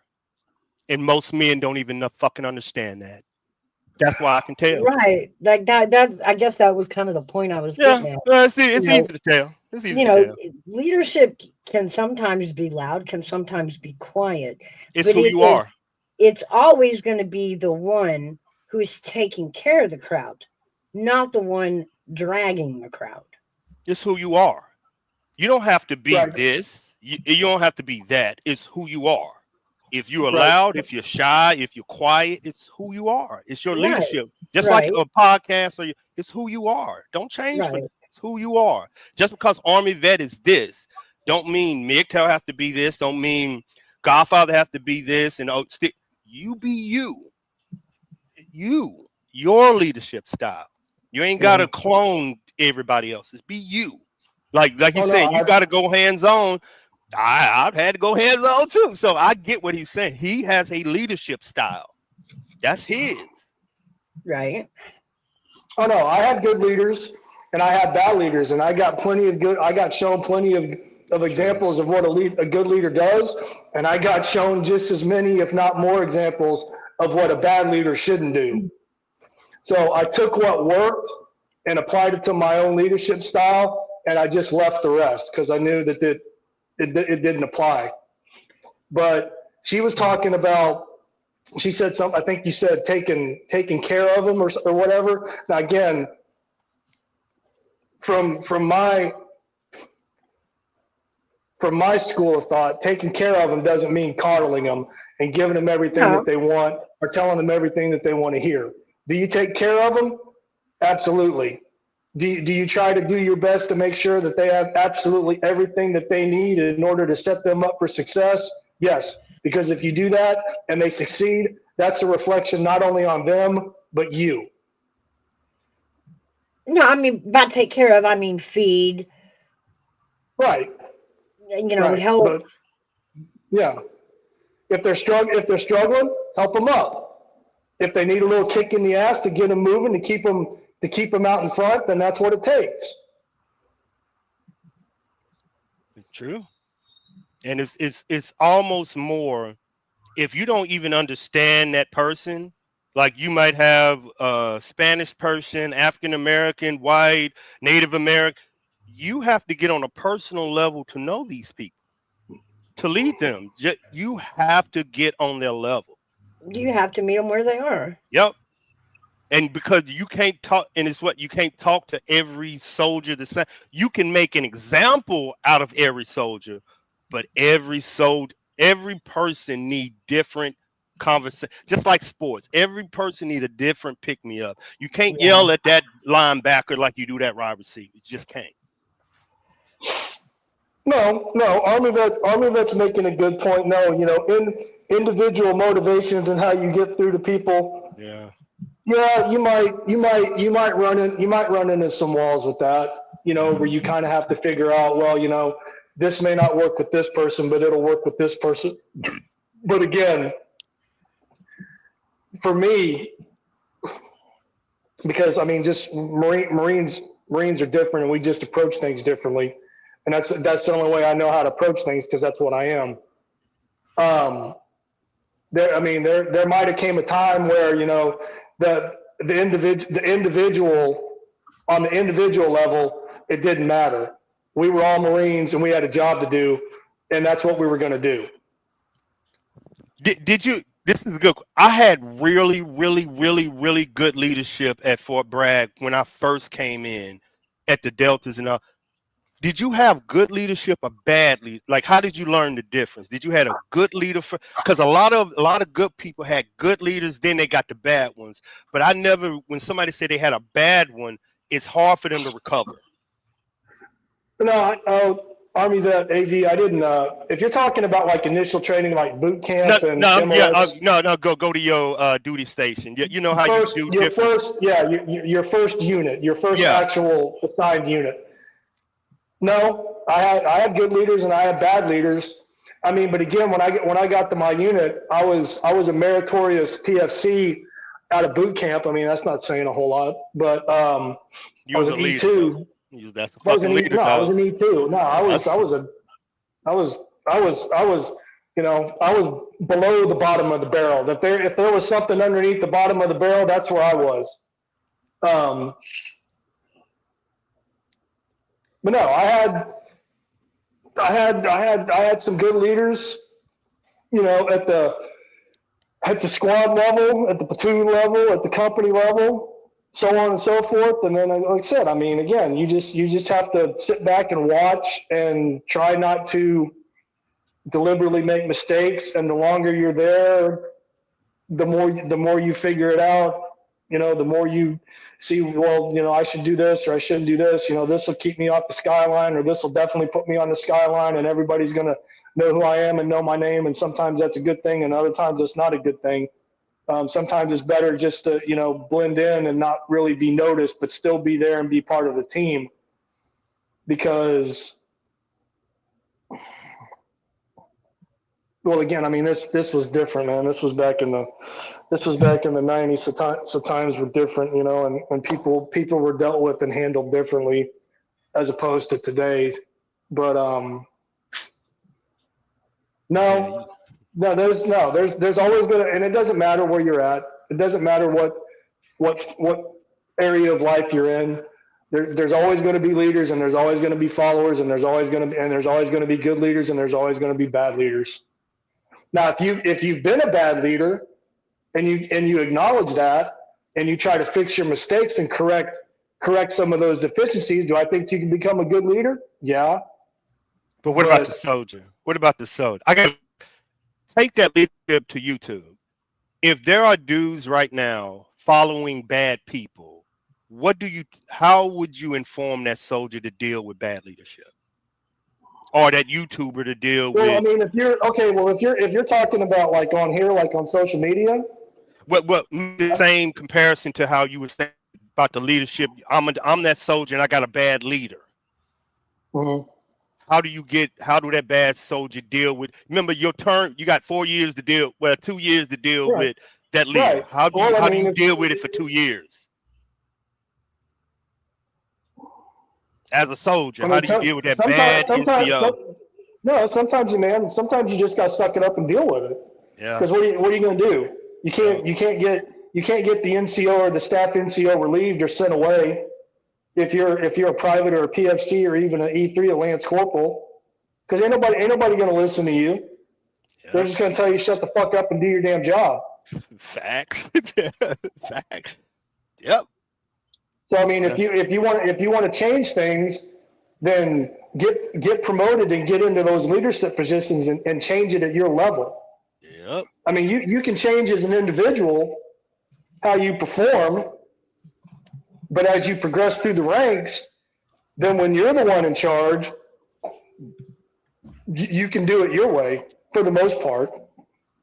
I mean, there's always going to be somebody over you. It doesn't matter how high up you go. You're always going to answer to somebody. But when your NCO is a piece of shit, that will change your outcome, dog. Yeah, it absolutely crushes. It absolutely kills attitude. It kills morale. But I mean, but again, dude, I mean, that's nothing new, man. There's been bad leadership since the beginning of time. I know, but boy, it will stunt your growth, man. And I can use this as marriage. One bad marriage, one bad relationship, y'all, all it takes is one, and it will stunt the fuck out your growth. If you let it. And I think that's why just if we're still talking about the military, AV, I think that's why a lot of guys or even gals, you know, whoever's serving in uniform, you know, if they have bad experience or bad leadership for their whole first enlistment or whatever, they're just like, I won't do this no more. It's not worth it. Yep. You know, and then you potentially lose out on somebody that could have been a good Marine or a good soldier or whatever the case might be. But I mean, again, it's not a perfect system. And we can move that same thought you just said to YouTube. A lot of YouTubers are in situations they don't even know they are dealing with content, especially in these drama sectors, that they are in, Mouse, and they can't get out. They under some bullshit leadership. And they can't get out, and they stuck. And what is happening? They leaving. What he just said. They said, fuck it, I'm out. Well, like gang mentality, did we not learn in the 80s where that lands? You eventually just start taking each other out, right? But do you know how hard it is for a woman and some men to stand out on a ledge by themselves? You got us, we three men are going to stand out on our own, but do you know how hard that shit is for some people to stand out by yourself? I do. Against all odds. There's strength and safety in numbers, AV, Mouse. True. I mean, it's easier to be, again, I'm not knocking anybody. I'm just stating a fact here. Just in terms of self-preservation and a feeling of safety and belonging, whether you necessarily agree or not, there's strength and safety in numbers. Because no, it takes a different kind of individual to step away from the crowd and stand on the foundation of their own convictions and opinions. Facts. It's not easy. Yeah. Facts. It's not. That's why I respect anyone that does it or anyone like that shit ain't tough. That's why any argument if somebody's standing on business, hey, y'all better enjoy that conversation because you ain't gonna see it. Not on YouTube. Right.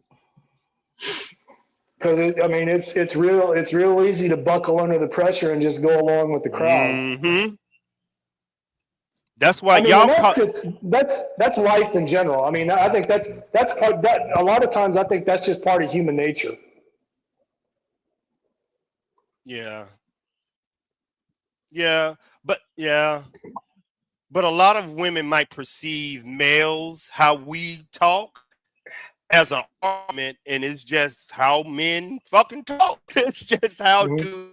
And when women hear, they like, oh yeah, because this is a man conversation. It's gonna sound aggressive because that's what men do.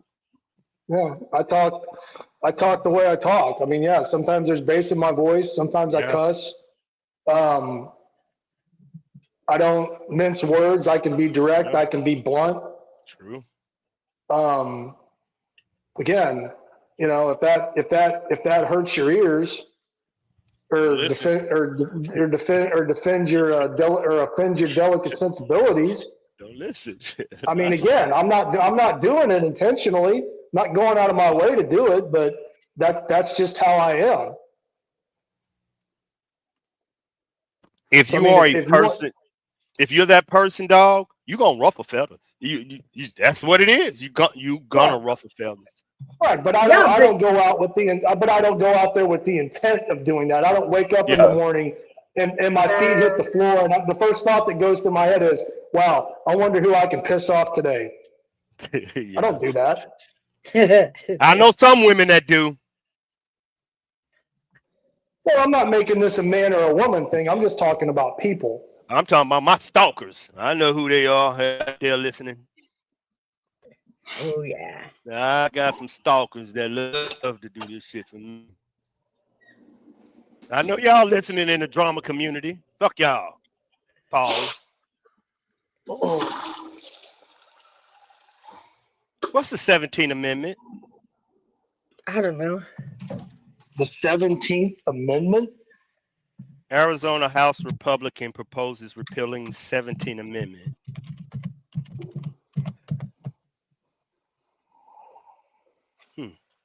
Just came around the political. Mouse said politics, and my AI just jumped this in when she was like, I love politics.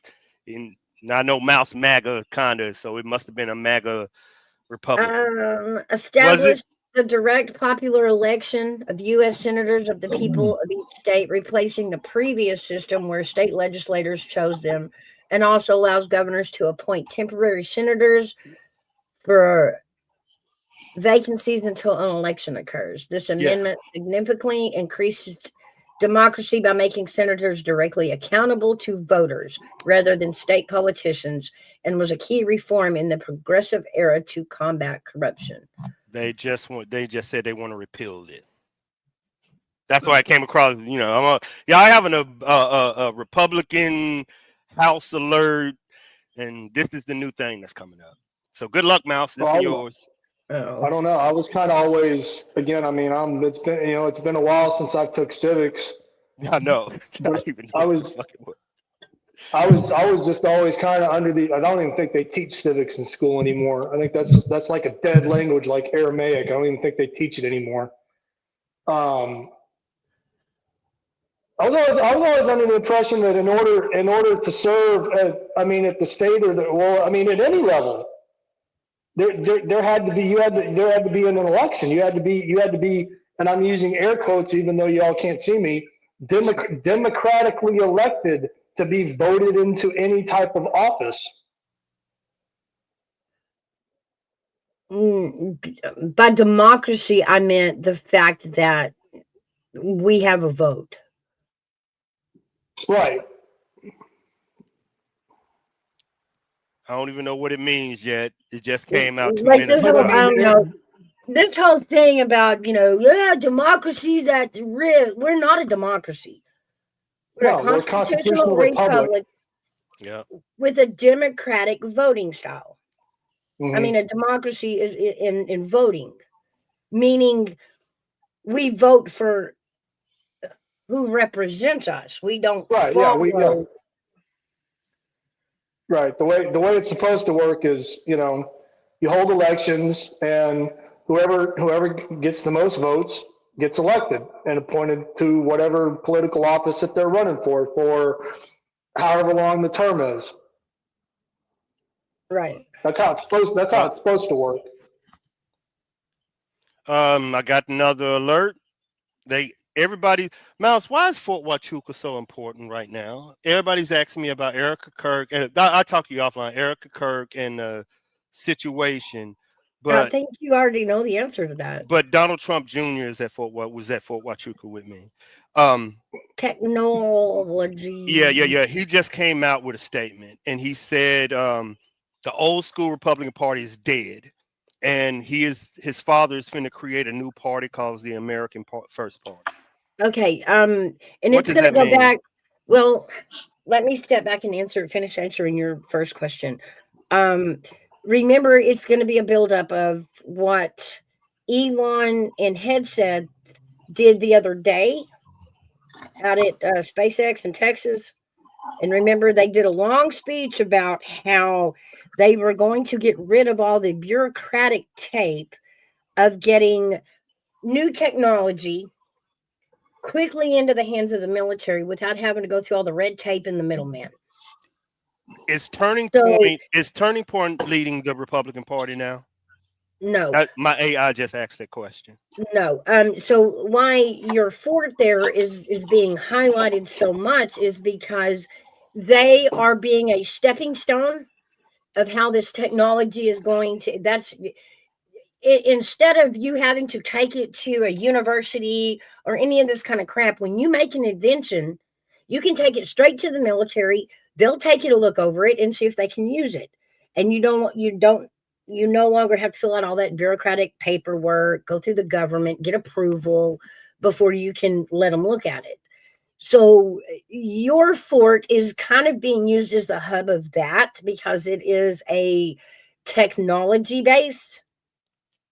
You know we men, Mouse, ain't no man gonna show they tech to the government because they're gonna steal it. Remember, we men. No, it ain't about stealing it. It's about a direct way to sell from, the small inventor straight to the government or straight to the military. Not even the government, straight to the military. Do you know in the last 2 days that Turning Point has disavowed Republicans? Vance and Donald Trump Jr. has spoken the last 2. Okay, so pay attention. I'm not pay aware attention. Rand Paul is speaking right now. Like, y'all need to pay. Arizona, I had to fly out, man. I'm like, it's too much shit. That's campaign accessories as far as Turning Point. And that's campaign accessory. But with the Charlie Kirk deletion, right? You don't see this movement picking up? Because I do. And I'm sure everybody ain't crazy seeing how Turning Point has become the focal of the Republican Party. I'm just, since you are the Republican, I'm asking you, I don't know, but I'm seeing a lot of Turning Point, Erica Kirk, and now I'm seeing every politician on the state is yes, heading to it Phoenix. is, like I said, accessory to the campaign. It's, we are Christians, we are God-fearing Americans, and Turning Point is that light, if you will. But isn't Turning Point against Fox News? Am I right? Like, am I right about any? Like, is it a separation going on? Because I'm seeing something that ain't feeling right. What is dicey? Since Charlie, I'm sorry, Mouse. I'm asking AV a question. Sorry. Since Charlie Kirk was taken out, I mean, wasn't Erica Kirk on Fox News quite a bit while she was making her Whistle Stop Media whirlwind tour after her husband was killed? Yeah. But add Tucker Carlson into it. Now what is this? Well, Tucker Carlson's not affiliated with Fox News. No, they I know. They fired him. Exactly. What's going on? Tucker. I bet you get Mouse. Tucker. I know, because they still let Banfield and what's her name go at it. It's stupid. I don't even remember what got Tucker fired. He got into it with somebody. There's been so much happened between. I can't remember. I know we was in it at one time that we both got sick and we just fell out. we knew everything. That you got sick. That I got in. We all fucking lost. He was having a difference of opinion. Oh, it was the conspiracy theory bullshit. Oh yeah. Yeah. Well, now there are those that say Tucker Carlson is a threat to Western civilization. Well, he does dabble. Yeah, he's kind of like Gigi. There's some conspiracies he believes in, and it was Fox didn't want to do conspiracies. They're not in conspiracies, and that was Fox. I'm sorry, Mouse. No, Fox is bought and paid for. So is CBS, so is CNN, of course. Yeah, we all know that. Fox, any mainstream media, whichever side of the fence it's on, Fox is bought and paid for, just like everybody else. CBS, ABC, CNN, MSNBC. We all know those are biased towards the Democratic Party, and we all know that Fox is biased towards the Republican Party to an irritating extent. But Fox does this deal. They sit around a table a lot, and it's kind of like this new podcast style, and they like having them have the conversations and the arguments. There are liberals at Fox, but of course they're placed there, for the argument's sake. Right. Now, and I'm using the word. They're the token liberal Democrat on the panel. Right. Because, we, in this day and age of the podcast and we don't like echo chambers. We don't want to sit and watch a show where everybody agrees and we all go, yeah, and go on. It's not really But informative. normally it's like 4 or 5 against 1. And for the most part, it's civil, and it doesn't really get too far. It doesn't go too far off the rails. But again, it's just. Gutfield likes yelling at her. He just likes yelling at her. You stupid! He just. Well, no, Gutfield. I've watched that. No, that chick. What's her name? Not with the glasses. I think her name is Jessica something. Yeah, that's the one I'm talking about. Yeah. But no, Gutfield. he can be pretty reserved until somebody says some stupid shit that he just can't let slide.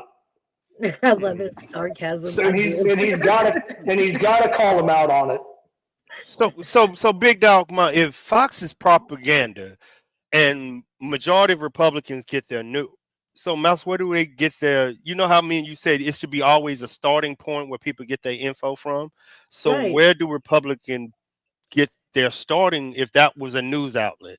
Where do they go? Is it Blaze and all that now? What do you mean? Is it Blaze? Yeah. I don't know. I think the outlets have chosen a side. Each of them, have chosen their side. To get the full information, you have to go watch the entire meeting of Congress. Not just the sound bites. Hey, Big Dog Ma. Yeah, that's my Republican shouted right there. Where you get yours from, Big Dog Ma? Where do I get my what? Your Republican news. Like I've always asked Mouse when we have a conversation, base grounding, where do you start? Where do you start as a Republican? If you want true and honest, and if you think Fox is where? Blaze? I truly don't follow Fox anymore. Any of the stations, any of the news media, I do not like, CBS, NBC, ABC, Fox, to me, it's all propaganda now. So literally, I like boots on the ground reporters, these kids out here that are doing the job and showing you what the news is, the live streamers, a lot of them. Yep. Yeah. So I'm sorry. Hey, how you doing, Big Dog Ma? Better now. I just got off the phone arguing with my insurance company. It's like, damn, is today the argument day and nobody sent me the memo? I know. No, but AV, I was just going to say, man, just go back and look at this past election cycle from 2025. And there are people that say that Donald Trump, he had to make the obligatory appearances on CBS and 60 Minutes and Fox News. But for the most part, what he did was he went on podcasts. Yep. Not just podcasts, but the most popular pushed podcasts on the internet. Yeah. He went on Joe Rogan. He went on Joe Rogan and talked off script for 3 hours. Yeah. Off script for 3 hours. Just talk. That's actually where he picked up Charlie Kirk and Turning Point, was using podcasters. Mm-hmm. So his son Darren asked him to do that. Yeah. And it was a wonderful idea. They wouldn't have gotten rid of Charlie if he wasn't working. And he was. Now, if he had better security, I'll just say that, Malcolm. I'm just saying that. No, I'm saying they wouldn't have targeted him if, what he's saying wasn't true. What about this, Mouse? You spotted something with the new news stations that they're becoming podcast. Yes. Do you see this coming back? I see that as becoming the norm. I don't see in the future that we, the way we're used to with an anchor and two other people to chat between and a piece of paper with, the script. It is podcasts. People are able to now go where they're not censored and tell the whole story. Mm-hmm. And it not be edited up and sound bitted up and made to be the story they want it to sound like and then put it out. Right. Like, that's where, I'm sorry, go ahead. I'm sorry, Ma. No, I was just going to say real quick to AV.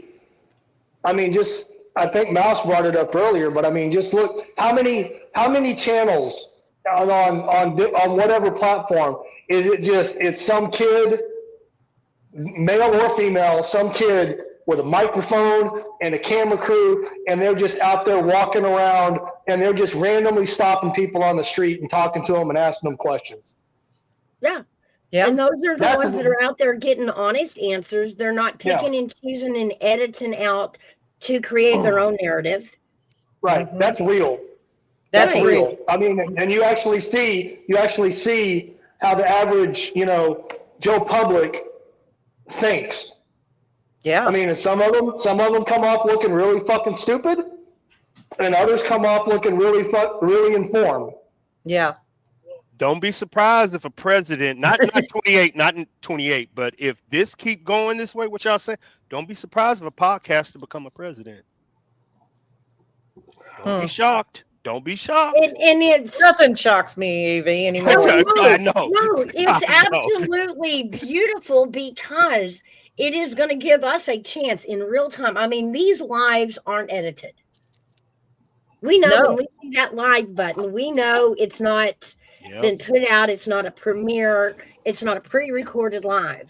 So you know, from beginning to end, listen to the whole thing. Again, the CBS, and they like to clip it up into sound bites and even rearrange it and make it sound like something totally different was being said.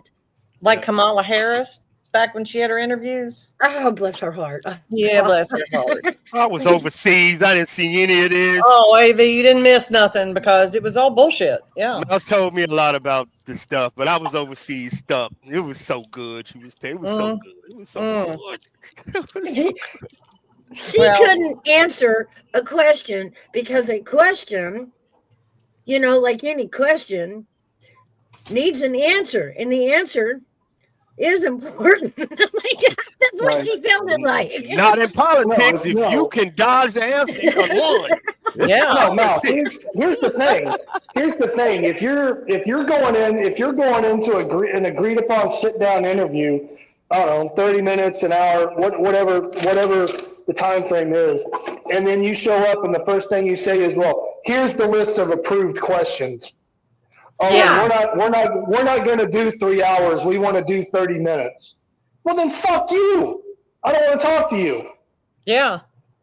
We can't be unburdened by what you showed up to my house to do my show, and now you're going to tell me how I'm going to run it? Fuck you. That's the difference. In a podcast, somebody else has control, not the FCC. Granted, YouTube or whatever platform they put it on has some sensory to it, but it's not like the FCC. You don't have a publisher or a director going, I don't talk about this and don't talk about that. No, but the other place, again, as I was saying, is I like to go watch the whole meetings in Congress. I know it's probably boring as hell for some people. I watch those too. Yeah. I love watching Congress in their meetings. I love watching the Senate do votes. I want to know exactly who showed up to vote. I want to know what the bullshit gerrymandering was inside of it. Who is out there spewing crap and taking up our time and our tax. You do find out a lot when you see the actual meetings themselves. I like Kennedy from Louisiana. AV, you got a good one there. Yeah, I met him. I told him. I know. Awesome. Yeah. I know him. I know. Well, he's just down to earth, and he says it like it is, and he makes me laugh. I'm like, dang, I need to move to Louisiana. I like him. Do you know? Let me tell y'all this, just in case y'all don't know. Y'all know y'all can call these people and set up an interview. Yeah. Any mayor or governor will love to come on y'all podcast. Do y'all get this? They will love. I've been telling Mouse to do this, Big Dog Mouse. She's scared. I've been telling her to do. Even my own mayor on there. Get him in there, Mouse. Stop being scared. Okay, AV. If you know him, you call him on the Mouses one day. We'll be up here. They would. Now here's the problem. It's easy to do. If you do it, you would have to cleanse your site.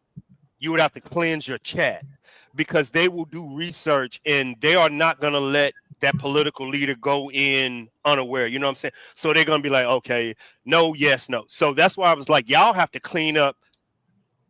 You know what I'm saying? You have to, if you want that governor, you have to clean up your algorithm. Right. AV. Well, hey, AV, again, going back to what we were just talking about. Sorry, I don't mean to get off the Kennedy thing because I think he's a funny guy too. But just, again, this is what happened last year. Kamala Harris had the Joe Biden and talk for 3 hours. Look, I'm getting a phone call, guys. Okay, that's what it was. Yeah. You had cut out. Yeah. Sorry, I got to drop. I'll come back. Okay. But Big Dog Mount, is it? What? Are you still on? Well, I know GG and Mouse was. But are you still on the way this country is going? You need billionaires to lead it, or will it be the ones that's out there really putting in work? Well, honey, it's been like this for years. I mean, look at prime example. George Soros backed the Democrat Party for years. I know he did Hillary Clinton when she was running against Trump, and it goes way back further. So there's always going to be the millionaires that back each of these parties, all of them. And it's always been you that can't way. get away from that. It takes How do you beat money? How do you beat money? How do you beat money? How do you beat it? If you're just a local guy with a StreamYard, how do you beat money? Well, look at Trump. Even though he has money, he raised less than Kamala did for the last election. Okay. But he had, remember, he had that bill. What's the dude? Mouse's boyfriend. Oh, Elon. Yeah, Mouse. We had Mouse's boyfriend helping him too now. But it's still, he raised less money. It's your message. It's your. Remember the money that he did have. He was paying bail. Oh shit! And court costs and I mean the whole and all that shit. It's not always about the money, but I'm telling you, the money, it's just like here in Virginia. The money went towards Spamberger. This woman, she's from the devil himself. And she had more money than Winsome Sears. And I love Winsome Sears. That woman rocks. But the dumbass won. And so now our state is screwed for the next 4 years. Oh, man. So it's the same with any office. She got out more advertisement. She spewed more lies, and people believed her up in Northern Virginia. Oh, yeah. She said all the right crap. And she was on our TV locally. That's how far they spread her. Yeah. And day one, when she got in there, she started throwing out all these bills that she's letting criminals walk. She's going after gun rights. She's, I mean, banging on the Green Deal again. She wants to go all the way back to California. She wants to go all the way back to not letting them have gas appliances because that's where I was reading it. Yeah. The list goes on and on. Everything. It is like total ruination. I don't know why. It's just done a 180. But she's gone beyond that. I mean, it's above and beyond that. Now. And they've got control of everything in Virginia now. I mean, everything. They're trying to impeach her, I heard, but you didn't hear that from me. But still, they've got the House and Senate. They've got control, even if she doesn't. Yeah. They're all nuts. Virginia went wacky blue. We need it. Well, it's just the northern part, and then I think maybe Norfolk area. But can you imagine living in Bristol right now? That's the one that gets me. I mean, half the town is Tennessee and laws of Tennessee. The other half is Virginia. Yeah. And they're so different. Yeah. Yeah. It's just, we need to succeed. The ones with common sense in the state need to succeed. And I don't know how you do that within a state. But this is just, it's gone too far. So I like when you ask, well, how do you overcome money? I'm not sure. If I did, I would have already done it with this voting crap and what's getting into office. When I sit with these Republicans, because Mouse know a few things I do, being their shooting target when they need to go one-on-one. But the only thing that I see is what I said to Mouse is once a Republican, my bad, once a politician see you as potential, then you become dangerous. But you have to be close to them. And they see me as potential. They like, dude, you speak. You can do this. But potential can't beat fucking money. I can go up in speech, but if you put out 50,000 commercials an hour, I can't do shit with that. Well, I know. No. Nothing. There ain't enough stream yards in the world. No, that's, yeah. But as far as, the rich people, it's always taken that. And though they weren't politicians, it has always taken the rich to push this country along. If not for Elon's money, would we have pushed science? Vanderbilt, would we have railways? I think this is my opinion. Alleged. Fuck it. My opinion. I think how you counteract that is going to be a preacher. Because they control more masses than money. Well, I'm sorry, go ahead. No, go big dog man. I think that prayer had a lot to do with Trump getting in a second time too. When you push somebody into a corner and they've had enough of the bad and the ugly, they want something what they believe in as good, they will fight for it. Mm-hmm. So, there again, you can't beat prayer. You can't beat that, in my opinion. And every Sunday they're gonna show up, big dog, ma. Yeah. Got you a crowd. That's why I believe a preacher, like one on the pulpit. Yeah. Yeah. Dangerous. A church that's dying, and there are a lot of churches dying, has no God in it, in my book too. It's like if that church is not growing with that isn't combining church and state. It is. Mm-hmm. Yeah. So, but big y'all ask But then we start voting by religion instead of political party. Yeah. But remember the question was, how do you battle money? Religion? No, you can't. The money has to be there to make it all work. But that's what it is. Religion is the counterbalance of money. Only religion. Politics. Lady Autumn, I agree. That because people were able to speak. That did matter. They weren't stopping people from speaking their mind. And that took a rich person. Yeah. That took money. He had to buy the company to get it straightened. Yeah. Yeah. True. Well, circling back to what y'all were talking about earlier with Tom Holman, he said he's going to stay until the shit's fixed. He's not pulling the guys out until he sees the locals assisting.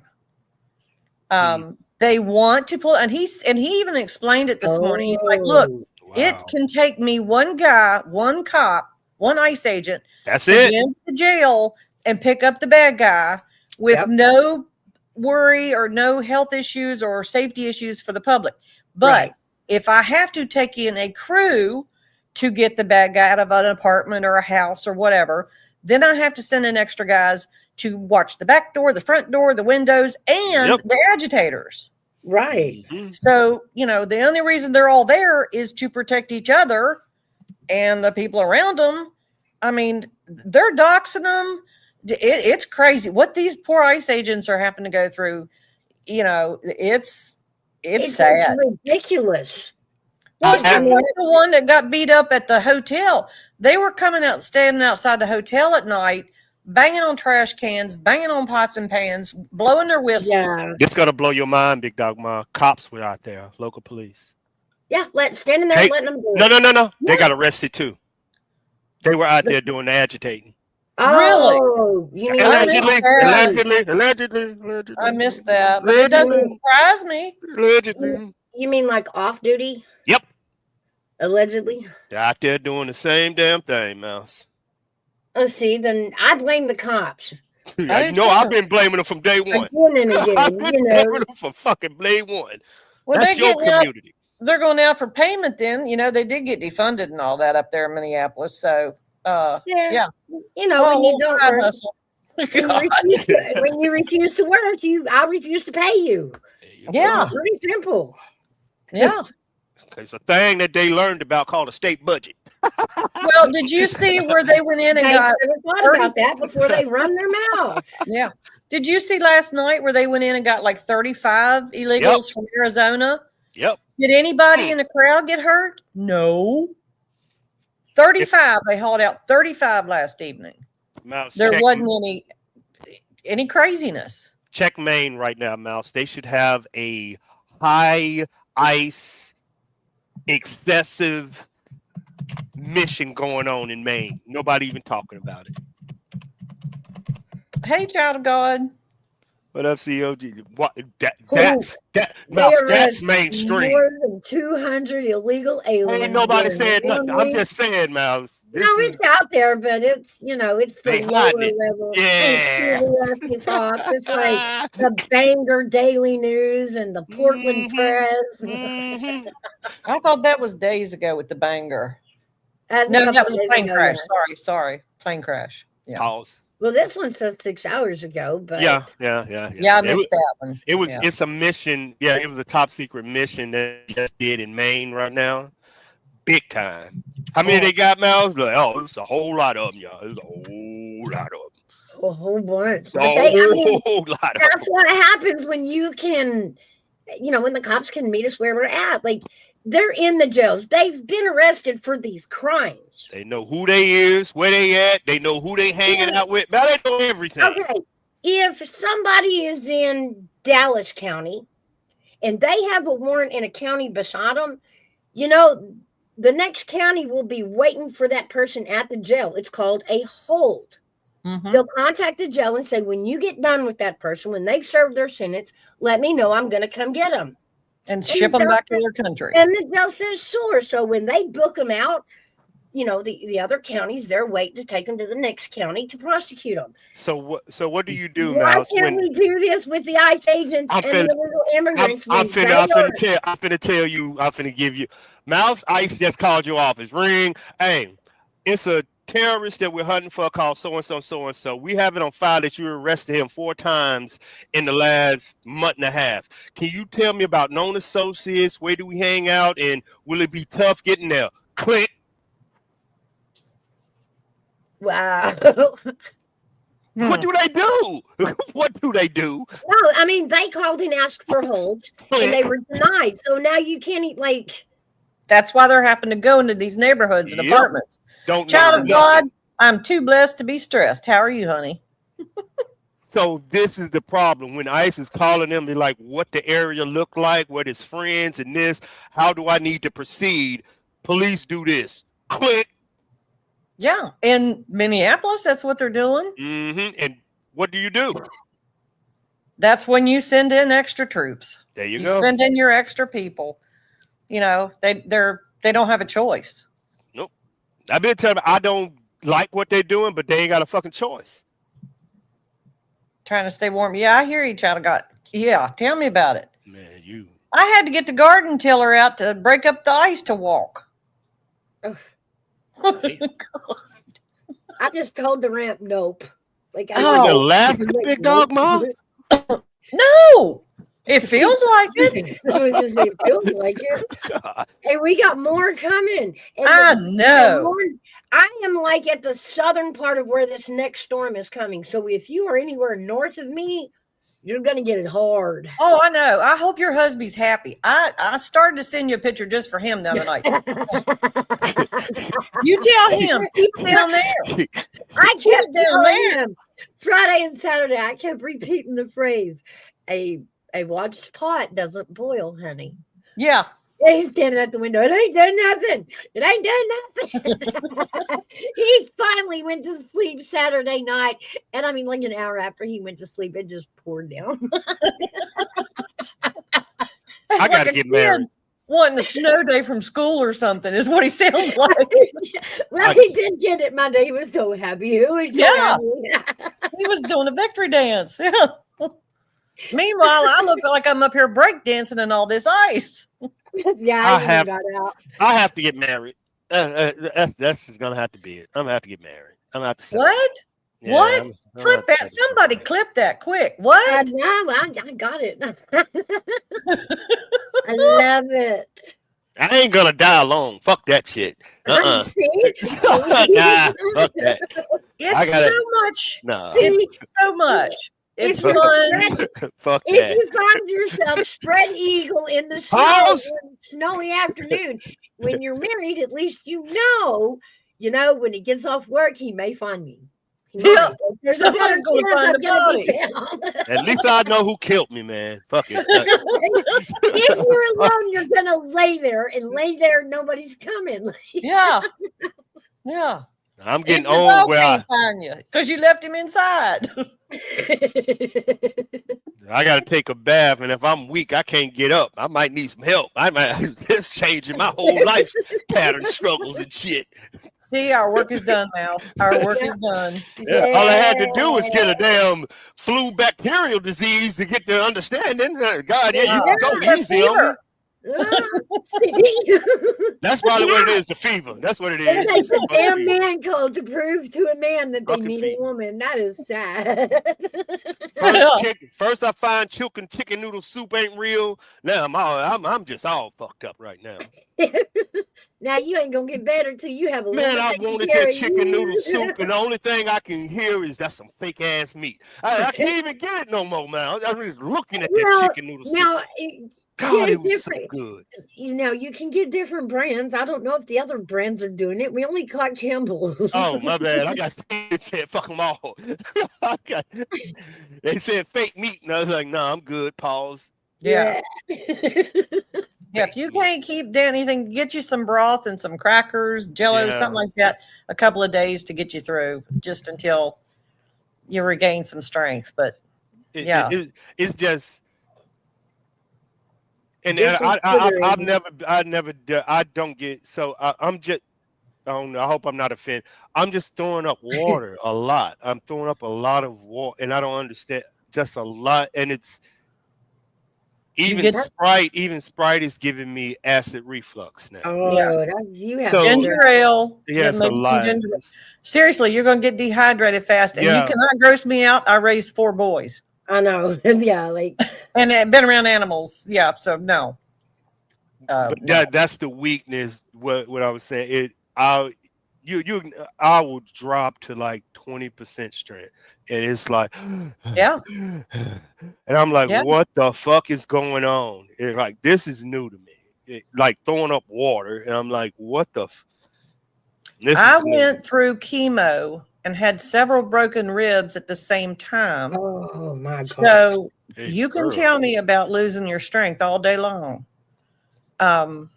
And how you recover, I'm telling you, is going to make a difference. What you do to recover makes a difference. If you're dehydrated, you're definitely going to be weaker. Yeah. I'm basically not telling it, but basically with this stuff, these new drugs, my stomach not react. You know what I'm saying? It's new. Yeah. And you I'm need just to add something, even if it's drinking like Kool-Aid or sugar. Well, you need to add something to the water. It's like anytime I taste something, I'm throwing it up. It has to be no That taste. sounds like strep. It ain't strep. Remember, they took me to Fort Worth. I know.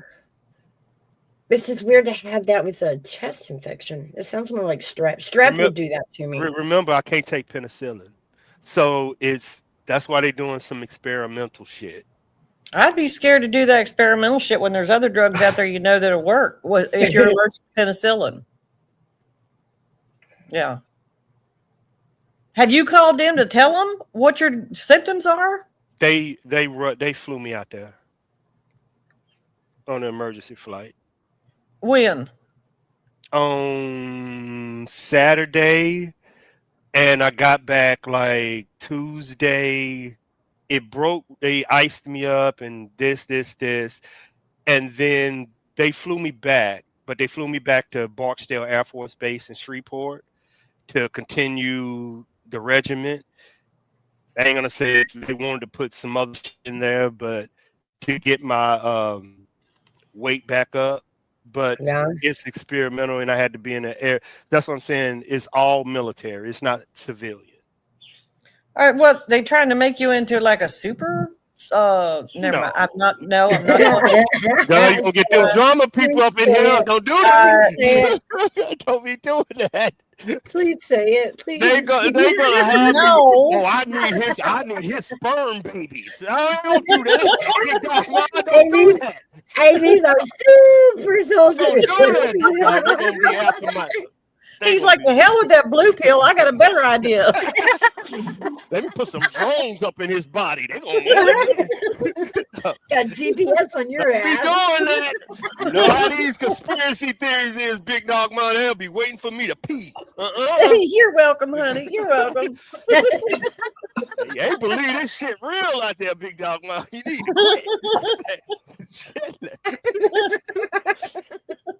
They believe in Bigfoot over there. Shit, man. Now that I think of it, I'm gonna have to ask who you've been kissing on out there, Avery. Like, this is kind of sound like mono.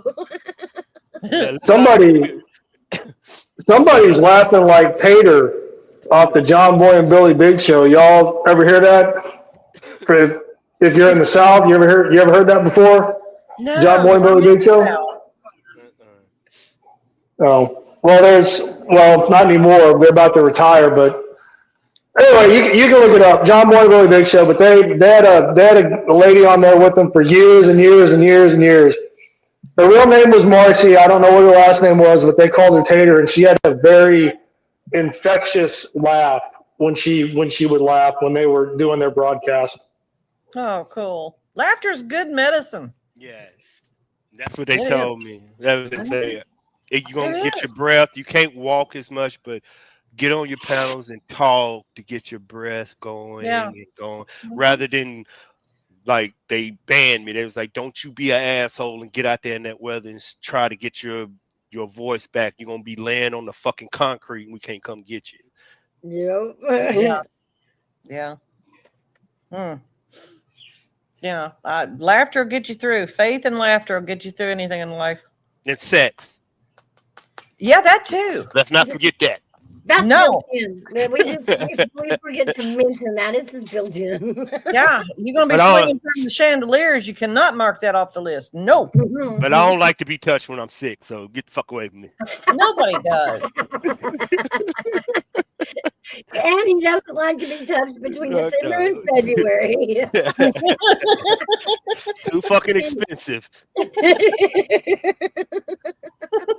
Y'all got one more month, man. Meet me in March. Hey, that's my birthday. Don't worry. Yeah. He's saying, Avi, are you saying you ain't into Valentine's Day? Oh, hell. You know how expensive that shit is? Well, you're saying you want a wife. Do you realize you get a wife? Valentine's Day does make a difference. Yeah, I can do that on 4th of July. Fireworks. AV. Valentine's Day is only expensive if you celebrate it. Exactly. That's true. That's true. Y'all some March babies in here, lady. My mom and my second ex-wife were March babies. They were both Pisces. Yeah, me too. I'm at the end of March. That's why I got a fiery temper. Yeah. Yeah. Well, my mom, but between the two of them, first 2 weeks of March, so they were both Pisces. Not that I follow astrology. That's what I was told. So it's all March women spicy? I call it spicy, meaning aggressive. Y'all March women are spicy? Well, a little bit, I'd say so. Yeah. We're loudly. I haven't dated. What is the word? Passionate. Yeah. We are loudly. No, hold up there, Mouse. There's some people. I'm not saying anybody on this panel, but there's some people that will take that word passionate and try to use it to brush over shitty behavior. I know you ain't talking about me, baby. I know you ain't talking about me. Excuse I said me. nobody on this panel. I know. I'm picking on you. I'm picking. Oh shit, where's it at? I can't find it. I can't find my Libra sign either, man. I was like, this is bullshit, man. They should have a Libra sign. They do the scale. Oh, yeah, baby, you're a Libra. I'm an October baby. Yeah, that's what Mouse keeps saying. That's what Mouse keeps telling me. I can clean up my own shit. Thank you. Yeah. Same here. October when? Closer to the 21st. Towards the beginning. Oh, okay. You're not. Yeah, you're right. I think because my husband's the end of October. Yeah. That's a Scorpio. Yeah. Because I got a cousin. I got a cousin whose birthday is October 31st. He's a Scorpio. Yeah. Again, not that I follow or necessarily prescribe to astrology and the zodiacs, and all, I don't. That's just what I heard growing up. Yeah. I didn't even know when my mom told me I was a Libra. I didn't even know what the fuck she was talking about. I didn't either. I didn't either, dog. But I know women like it, and you can pause. I honestly think in 2026 I have been monitoring this, and Mouses know I've been seeing different channels. We've been exploring this Zodiac and what is it called, Mouse? The channels start with an A. What they Numbers.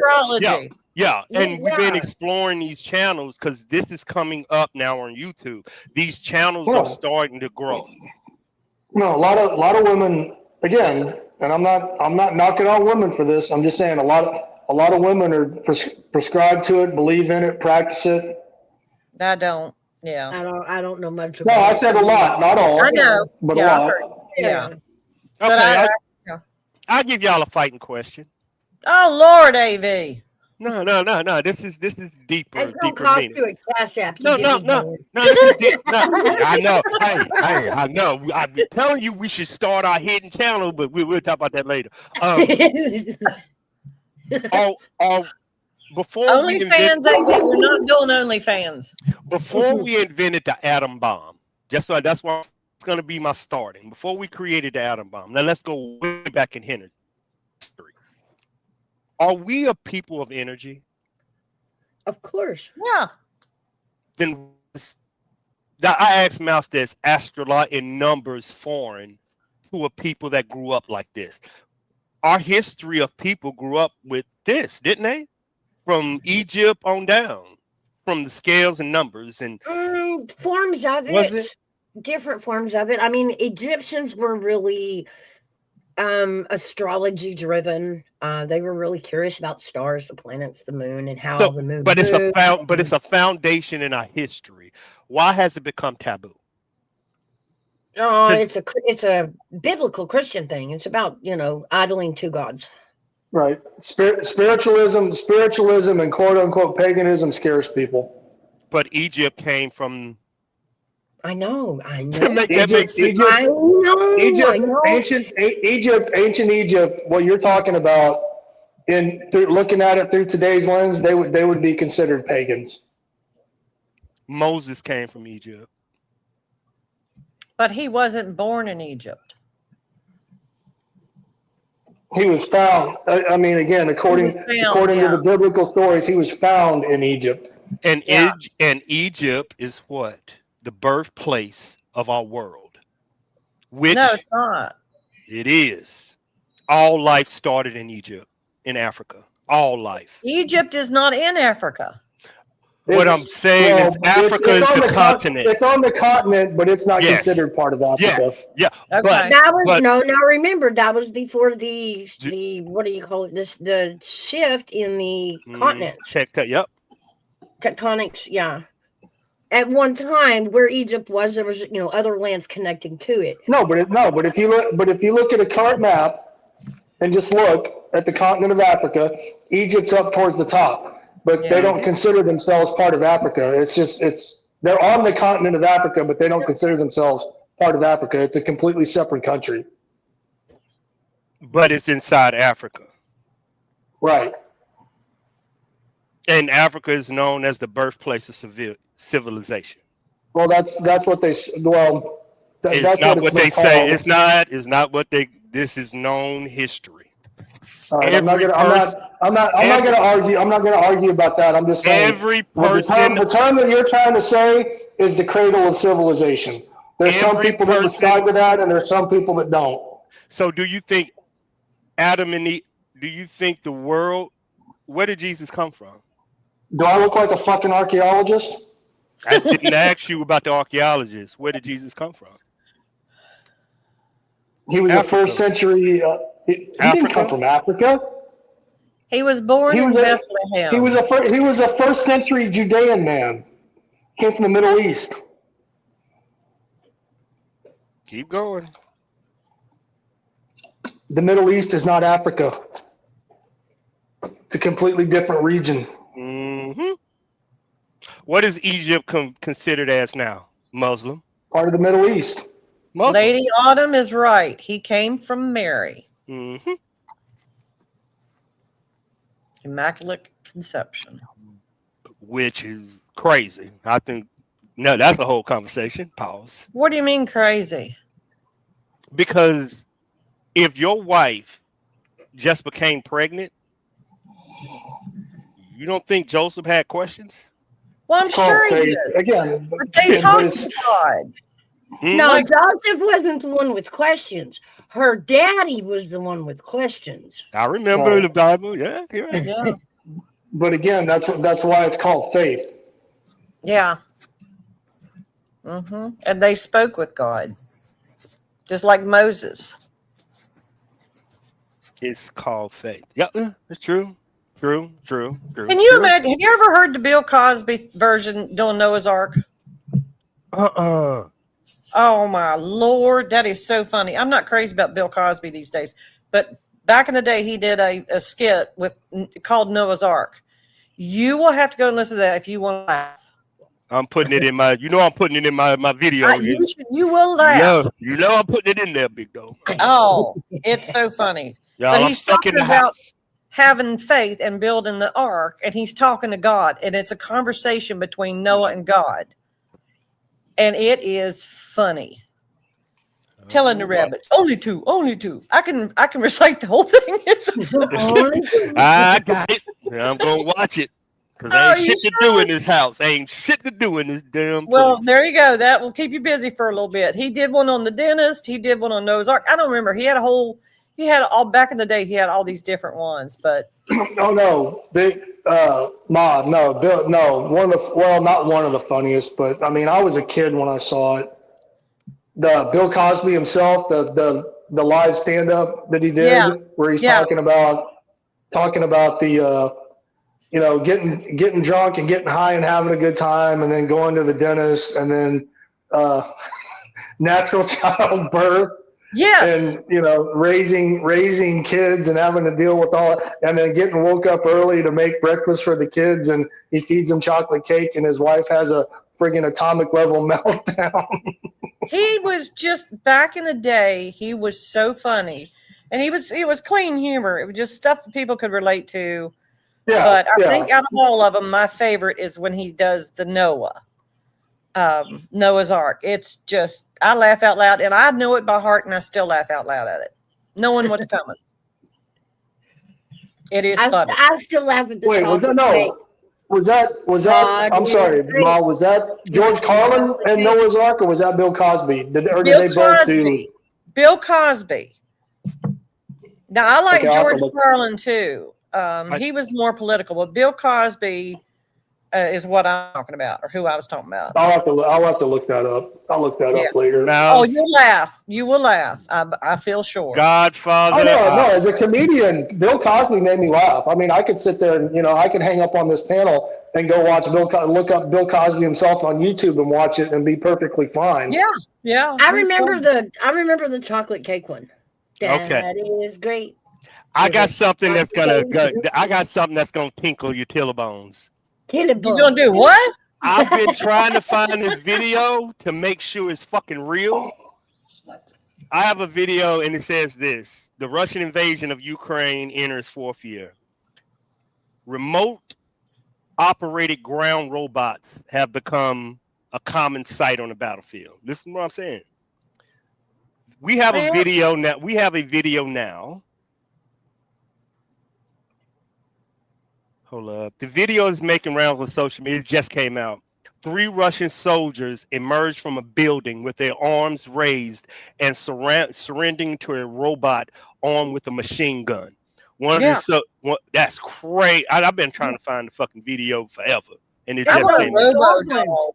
I want a robo dog. I won't have to take him out to pee when it's snowing. Oh, they don't have to be fed. They don't. Yeah. No vaccinations. I agree, Lady Autumn. Yeah, when he got, like I said, it was back in the day. I lost respect for him after all that stuff went down. But back in the day, he was a good comedian. Yeah. Yeah, if I kept my fever, I can be that funny, but I'm gonna lose a lot of subscribers. Okay. Priorities, AV. Come on. That's the question in the military now. Should robots replace humans? Oh. They can have my job. Yeah.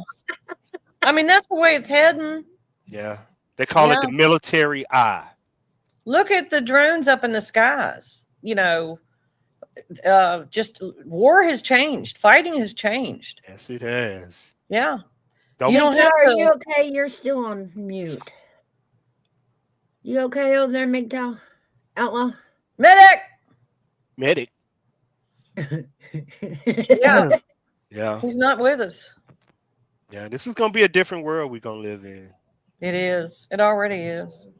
Because they say they got 40 type of anti-drone laser guns and soldiers. And remember, a lot of people mocked, and I said, if there's a war, that's where countries test their technology out. People are like, no. I'm like, this is what we do. If you see fighting, that's just where they're testing out technology. And now you're seeing it. Like we said, remember all of this, remember in New York City, that big outrage of them drones? Here we go. Yeah. Yeah, we never really did hear about that in New York and New Jersey too. Yeah.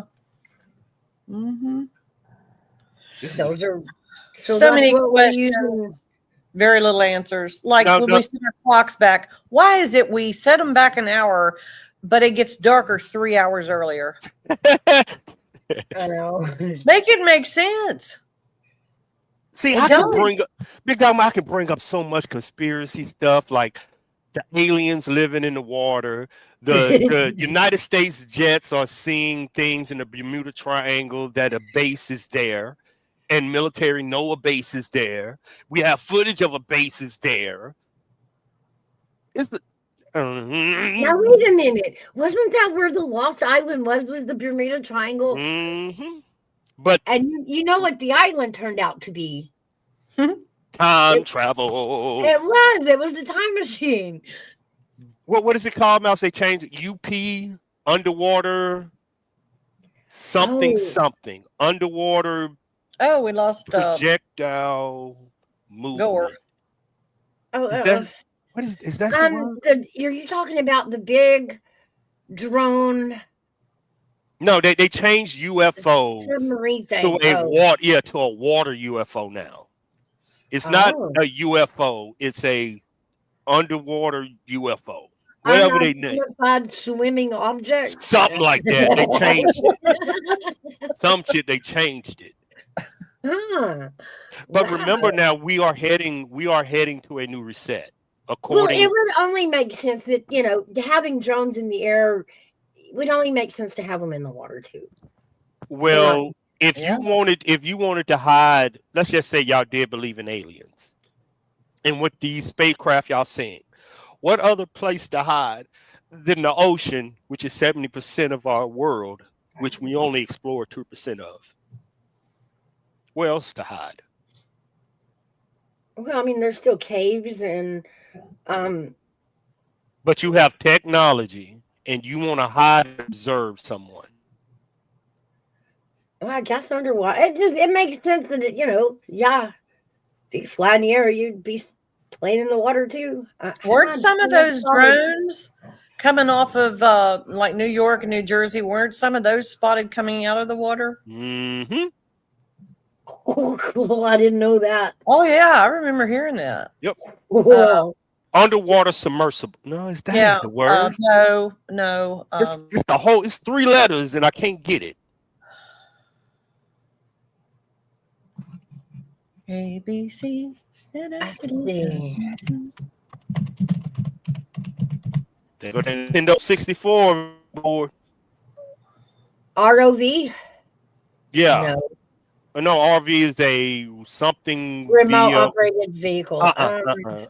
They changed the wording. Unmanned underwater vehicle. UUV. Mouse, you just popped something to my head. Uh-oh. Here we go. That is. Okay. Project Stargate. Okay. Project Stargate, they were talking about, can you see into the future? But what is it called when people can close their eyes and see things and stuff like that? Like remote viewing. Yeah, remote viewing. They think this is real, but they think autistic children that are mute and deaf have this ability. The perpetrated ability to physically see events, sites, or information from a great distance. Yes. And if you do a search, United States and Russia tried to find a downed plane, and they used, what we just said, that word, what's that word? Remote viewing to find plane. That'll give you a gist on Project Stargate. UUV, unmanned underwater vehicle. God, I remember this from last night. Oh my God, I took up so much information. Damn, it was good. God, it was good. The Defense Appropriations Bill directed that the program be transformed from DIA to CIA oversight. So they gave it to the CIA in 1995. Now, and they subsequently canceled and declassified the program. I don't believe it. Yeah. So, but tell on yourself. Go ahead, say it. Hell no, ain't get me in trouble. Yeah, that's right. You're supposed to clean it up. We're gonna get Kennedy in here. Yeah, activate them drones in my body and kill me. Ain't shit. No, I'm being quiet now. We just sweep it over here. We sweep in the trees. Nobody will see it. Over here, no, just sweep in the trees. Nobody will see it. I'm gonna try to get them on. I'm gonna try, but it's gonna be buttoned down. You know what I'm saying? It's gonna be. I'll get with that means I can't run naked to the chat. No. You got to monitor that motherfucker, y'all. You gotta want him back. I'm kidding. You gotta want him back. He has humor. He has humor. I don't know. I like him. He's common sense, and he's funny. Yeah. Yeah. Good dude. Good, real good dude. Yeah. Real fucking good dude. Yeah. He's one of a kind. Yeah, fucking good dude. Yeah. War Dog. Oh yeah. Let me see. War Dog. I think Okayla is talking about War Dog the movie. Can y'all hear Gunner? Is he drinking water? Yes. Remember, I got Bluetooth surround sounds on. Yeah. I don't want to hear these people outside. Gigi's always telling me she knows what's coming. She can hear him. And yeah, so it won't, mark my word, it won't be long. Yeah. That's a big ass dog, pause. Now you got I have like baby horses. Yeah, these aren't dogs, these are like baby horses. I can say one word and drive her dogs nuts. That's enough, Mouse. That's enough. Have to get down, and I don't want her to have to get down. Yeah. She say that's enough. That's enough. We know how it rolls. That's enough. He knows them well. That's just it. That's cute. See, that's how I'm gonna make my getaway from big dogs. Is I'm just gonna saddle her dog and ride off into the sunset. Pretty much. Let me see what's on the questions on the YouTube street. See, there it is. You hear him? There it is. Shit. Ooh. Hello, sweet boy. You hear Mouse? Tell her. Hello, baby. Hello. Right, give me a minute. I gotta let him out. Hold on. I'll be right back. You gotta pee now, Mouse. You gotta pee.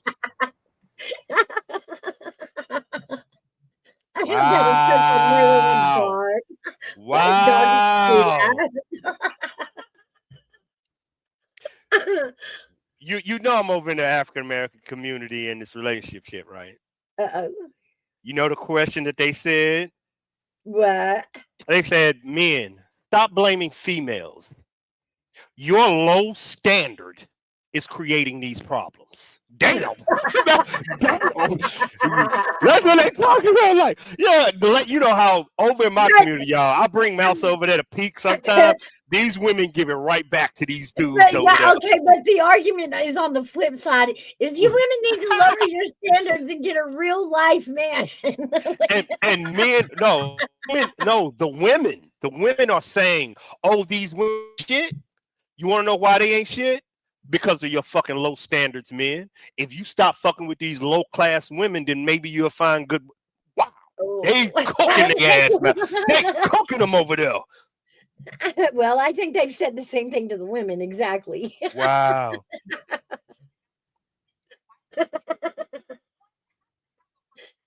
That's funny.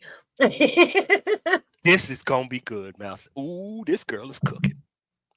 I love starting shit and leaving a panel.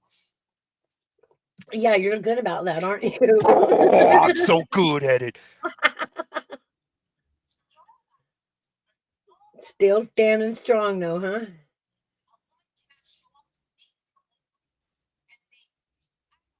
So how is she answering it? No, you got to tell us. We're not. She is saying, men. When you go on panels, men want their women to be quiet and silent. But she is saying, I have a fucking personality. How dare you tell me to be quiet? Am I just showing up with a pair of eyes? I don't get to say anything, speak anything, think anything, say anything, do anything because I offend you, because I have a personality. She is cooking their ass. I agree with her. She is cooking their ass. Get it? She is cooking. All these dudes are shaking their head, but she is cooking them.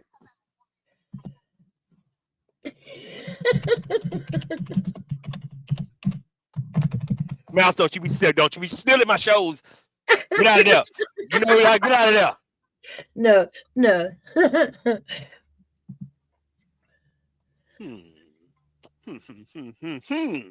I don't like the idea of robot dogs. I think that's kind of cool. Maybe they'll actually do their job. Maybe I can flip this conversation. No, you can't. You've tried like every which way. And I still refuse to obey. That's what it comes down to. Women don't listen to men anyway. I gave up on that shit. I just talk just like they do. See? Obey. That's why when if you leave me alone, you better stay in eye contact, because me left alone is bad business. You get into too much trouble. Me telling a woman no. Does that mean I don't love her? Well, it depends on what you tell her no about. Why? Why should it matter? If she just asked you, do you love me? And you said no. But you went straight to the words. The question is, just because I tell you no, doesn't mean I don't love you. Is that a prerequisite to telling a woman no? That is so parental bullshit. But in what is the boundaries of a relationship? That means I can't tell you no. Only on certain subjects. Well, because it's about the boundaries of relationship, and you in one with a man. That goes both ways. Don't be asking for everything. You know what I mean? That ain't fair either. Good shit. Right? But here's the back thing that I don't get of the question. They say if a woman keep telling you no, that's a bad sign.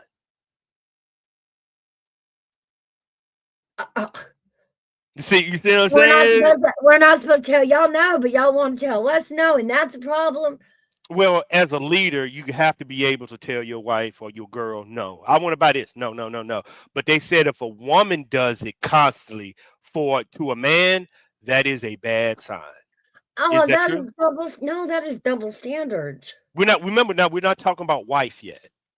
Everybody's still dating and shit. Standards. That's why I'm just saying. They said it's a bad sign, and I agree. If a woman keep telling me no, that's a bad sign. Wait a minute. Well, I mean, like telling you can't buy something, telling you can't. Like, what is the no? Because the no does matter. No, you can't talk. Yeah, we got a problem. No, you can't go out on Friday night. Like, duh. No, it shouldn't be. Like, so it depends on what the no is. Why? Because a lot of things can be answered with, like, why do you mean why? So you have to explain. I have to explain to my girl why I tell her no. Why are you? What was the question that you answered? Your answer was no. Is it buying something? Yeah. Why? So you'll do it. So even if I say no, you're gonna do it. I don't even know the question. I know you're doing lawyer stuff, y'all. She's trying to get me. Okay, Steve. She trying to get me, Steve. Nope, ain't happening. Ain't happening. I'm too slippery for this shit, Mouse. I'm too slippery. If it's just a blanket statement, no, I can take no as much as you tell me no, and that's only fair. It's okay, not a problem. Let's take no. Let's take no off of a particular question. I don't even know the question, but if your if your boyfriend constantly tells you no, spending stuff, money, finances, this. I'm trying to figure out what my girl would tell me no. But if I hear a woman constantly say no to me, that's a bad sign, dog. Like, as a man, I'm out. Like, I'm out. Like, out. And we're supposed to put up with the no's? We're supposed to swallow the nose and be quiet. I know. Every woman that I have dated accept a no because they accept my leadership, and that comes with it. They know I'm going to have that. The question matters. The question matters. Not in leadership. And I'm not comparing women to children. I'm not. I promise I'm not. But I don't even explain to my children. Why I explain to a woman? Oh, that's crap. You should trust me. You don't explain to your children. You don't teach your children? No, if I say no, it's fucking no. I ain't gonna sit there and have a conversation with you on why I said no. Motherfucker, no. I mean, Miles, you tell us to be what? Then she has the right to be mad at you. Yeah, I agree. I totally agree. But I'm just saying, y'all, this is just if a woman is constantly telling a man no, that tells me a lot. Yeah, you like it your way. Name one. I'll give you this question. Name one man that loves hearing no from a woman. Name one woman that loves hearing no from a man. Most women do if the man is a breadwinner. No. You just said it. We can understand that he can't afford it, and that's a no. That we can understand. But if he's got the money and he just says no, like, we ain't having that. That's crap. Just because he's a leader. Yeah. That ain't how marriage works. Don't somebody have to make the hard decisions? No. You see, you love that no word, y'all. You see how many times I'm saying this, picking, y'all. Just picking. Picking. Okay. Mouth picking. I'm back. What? What's she picking on you? Mouth picking. Okay, the conversation was about telling your girlfriend no or telling your boyfriend no. And he's like, if the woman tells me no too many times, I'm out. But the conversation started with, so you want me to be quiet? You know, I have a personality and you want me to sit quiet.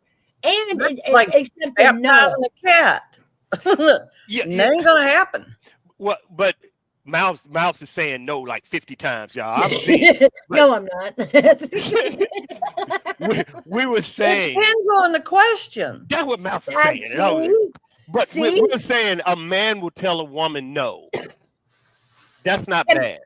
But if a woman is constantly, if a woman is constantly telling a man no, that's a red flag. I'm not saying me. I'm just saying that's the counter argument of. It's not even a valid argument. No, it's not. It's just a conversation. But y'all are women. If y'all see your son, or you see Army vet, or you see outlaw, or any other man, and his woman is constantly saying nope, no, you think he happy? Well, no, I wouldn't think so. There you go. Know, it goes both ways. And it depends on the subject and question and whatever's at hand. If she's having to tell you no a lot, that's on you. Behave. Pause. She's no. For the longest time, my kids and my dogs thought their names were no. See? Because they were getting in trouble or they were ready to hurt themselves or whatever. Yeah. But they didn't give up on you because it was a red flag. Like, exactly. But you got to take it in context. It depends on the context of it. Yeah. She could be asking, do you love me? And you're going to say, I'm allowed to say no, and you're supposed to take it because I'm the leader. Hit the road, Jack. Oh. Don't you come back. No more. Yeah. It's so cute, though, Big Dog Mom. These guys think that leadership means they get to make all the choices. Like, that is cute. No. Oh, no. I don't believe that. I believe my job is to make the tough ones, not all of them, just the tough ones. I leave that to my girl, but the tough ones, that's my job. I don't want her bearing that brunt. That's my job. Only the tough ones. She take care of everything else. It depends on the leader. You know, do I want to be a follower? It depends on how good that leader is. True. And I tell if you put your wife at ease, that's it. That's it. And I always said, I don't care what you do outside. If your wife don't feel comfortable in her, you better So what you're saying is the truth is not leadership, but happy wife. Is that what I mean? Yeah, but that comes with a good leadership. If your man is a good leader, your wife will sit the fuck down and be like, he got shit taken care of. I don't need to do shit. He got it taken care of. That is not what that means. I know that's not what that means. But if you have a man that is a leader in real time, that means other men respect him, and you see that. You are willing to sit your ass down because you know you got one. You don't need to do shit. You got one. Now, if he ain't that, now you got to step up. But women know leadership. Yeah. You haven't even heard Melania Trump name one time because your husband got it. Actions speak louder than words. Yep. You really think Trump wears the pants in his relationship? Really? No, I believe she knows he's the power of her family, and she respects that. If he fall, the whole fucking family. You think Melania never tells Donald no? No, I'm saying she know. I'm saying she know her place. They work as a team. On TV, maybe, but you can bet she wears the pants. No, I don't agree, Mouse. No, Mouse tried, y'all. The way she raised Barron was an argument between her and Trump, and she won that argument. She still knows 4 or 5 languages, the whole 9 yards. Mm-hmm. So that tells you she should marry for the money and the power and the respect. No, she's got her own. Yep. She slapped him in the face and said, this is my kid too. This is how we're going to do it. And he said, oh, okay. But you forgot one thing. Trump can find another Melania. Melania can never find another Trump. I wouldn't go that far either. She will name one superstar you know that had a male that was in that figure. Let's say Kim Kardashian, and she a piece of shit. But she had Kanye. She had Kanye and went to, what's that Saturday Night Live comedian? I don't know. I don't keep up with them because I think they're all hoes. So Exactly. most women, and I'm not saying this out loud, but most women, the dude that she want, if he's powerful, that means the next dude is a downcast of that man. She will never get a man like that ever again. You will never get a powerful man after you lose one. It will always be a subnet of that, like, even in divorce. Do you not think there are? I mean, Trump is the only man in all of the world that bought and sold buildings. It doesn't matter. Trump can find a Melania. Trump can find a Melania tomorrow. Melania is not going to fucking find a Trump. I don't agree with that either. No, he can't. Remember remember the circles. You're right about that. Remember the circles they in. Remember the fucking circles they in. Money rules the world. So still no. You need an ice pack. You know, right there on the I think we just hit 104 in the Yeah. Okay, so what happened to Outlaw and Gore? No, they just zipped out. Didn't even say goodbye. Didn't say bye. Bing, bang, and boom. Yeah. Look, if it say I'm trying to stop the terrorism going on. Seriously, working for you. That was my sector, AV. I had it. She called Miles the guard dog. She got it. And I have bail money. Yep. And food to hold us up in the fort if we need to. Y'all are some big dogs, ain't no doubt about it. Yeah, gotta be fucking ready for y'all, boy. Well, we didn't get this old by playing stupid. We were playing that game. I know, and it wasn't by being single and liberal. Yeah, that too. Yeah. Keep telling y'all come over, they gonna keep you on your goddamn toes over here. Spark a reaction from. Yes. They come get to you. I've had a few of those this week and the last week too. Yeah, it's been interesting. Shit! Definitely been an interesting week for sure. I for some reason I got breaking news, but I don't know what this means. The stepfather, Daniel Martell, has been arrested in the Jack and Lily case. I'm not aware of that. I don't know what that means, Mouse. I knew it. There was a piece to that case a whole lot of people missed. Everybody was like, why did the mother up and leave the property? No, y'all missed a whole day's worth of BS. See, her mother came in after the children were reported missing. Her mother came in to join them and to look. There was a conversation that was had, and his mother, who actually owns the property and lives in a house beside him, overheard the conversation and told both the mother of the children and her mother to get off of her property.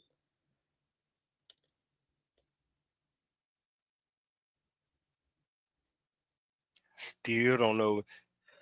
And so that was why the mother left the property. So to me, I was always looking at him for that one comment, for that one action. It spoke volumes. But is it in connection with their disappearance? Or is it on something else? It just came across the FBI timeline. So it should be hitting the news. Everybody should be starting doing shows on it. Everybody killing this damn missing children case. Remember, I'm trying to get out of missing children case. It's just so damn depressing for me. But I know it's a breaking news thing for a lot of people in it. Wow. Is it connection? No, it is not related to the children. There you go. Or the mother. He has been charged with SA, assault and forcible confinement involving an adult. Damn. And it ain't his wife? Well, if she left the property after the argument, no, she's not there. In fact, the theories were she took the kids and hid. And I'm like, why would somebody hide kids from their stepdad? Like, he doesn't have rights to the, like, why are you hiding them from stepdad? That's silly. Nobody has to hide kids from a stepdad. Unless the stepdad is abusive. Well, that, yeah. But then to do a whole missing person thing instead of leave with your children, like, that's a whole long way around.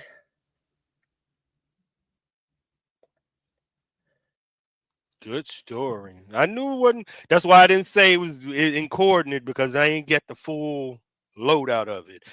But there, my AI is referring to the Sebastian Roberts case for the same shit. Stepfather. Allegedly, y'all. My bad. My AI do conjunctions. My bad. I have a deep learning computer, so whatever I say, I press a button, it will. That's gonna pull an alibi into question.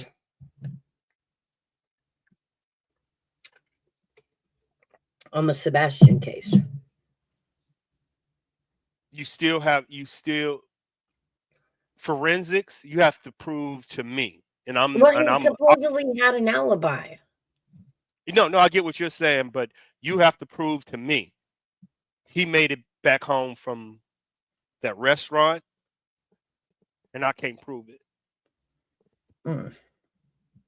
You remember I deal on last known site. That's why when we did the Summers case, you told me the last known site was at that store, and you gave me like, this is the last time known picture, and I was like, you sure this is the date that everybody know they seen her? Not this is the last date. This is where this. Yeah, and and as an investigator you start. Yeah, but you only have what they put out public. I mean, you don't have what FBI has, what, local authorities. So there's a lot more we don't know, but with what is publicly, you can lay the photos out and find the newest photo, I guess, or, last time she was actually picked up on a camera of any kind, whether it be store surveillance or personal cell phones, moms, whatever. Because with missing cases, for me, it's so many misinformations. That's why I tell Mouse and missing. It's so much misinformation, and that's not the biggest issue. The biggest issue is when I was telling Mouse that, a lot of these cases, people guard them like it's their baby. So if you want to come in and they will shun you out, even though this is our circle, this is our case, and they shun, and that you ain't gonna never get in. I told him, in order to get this, you're gonna have to go to the African American community, interview somebody about somewhere else, go over to Native American. You're gonna have to get this shit out, because there are parts of Atlanta, Louisiana, Alabama, Arkansas, Florida, Michigan, Iowa that do not. That's the way some of these true crimers are, though. Once they get locked into a narrative, nobody's allowed to change it, regardless of shit you may know that they don't. And I've had these times, and it's all the same. I started at this case first, and I'm here, and look where you at. You ain't solved shit. Can I give it a shot? You ain't in our circles. You don't. Cool. We're gonna take your channel down. How dare you cover it? Cool. Knock yourself out. Cool. Yeah, I've told them this has been the biggest issue. I don't care if it's somewhere else. Y'all have clicks, and any investigator want to come help y'all, you have to prove yourself to them. I'll be damned if I prove myself some uneducated ass mother. Whatever.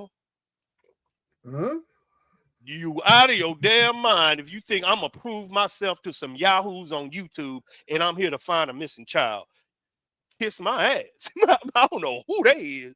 It's strange. The last 2 years, how many times I've actually heard the word YouTube or YouTuber.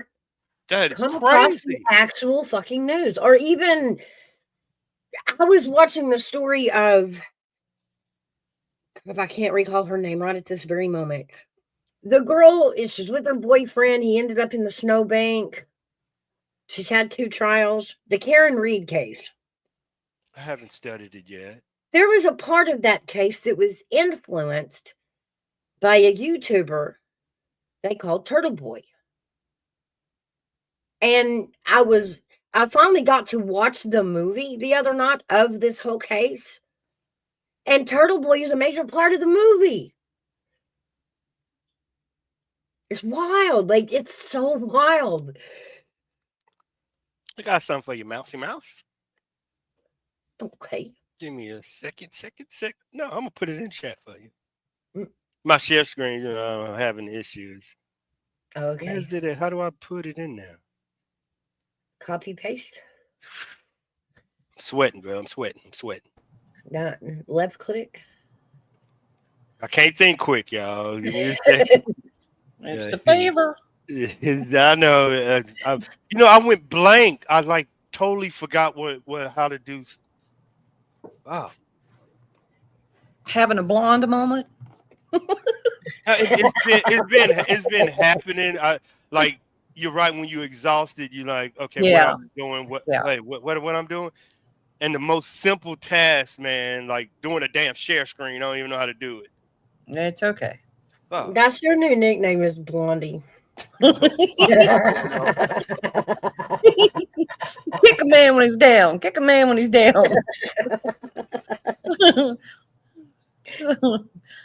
That fucked me up, boy. I'm sitting here. Here you go. Oops. Yeah, you brought up another. There's 2 AVs up here. That's music. I trade the mouse. And watch the smoke on wine. Finger stain with that midnight smoke. What are we doing? A little bit something different. I did it. I haven't released it yet. Late night smoke. Please carry me away. Fucking whispers. This is a 420 confession. I'm trading my silence. Fucking Max burn hot like memories, photographs and promises. Oh, we know that falls the question. Welcome to the bourbon liner, and they call me Mr. Louisiana. This was my second line song. But I can't perform it because I can't hold my breath. I thought you was putting something in chat. This took me that long to do it. Focus, AV, focus. This is the one you put out this morning. No, it's not. It's not? I haven't put it out yet. That's that military one about veterans.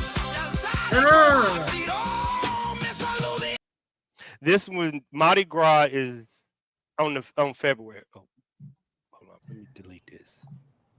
Mardi Gras is in February, and second line, like look up second line, y'all. It's called Second Line, New Orleans. I would sing this song, but I can't do nothing anymore because I can't hold my breath. But Mouse is looking at what second line is. That's what I do, second line. That's why it's affected a lot of people because I won't be participating in Mardi Gras this year. Well, you need to stay home and get better. It's too cold for you to be out. I know. And it's too stupid to be out right now. People in is hard right now. Yeah. Like,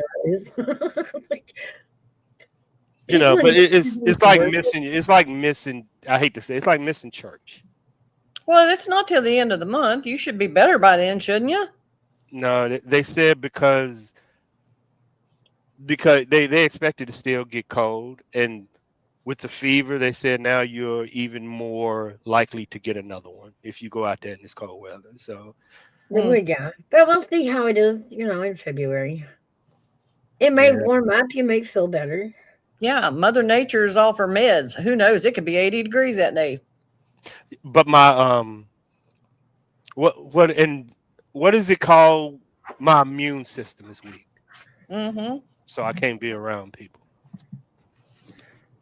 Get away from me. Go make me. They told me stay about 2 months to give your body time to heal. Like you said, I'm throwing up water. It was like, no, you can't even take that chance. Being around groups and you don't know what you breathe in and drinking after of and clean glasses. You know what I'm saying? Everything is clean. Mm-hmm. So yeah, I mean it's depressing because it's in Mardi Gras. It's a way to let it out. You know what I'm saying? Like in church, I gotta scream. For us, You Creole, yeah.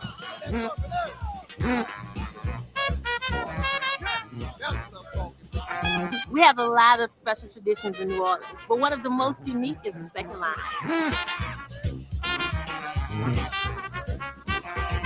What separates the second line from any other parade is you get to participate. Up front, you have the parade group and the band. That's the first line. Back behind, that's where you come in.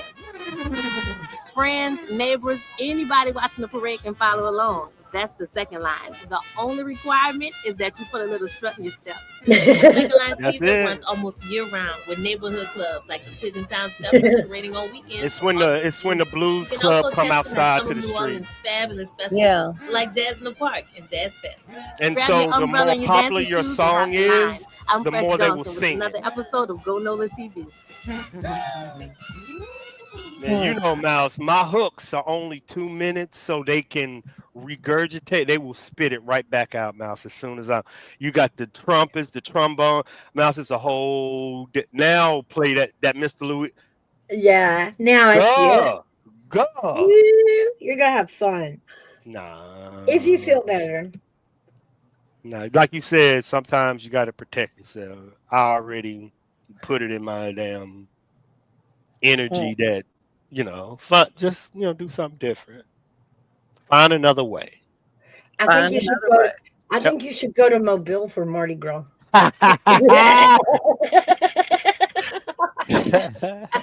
After all them no's, you're just gonna say Alabama, huh? Alabama Mardi Gras.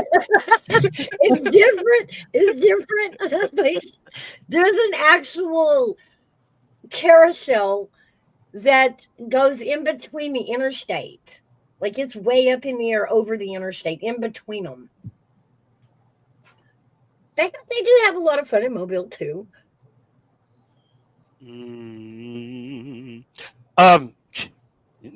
I just hope. I don't know. I'll probably take a vacation in February and fly to Canada or something. I don't know. I ain't gonna. I don't want to be because I know I'm gonna want to go out there, and I don't want to be there. And yeah. Well, there's going to be lots of cameras. Stay at home and watch it. Be right back. Okay. Yeah, I'm gonna try. I mean, we can find some other streamers streaming it and go along virtually. That way we don't catch nothing. Yeah, I know. I mean, I know it. I mean, it'll be bring your own drink because, like, we can't stop at the pubs. But yeah, grab a drink and we'll take a stroll. Yeah, I as a blues musician, this has scared me because I used to do sets and I barely can get through a 2-minute song. And if I do it, I'm sweating, man. I'm sweating, and I'm starting to forget lyrics. And I know it's all this, and I get it. You're aging? What? Hold on just a second. Let me answer this. Yeah. And y'all, I know it's in my damn head, so pause. But still.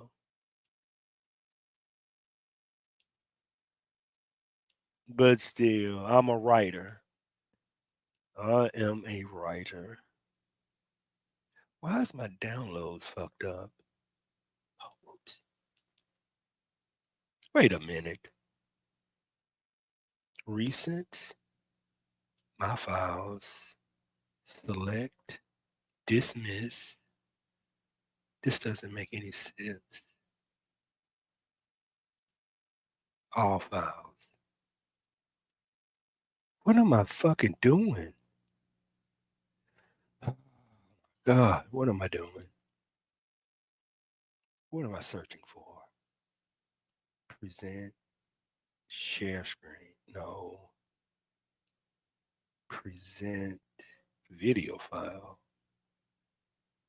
Downloads.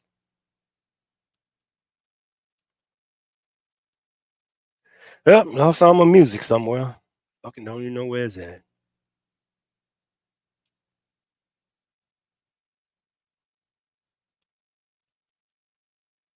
Welcome to the Bourbon Atlanta, Louisiana. What up, people? Peoples. I hate women that talking in the back like they all went to the bathroom at the same time. As a dude, I'm wondering, they're like, ooh, girl, he cute. Then we'll have the other girl be like, you want him? Because I'll pause. I'm back. My son called.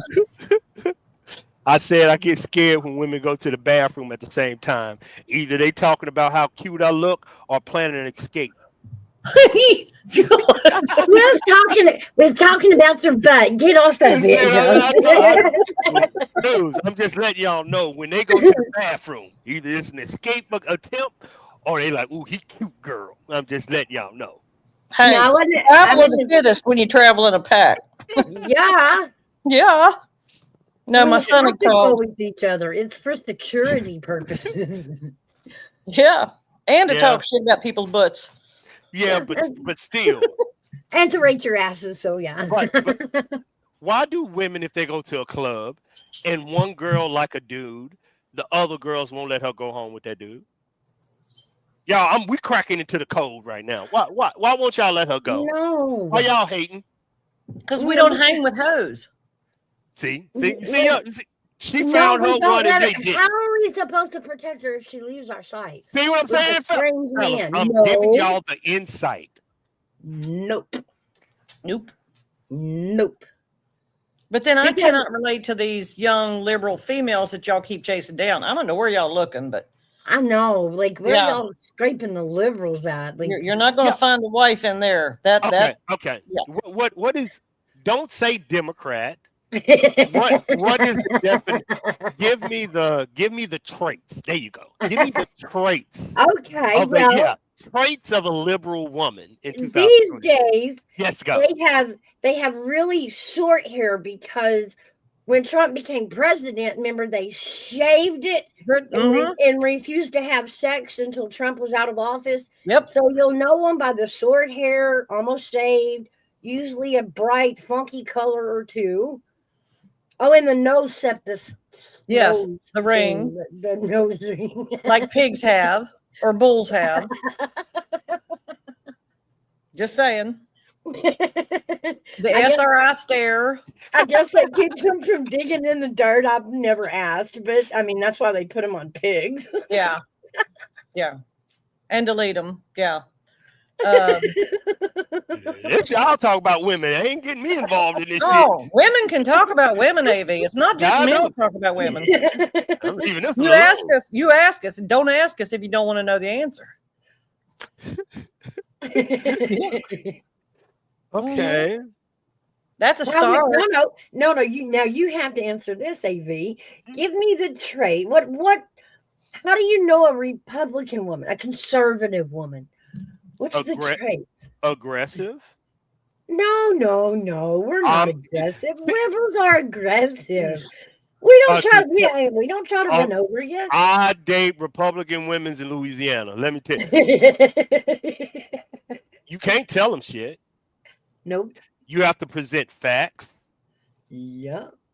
They are very aggressive in bed. They want to be pleased just the same as the man. Well, sure, why not? But that's that is more. They know what they want, and they want to be married, but you have to check off everything, and being a alpha male for Republican women might be a fucking issue. Oh, because they like the back and forth. You know, that turns them on. Oh yeah. No, we don't need an alpha. No, yeah, but I know Republicans when they love, and I understand it, but at some chance, I want her to be a girl. And a lot of Republican women don't paint their nails and sit pretty. That ain't their trait. Oh, you looking at it's like, yeah, they do. No, yes, they do. But you're talking about Republican Look wives. at Erica Kirk. Once again, That you're is saying conservative. She's very girly. Wives, yes. Single women, single conservative women don't have y'all traits. So no, that's not true. Because you're lumping it in. We're sitting around in the sweatpants and the t-shirt. They ain't. more conservative single women are independent business women and want their man to have the exact same thing. Don't you come to this table with shit and thoughts and bullshit. No, they know what they fucking want. You better be there. You better have with a conservative woman. You have to have what they have or more. They ain't playing with you. We just don't want no broke bitches. Come on. But who would you, AV? Let's put it back in your court. Yeah. What kind of man would you steer a good single woman away from? Conservative men. You'd steer a good conservative woman away from a good conservative man? Mm-hmm. Why? Why? Because they aren't attracted to Christian male conservative men in 2026. Seriously. They are not attracted. Y'all just said it yourself. Y'all wouldn't even date a Christian man that's a goddamn virgin, and that's a conservative man. Y'all just said exactly that. No. You said vote for president, not date. You said vote for president. No, but that says so much, doesn't it? In the conservative movement, I don't even like the men that are in my part. Y'all know. You didn't hear that. Is there a movement between conservative men and conservative women in talking points? Yep. Movement? A big split. That sounds like a bowel movement you're discussing. I don't know what you're talking about. Same here. I'm going the worst thing you can do to a conservative woman is hand her a virgin man. No, I didn't say virgin. I said liberal. That was president, not somebody to date. Okay, there's a difference. I understand. Yeah, but it's not a difference. Women do not find virgin men attractive at all, and y'all know this. Stop playing with these dudes, man. Y'all need to tell these dudes the truth. Y'all lying to these dudes. Y'all talking about women again. I ain't did nothing. They asked me what type of woman I want, and I said a conservative woman. How you start this pod, and we just keep stirring it for you. A conservative woman don't find a conservative man attractive in 2026 because they are a conservative woman is aggressive. No. How many women have you asked this? Where did you get your polling from? Yeah, what's your stat? Republican. Show me the money. Remember, there are two women y'all talking about. Y'all talking about conservative married women, which are completely different and will accept that.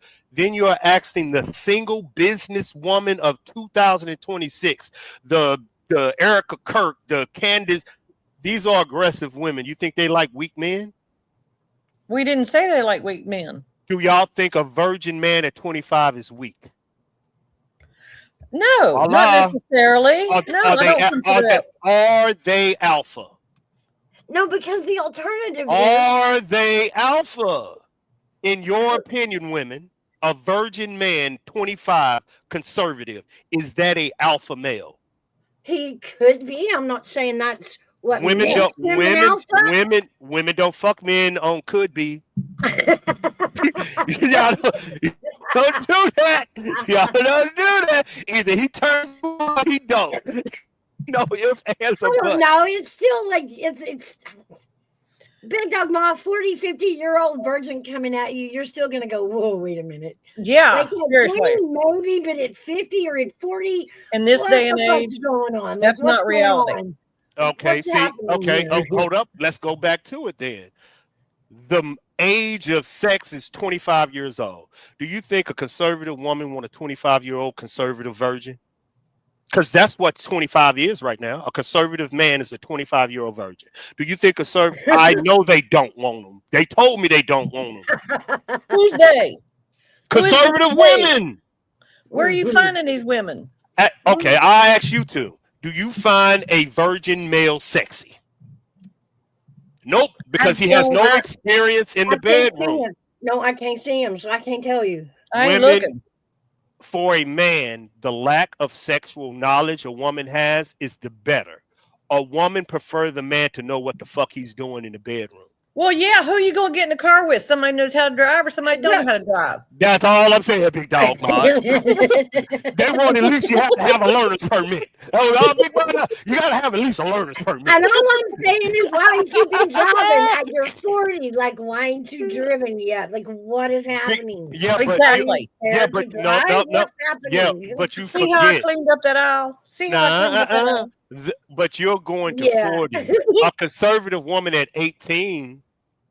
The conservative man is a virgin at 18, 19, 20, 21, 22, 23 to 24 to 25. What do that conservative woman do at 18, 19, 20, 21, 22, 23, 24, 25? Not all of them. Not all of them. Yeah. No, what do a conservative woman do if the only thing she has to pick from conservative men by is definition, conservative means to conserve. Gotcha. Not give out. Women, but listen to what you're saying. The average man is a virgin at 25. The average woman lost her virginity at 16. Where you get that? That's conservative. Kelly. Are you crazy? Are you saying these women ain't out here having sex? Hell, I don't know. I ain't out there watching. I know you're married. I know, Callie, conserve them nuts. I know. They don't. Y'all, these women are aggressive. They will go up to your club and grab your balls. These women are different. Y'all are married. Y'all don't know what the fuck out there. They crazy. We've already figured it out. Then why are you asking us what 20-year-olds are doing out there? Our 20-year-olds are married. Yeah. I know, but that population is 80% of the population is single. That's what I'm saying. Y'all, that's why I love talking to married. 80% of the population is single. Yeah. Of what? The U.S.? Yeah, look at it. What part of the population is single? Single women, single men. A lot. It ain't married. Our population is not married. Okay, Callie, TMI. Callie's crazy. Yes, she is. Okay. I love my baby. I do too. 46.4. Oh, my bad. You're right. My bad. I was 80%. You're right. Go check the African American community. My bad. Check my community first. What is the single rate in the African American community? My bad. Conflate the stats. My bad. Watch this, y'all. Don't be typing slow. Approximately 47 to 48% of Black adults in the U.S. are unmarried as of 2023. 51% of Black men and 47% of Black women who have never married by 2020. You're saying by 2020. I'm saying forever. In the Black community, 1 in 4 women are married. 1 in 4 women are married in the Black community. 51% of Black men have never been married. I get 34% of Black women have never been married. No, stop right there. Stop right there. No. Stop with your numbers. What you just said. Repeat that once again so they can hear it. 34% of Black women has never been married. Right. So that means 70% of them are sick. There you go. No, 70% of them are married or have been married. This is have not been married. 51% of Black men have never been married. compared to the 34% of Black women who have never been married. Now, how many single children have been raised? 25% of Black households are headed by a woman with no spouse present. These numbers, they make. Do y'all understand these numbers don't make sense? Lived with one parent in 2023. Do you see, how these don't make sense? You didn't squeeze 80 out of that nowhere. No. But do you see how these numbers don't make sense? You're saying 50% are never been married, but 30% have, and 80% have been raised. No, I did it between men and women. Married in I said 50 on the men and the 30 on the women. Have never. Black women and men have never been married, which means single, never married.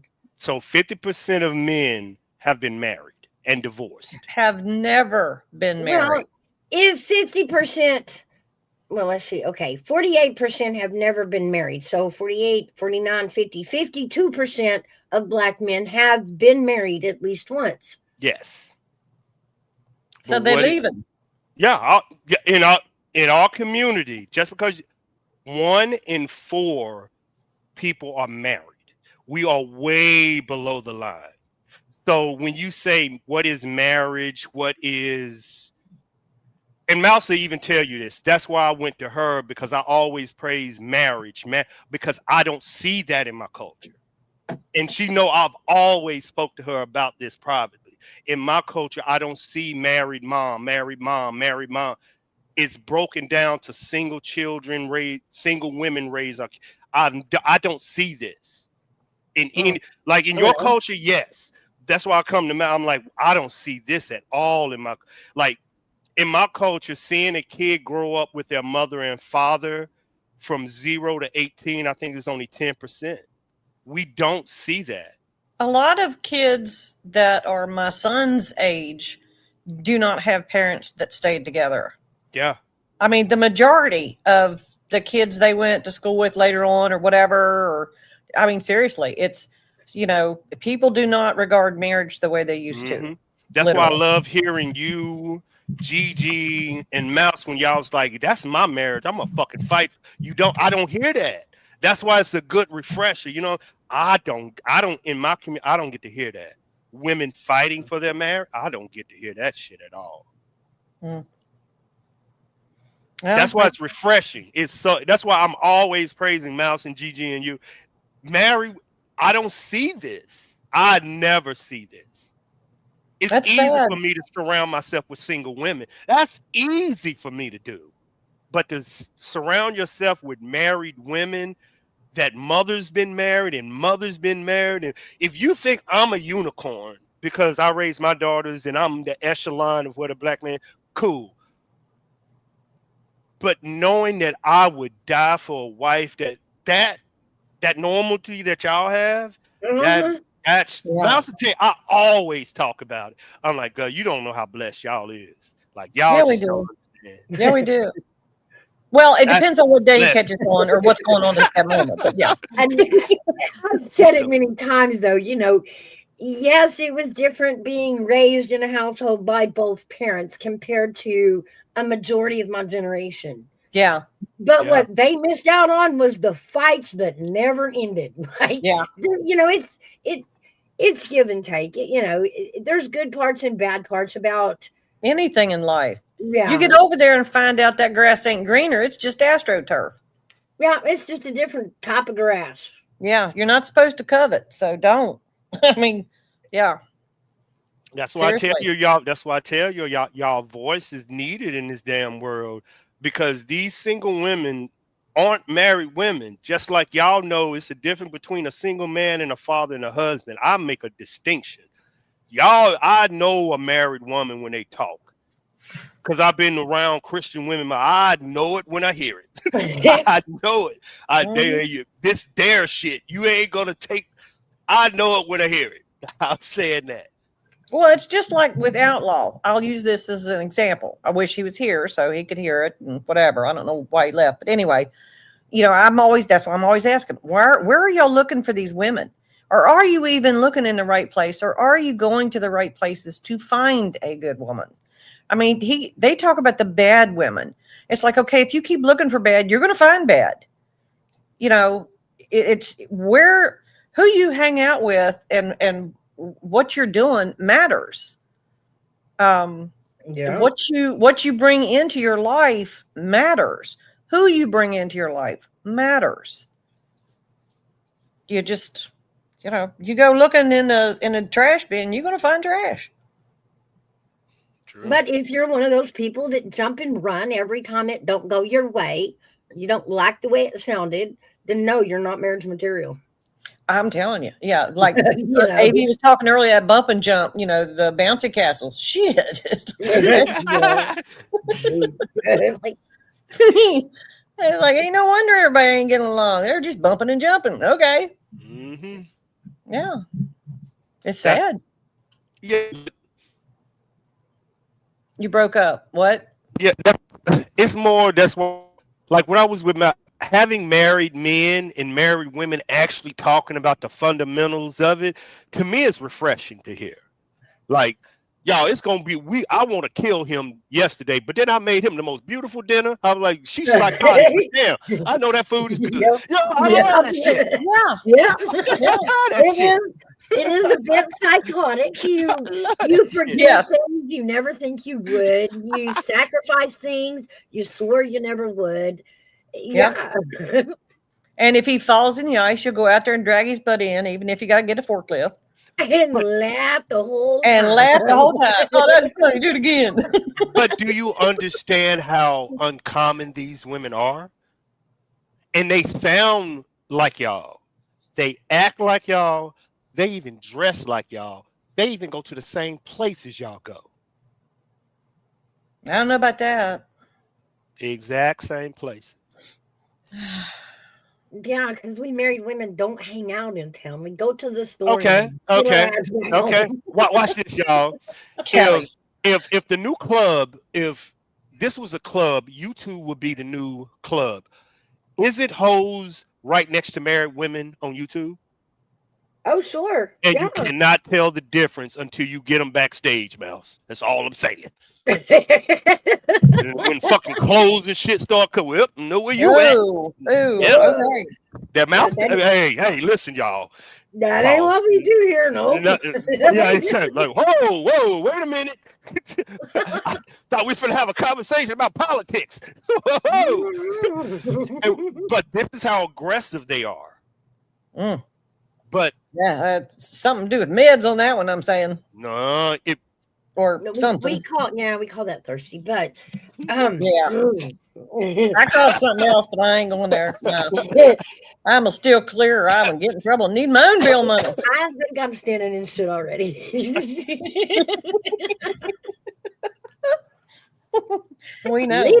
We'll leave it there. But yeah, so to say, a 50-year-old either say virgin or even never married, it does, send up a flag. Yeah. Wow. Wow. It's like, what happened to his game? Why ain't he got no game? That's true. Yeah. I mean, so yeah. If he's so grand, if he's such a catch, but why don't didn't you nobody believe? chase him? But don't you believe in the purity and the Christian values that come with that? At that age? I don't know. I ain't no virgin. I'm out of my will. I don't fucking know. I don't know. I ain't looking. I don't know. I ain't taking that poll, so I don't know. Okay. I got something for y'all. You heard about the 7 seconds, Mouse? What? In August? Mm-hmm. Yes, I have. Actually, so we're all gonna be floating? There was a theory. Yes, that one. There was a theory. Oh, we could be Katy Perry. NASA, that we are going to lose. God, let me see what it was. Gravity for gravity for 7 seconds on. They picked a date. They picked a date, big dog. But this August the 12th, they got there was a theory that we might lose gravity for 7 seconds. And Who is they? NASA? Yeah, they just addressed it. Right now I've also read that it's been debunked. So there's two sides. But Mouse, they just addressed this today. And it was like, why are you addressing this? Yeah, that I was wondering that. That's what I did. Like, why are you fucking addressing this today? And why are we bringing this back up? If they've debunked it, why are we fluffing this around? Yeah. I don't know, but can you imagine, honestly, even 7 seconds of no gravity, how catastrophic that would really be to our planet? Yeah. I mean, the ocean's gonna lift up. My car is gonna fly. Like, don't be outside. Shit's gonna fall on you when I ain't the saying 7 nothing. seconds is over. I call bullshit. Could this be a flat Earth theory? I know Just I someone shouldn't say trying that to stir word. fear. I don't know. Is it? I don't know. I shouldn't say that word, but that'd be the only way you would slide off the Earth, wouldn't you think, if it was flat? No, but I mean, because gravity holds us down. The spin of the Earth and the core, makes our gravity. And, like a glass of water, when you spin a glass of water around, if you spin it fast enough upside down, it'll still stay in the cup because gravity pulls it, this centrifugal force pulls it up against the bottom of the cup. Like a holds tilt-a it. wheel. And so that's what Earth does with us. So if that stops, nothing weighs anything. Nothing is holding anything down. That also includes the dirt in the desert, the water in the ocean. And what happens when that comes crashing back down? That's one hell of a tsunami when the ocean comes crashing back down. Mm-hmm. They say that it will also stretch and pull in our atmosphere. There could be what do you call it? Radiation fallout from it. Are they saying they're going to drop a bomb that day? No, no. I know all the bombs going up. They all going up. You dropped a bomb on me, baby. You Ooh, that is true, Army Vet. What if our bombs all fly out of the? Yeah. So much for that silo. Yeah, I know. And like Big Dog Miles said, it got to come back. Yeah, they got what goes up must come down. Ooh, imagine being on one of those. What do you call it? Ships. The naval ship. Ooh. I don't have video, Mouse. I don't have video evidence, but I think they use LiDAR against. You can check it against the ICE protest. Where? I'm not for sure, but I think they said it was like research. I don't know. It's just coming across. They had threatened the crowd. They was about to use it, but they threatened that with the LRAD. They threatened that with the Canadian convoy too, but they never used it. Yeah, I remember that. You remember, but me and Mouse were discussing. Is this legal? So they use it this time. That's Law enforcement has deployed long-range acoustic device. There you go. LRAD, sometimes called sound cannons. That's those zappy. The against U.S. Immigration and Customs ICE, including a notable incident in Minneapolis on January 26th of 2026. These devices emit high-intensity sound waves and narrow cones to disperse crowds. Yep. They're saying the agitators used it against the ICE. No, they cops. No, ICE. Yeah, ICE used it against the agitators. This is what y'all are saying is inside Trump's ballroom. Just in case the January the 6th start. I gotta hop down. My son's home and the dogs are getting ready to lose their shit. So okay. Love y'all. I'll be listening. Bye. Love you, girl. Oh, they just broke. There's something underneath the Great Pyramid. Oh yeah, I was gonna look at this video. Seems. Let's see if I can find it.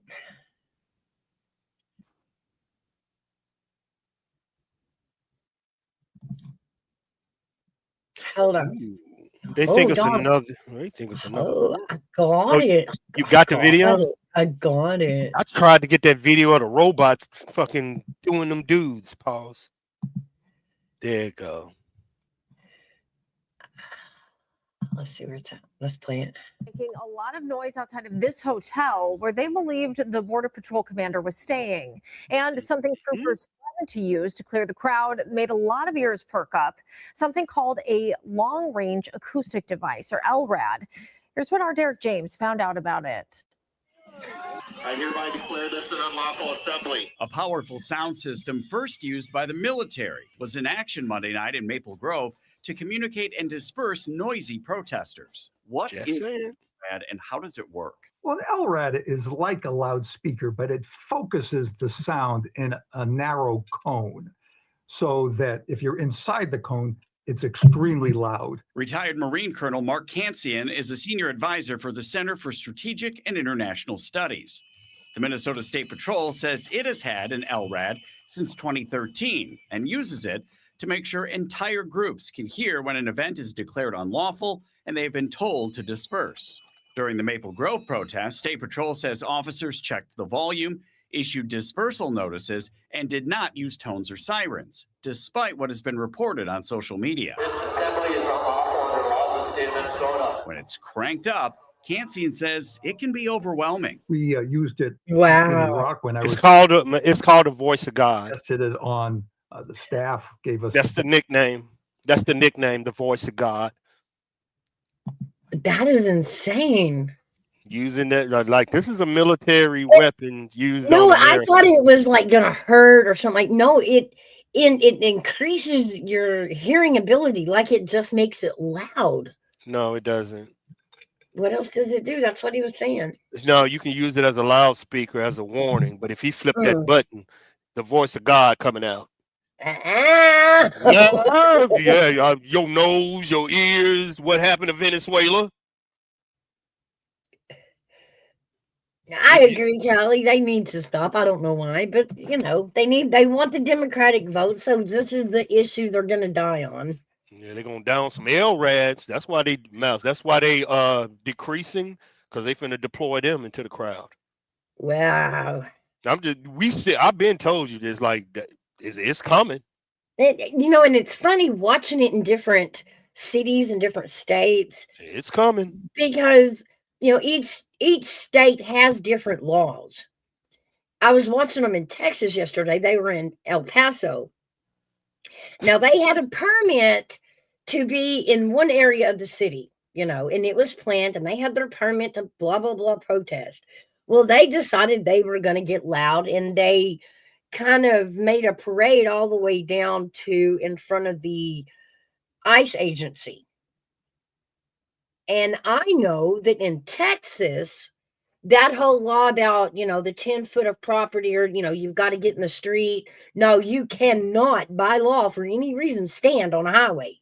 Can't do it. You can't do it. And so they were telling the crowd they got to go. And they're like, I'm on the street. You can't tell me. And let me tell you, yeah, they gave them 10 minutes and then arrested everybody left standing there. After about the fourth or fifth arrest, like everybody was like, oh, fuck, they're serious and left, But, they have laws working for them in a different way. You can't stand on a highway in Texas. That's never been legal. So that whole, public property, I'm not on your property, that shit don't float in Texas. You can't stand in the street there. Now I got something, y'all, that's going to make Mouse giggle. Luigi? Uh-huh. If I told you somebody tried to break him out of jail and was the dude with a pizzeria pie cutter, would you believe it? No way. Research this shit, girl. You're about to die. Just came out an hour ago. You finna die, y'all. I'm leaving this. We gotta leave this stream on a good note for Mouse. This is gonna make you laugh, girl. Just go out on this one, Mouse. That's MANGION.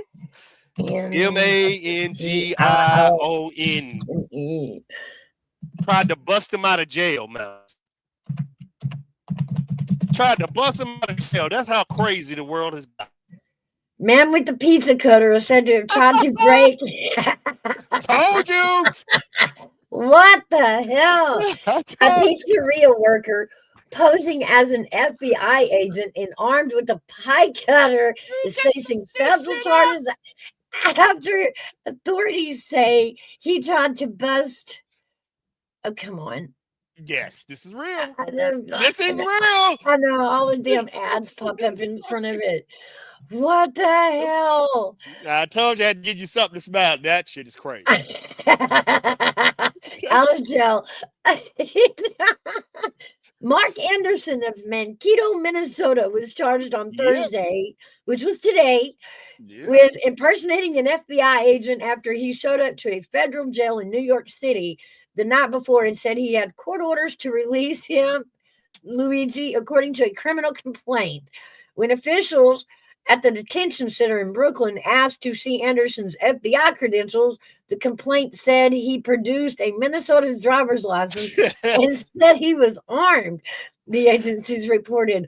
Officers then searched Anderson's bag and found a circular steel blade that looked like a small pizza cutter wheel in addition to a barbecue fork, the complaint said. USA is working to obtain the complaint, which is not yet available. The complaint does not identify the inmate whom Anderson was trying to help, but law enforcement said it was Luigi. Can't make this shit up, Callie. You tried to break one of the most wanted men out with a fucking pizza cutter. I love it. That don't make any sense when I'm looking at the detail. I'm like, no. No, this fake news. Ain't no fucking way this real. This can't be real. Oh my gosh. It can't be real. You know, the last time. Okay, let's back this up. He not only killed the CEO of an insurance company, he also killed a witness, a same person, but he was a witness about to testify against Nancy Pelosi for insider trading. And, you know, pizza cutter, hammer, like they will just pick any old thing up, won't they? Hey, little sis, dude, you broke Luigi out with a pizza cutter. I don't know if that's racist, but fucking hilarious. Fucking, I seen it. I'm like, that part in it. Oh what my God. I don't even believe y'all. I'm sitting here not believing it. No, this cannot be real. What I'm reading, but then the FBI doctor coming. I'm like, no. Well, can we say it was culturally appropriate?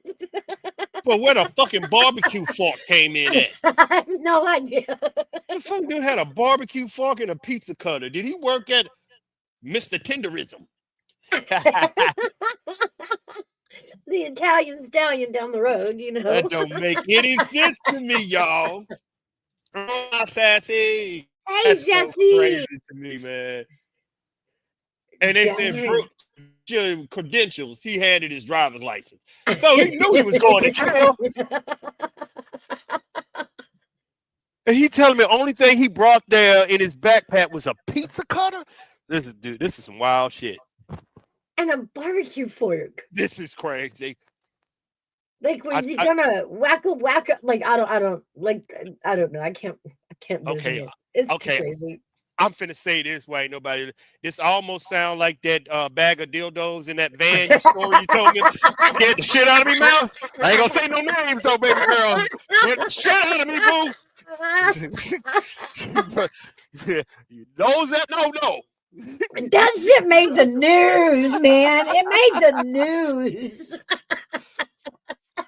You kidnapped me with a bag of dildos in a van. I'm gonna have some problems after that shit, man. Some problems. If you know, you know. That's all I'm gonna say. That's gonna be our quote. Hey, Callie, listen to Mouse. She got some stories. Somebody got kidnapped with a bag of dildos. No, that ain't my story. I don't have that story. It was the dumping them in the yard that hit the news. Fuck that. The news would have been in the van, and I'm kidnapped with the motherfuckers in there. Same character, different occasion. So I don't Hey, know. hey, I'm letting you know. If you want to fucking lose your life, kidnap me and put me in a van with a bunch of dildos. I'm fucking you up. on Christianity, I'm tearing into your ass. On mouse a back. Okay. If you need a bag of dildos, like, what are you doing kidnapping women? Like, what the fuck? You can't do nothing. The fuck? Man, you are Putin, the Lord system. That, like, fuck that. Hey, this is domestic terrorism, man. I'm back to terrorism. This is fucking terrorism. Ain't no fucking way. Callie got you. She got you. I don't even know what that is, but ain't man. How do you get kidnapped with a bag of dildos? Somebody got to die. Should have. That Like somebody lived to tell about that story. Like, that's crazy. Yeah, it's sassy anytime, baby girl. I'm just shocked that Mouse told me the story, and I'm laughing. I'm like, hold up, let's go back to it. He got kidnapped with dildos? No, I didn't. That one, I don't know where that story came from. Mine came from putting them in the yard. I told you the story about them ending up in somebody's yard. Who would throw dildos at you? Like, I don't know. It made it on the news. It was so disturbing. So they just left the dildos out there for the news? What the fuck is going on in life, man? Oh yeah. It was at a house that had been in the news a lot. Oh, are we talking about that lady and that dude with the missing baby? Well, no. Well, missing, I don't know, yeah. Yeah, I don't know. Anytime I hear dildos and kidnapping, I'm waiting for the documentary on how the dude was dead. So where did we hear that? I think somebody told me that. I'm like, that's bullshit. Oh, okay. Now I remember. You kidnapped me with some Listen, y'all. You can play if you want to. You're gonna fuck around and find out. You come wagging anything in my face, I'm gonna beat you. I'll kick a girl in the cookie. I will kick a chick in her cookie. Look. Look. As a kidnapping, I'd be confused. That was a hilarious story. Look, you needed help kidnapping and assaulting me. You needed help. Like, I'm confused here. Like, you needed help.